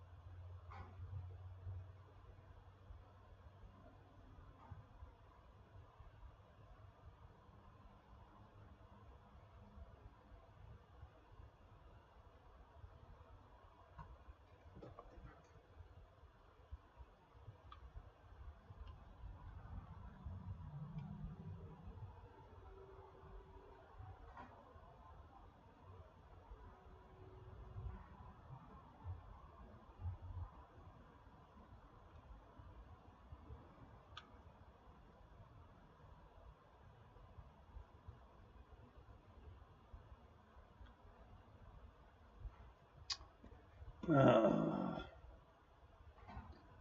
hate it when my damn AVG, right in the middle of my show, sends me a frickin' like report. Like I really want to see that right now. Stupid ass. All right, so here you go. Here's the link. Michael, watch this. All of you. You want a good laugh? Watch this.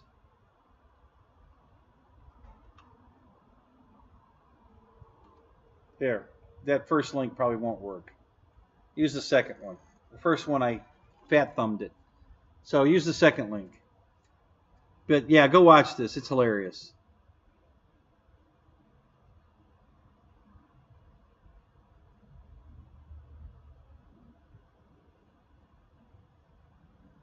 Yeah, I didn't see the show, Lyndon, but I saw that it was the video was up, and you know obviously he crashed it. Yeah. Um, Honestly, I don't even know why he would have even wanted to fly that plane. Yeah, I don't know if you guys. And listen, I'm not trying to badmouth Bobby. I have nothing against Bobby.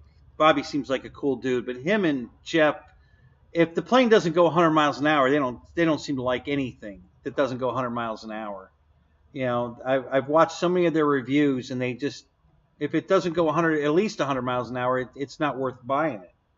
So I don't even know why he's flying a twin Timber. You know, it's not the kind of airplane that he even likes. Him and Jeff. So I don't even know why he would have been flying it in the first place. But yeah, he just seems to like all the two of them want are planes that go 100 miles an hour or more. Because I've seen so many planes that they've given a bad review to that I love. You know, I think they're great airplanes and they hate them. So we're definitely not on the same page at all. But yeah, I saw that. I didn't bother to watch it because I already knew he was going to hate it. Why would he? Why would he like it? I don't even know why he's flying it. Honestly, it's not the kind of plane he likes.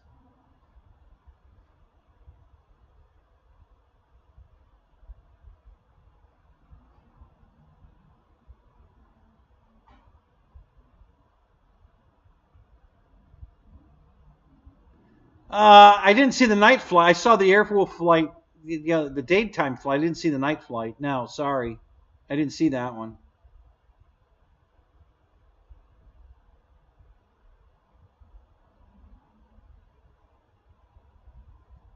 You're too upside down in your Yugo to pay it off.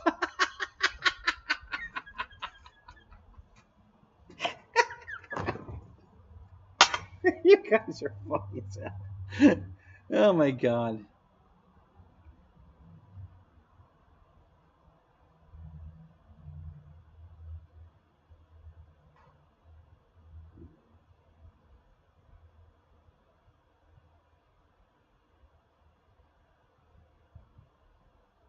Now, what sites were you going to, Wild Bill?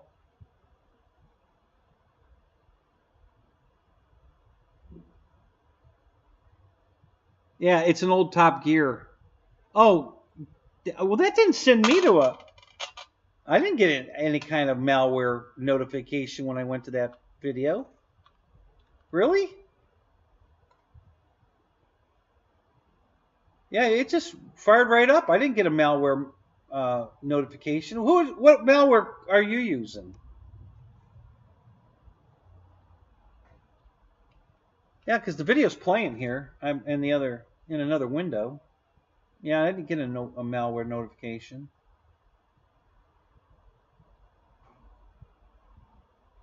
I haven't even had a chance to watch the whole video, you know. So I got to watch it myself. It's, you know, Jeremy. Yeah, I think he invented this shirt.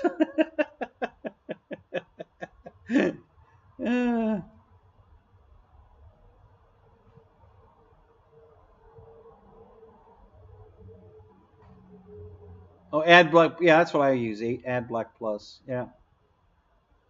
Oh, you were just kidding? Oh, I thought you really had some stuff popping up.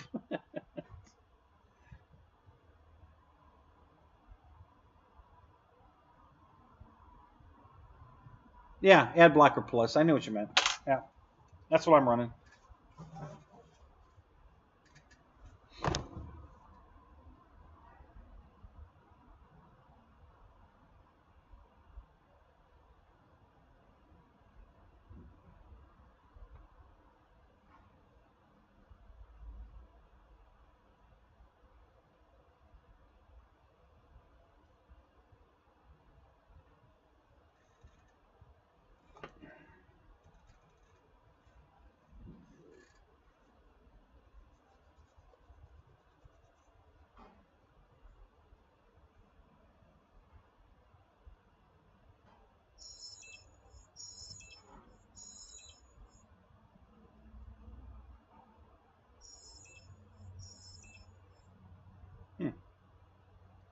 That was interesting.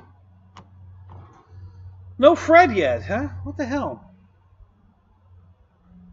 It's almost 9 o'clock.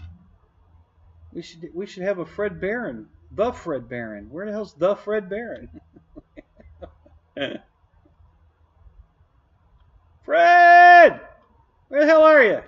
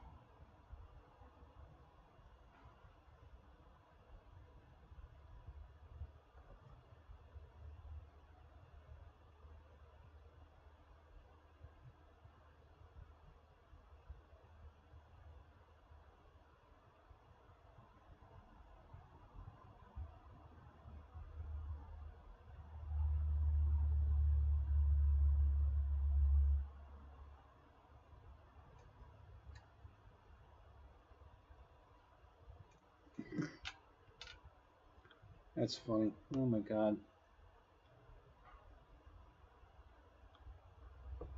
All right, I'm back. I just took a quick glance.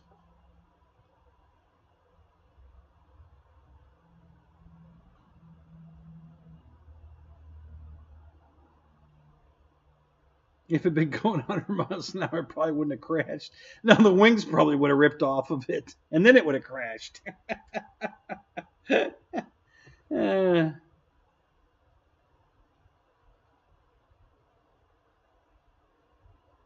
Well, originally, Wild Bill, it came with a plug that plugs into your 6-channel harness, into your balance plug, and it gives you a lead to plug in if you want to be able to turn the lights on and off from the radio, which I never subscribed to.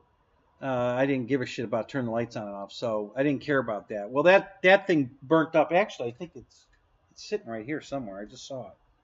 But no, so now I just put a 3-cell pack in the plane, and I took the little power thing out of my old QQ that just plugs into the 3-cell pack, and I use that now to power the lights in my RV8, and I just plug it into another 3-cell pack, because I tell you, I didn't like using the other thing anyway because it kept throwing the batteries out of balance. 3 cells would be lower.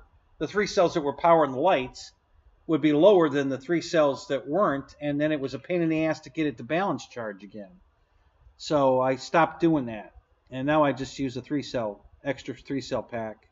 That plane has no problem carrying, another 3-cell pack. So yeah, so that's what I do now, and I don't have the capability to turn the lights on and off on the radio, which I never cared about anyway.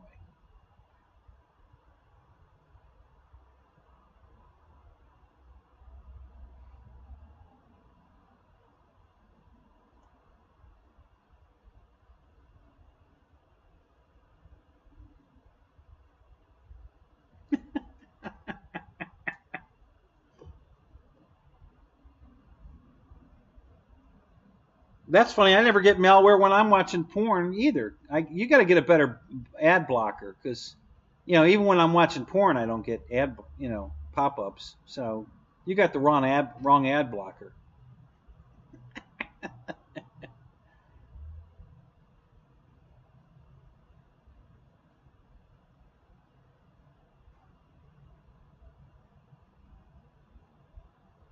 Yeah. If you use the one they've got set up in it with the, it'll plug into your 6S balance lead, but it's only going to use 3 cells out of the 6. So yeah, you're going to have 3 cells lower than the other 3 when you get done flying. It won't be detrimental to the flight at all, but when you go to charge it, the charger, that last little bit to get them all balanced takes forever to get them back in sync again. So I stopped doing it because it's a pain in the butt. So yeah, I'd rather just use an extra 3-cell, and use it that way. That way you don't have to worry about rebalancing the battery. Well, there's your problem. The Easy Tuck. That's where you're getting the malware. I'm not running Easy Tuck. I'm only running the Ad Blocker Plus. So get rid of the Easy Tuck and you'll be fine.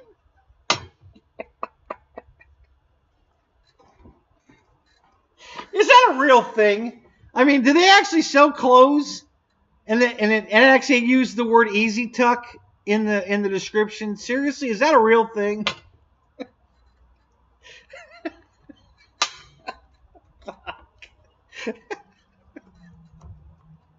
Oh my God.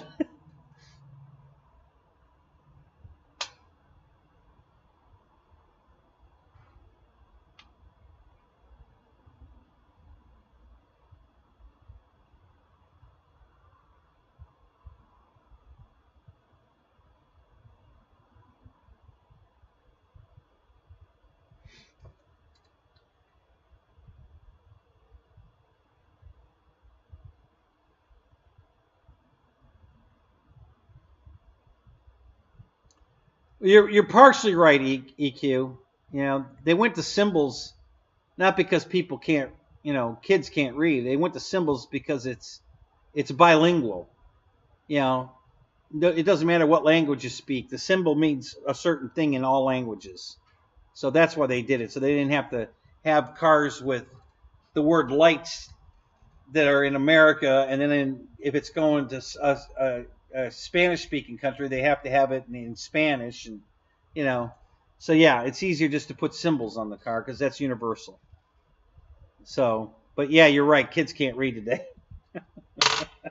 They can't do math either. Fuck. Yeah, I gave a girl the cash register wasn't working right, and I bought a Polar Cup, and it's 78 cents. I gave her $1, and she needed a calculator to do the change. I swear to God, I handed her $1, and she got a calculator out to figure out how much change to give me. Oh my God. Unbelievable. What's the world coming to? Can you imagine what it's going to be like? 20 years from now, I probably won't live that long, but when you go into a store, fast food restaurant, and try to deal with an idiot that can't read or write, do math. I mean, but they graduated school. The only thing they're going to know how to do is type. They'll have typing skills because I think that's required now. And texting skills. And that's it. That's all they're going to be able to do. Is that right? Target calls it tuck friendly. Are you serious? Oh my God. That's fucking hilarious. I can't believe now we even have fucking clothes for these idiots. Special clothes. Special clothes. Oh my God. That's just insane. Fuck. I used to like Target. I don't think I'll ever go in there again. It's been a while since I've been in there. I was in there the other day looking at RC stuff that they have. Because a couple of times I found some pretty cool RC vehicles. You know, toy grade, but, you know, I buy those too. I don't care. If it's RC, I want it. I don't care if it's hobby grade, toy grade, I don't care. If it's cool, I want it. I've got this really cool Dodge Charger I bought. It's the same year mine. I had an 07, so it's that vintage Dodge Charger. And it's a Daytona. But it's metallic green. Like metallic lime green. Now, they never made a real one that color, but boy, does it look cool. So I found that in Target. And I just grabbed it. I got to have it. So it's in the house on my kitchen table right now. That was a long time ago. And I bought it years and years ago, but it was one of those impulse buys. That thing was beautiful. I saw that. Oh, fuck, I got to have that. I'd bring it out and show it to you, but it'll be invisible because it's green. I'm running the green screen. So, you know, it'll be invisible. You won't get to see it. But it's cool as fuck. It really is.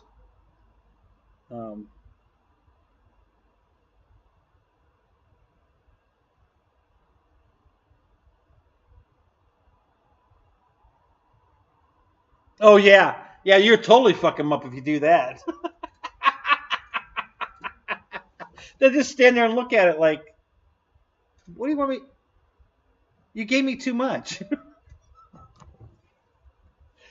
Yeah, I know. Figure it out.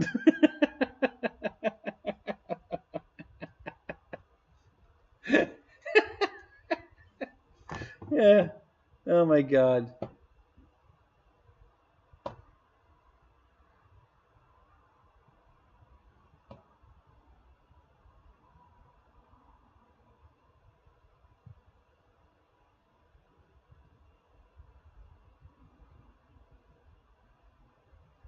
Yeah, Mike Bird, we're waiting on Fred. I've been on for almost 5 hours now.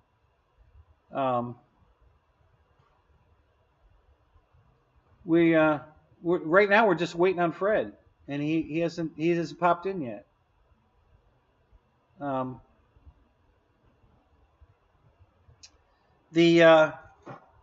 just wanted to come on. I got hit by a drunk driver last night, destroyed my rig. The truck's totaled, the trailer's damaged, and I know a lot of people were worried, you know, if I was okay or not. So I came on just to update everybody. That was 5 hours ago, and we're still on here, just chit chatting, having fun, and waiting for Fred to come on to start the show so we can all go fly real flight.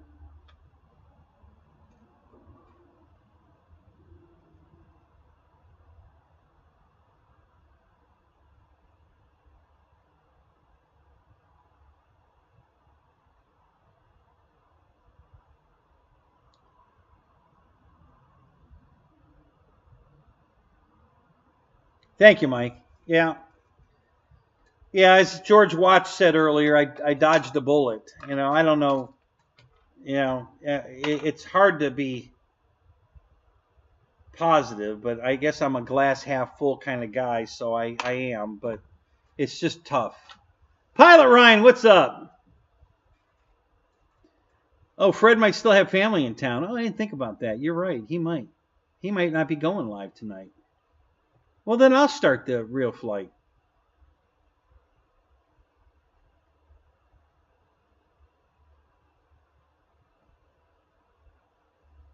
Yeah, there you go, Ronnie. God, thank you for saying that. I'm so glad that you bought the extra, the QQ extra, and you love it. And that makes me so happy that you did that. I'm not kidding you. That really does. That's why I do this show. That's when somebody does that and takes my advice, and they're so, like Wild Bill bought the RV8 and he loves it. So that's the whole reason I do this show. I'm not doing this for money or anything else. I just sharing the hobby. And when somebody, takes my advice and then they're super happy with it, just makes my day. So thank you, Ronnie. I appreciate that.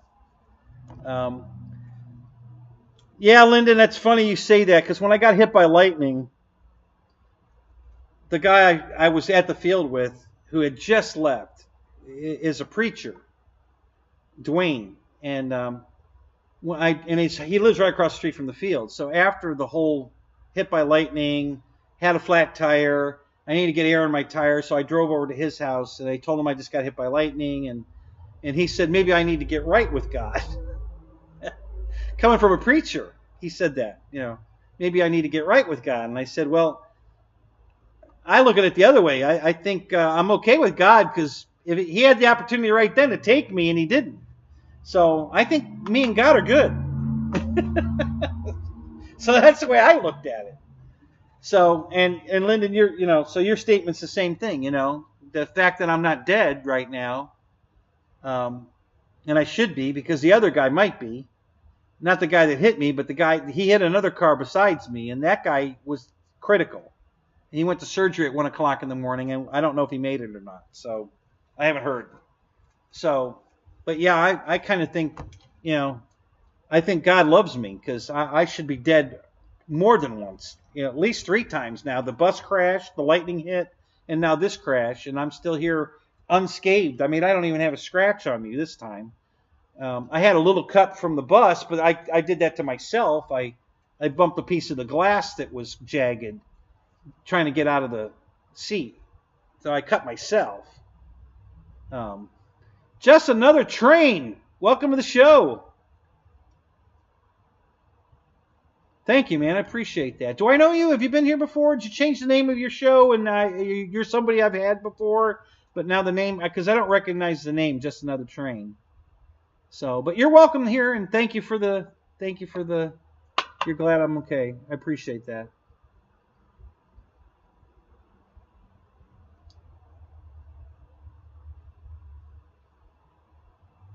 No, that wasn't in the garage. That was before the garage. I fell in the driveway. Yeah, I fell on a jack stand. I got my foot caught between a battery and the bumper of the car, and couldn't catch myself, and fell. It twisted me around. I fell backwards on a jack stand. Broke my back. Yep. Yeah, so there's another one. All right, that one was my fault, though. Self-inflicted. So I'll accept that one, because I did it to myself. Obviously not on purpose, but these other 3, I had, the lightning hit, I had nothing to do with. Getting hit by the guy in the bus, I had nothing to do with. Getting hit last night, I had nothing to do with. So, those are just 3 that, out of my hands. That was all God. So,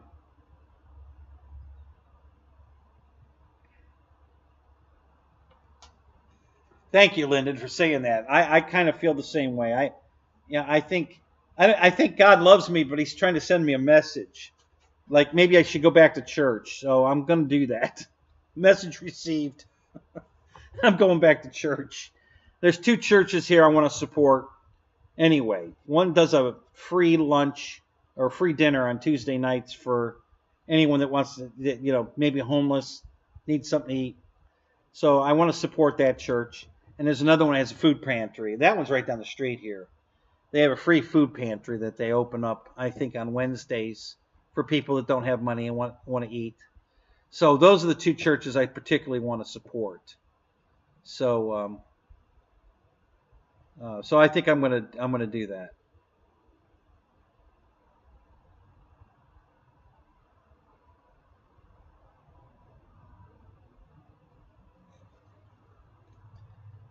So you're talking about on the big screen. So I'm assuming you're watching it on television, and There's no chat window. Is that what you're telling me there? Just another train?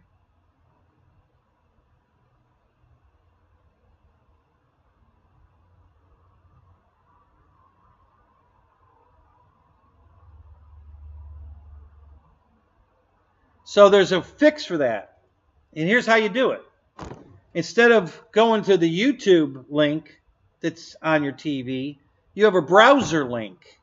Okay? Go to the browser, and then from the browser go to YouTube. And then you'll have exactly what you were seeing here. You'll have a window in the chat window because you're using the browser instead of the YouTube app. So if you want to watch it on the big screen, that's how you do it. Just go to the browser, click on the browser, search YouTube, bring it up YouTube. It'll bring it up just like it is on your computer. And then when you go into YouTube, our show, you'll have a chat window on the big screen. I do it all the time. So simple enough. If you go to the YouTube app, yeah, all you're going to get is just the view. You don't get the chat window. You're just going to get, the screen. So, yeah, try it. You'll love it. It works perfect. That's how I used to run my show when I was doing them in the living room of my exes. I'd bring it up that way so I could read the chat, while I was doing the show. So, because I had the laptop for the camera, but the laptop was so far away, I can't, it's tiny, I can't read it. But I put it on the big screen, like it's on my big screen right now. I've got I don't know how big that TV is. It's got to be, I don't know, it's 43 inches, but she had a 70 inch in the living room, and I put it on that. Oh, so we on Monday nights, Fred Barron, usually hosts a fly-in with Real Flight. And he's not here yet, and he should have been. So I'm going to go start a Real Flight session here in a second. I got to go in the house to start it because it's on that computer. So,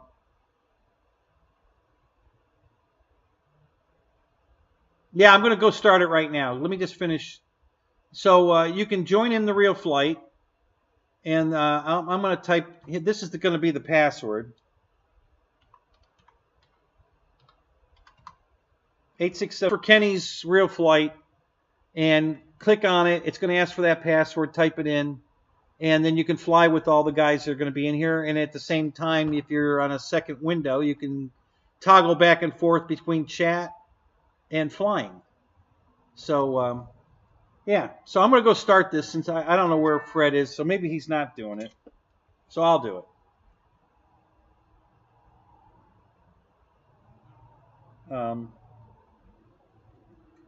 So let me go start that up. And what version? If you've got, I think it works with 7, 8, and 9. All the way up to 9.5S will work. I think it goes back to 7. I think. Pretty sure 7 still works. So you should be able to join. If you've got at least Real Flight 7 or newer, you should be able to get in, I believe. If any of you guys know better, please jump in and let us know.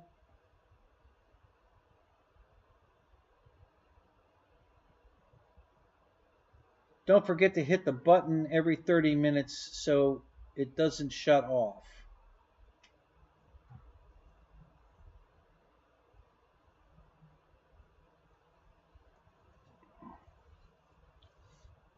Oh, that's all right, Ryan. No problem. Are you going to be on the road all night, or are you on your way to a location where you're going to be able to be live?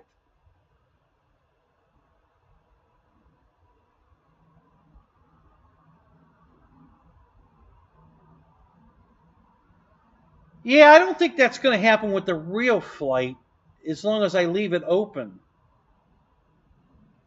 Yeah, I know it won't happen because I've fallen asleep after the show shuts down. Fred shuts down and I'm still flying around. I fall asleep, and then my plane's sitting on the carrier deck usually because that's where I fly off the carrier. Just sitting there idling. So yeah, let me go start it. I'll be back in a few minutes. Just talk amongst yourselves. I'll be right back. Let me go start that flight.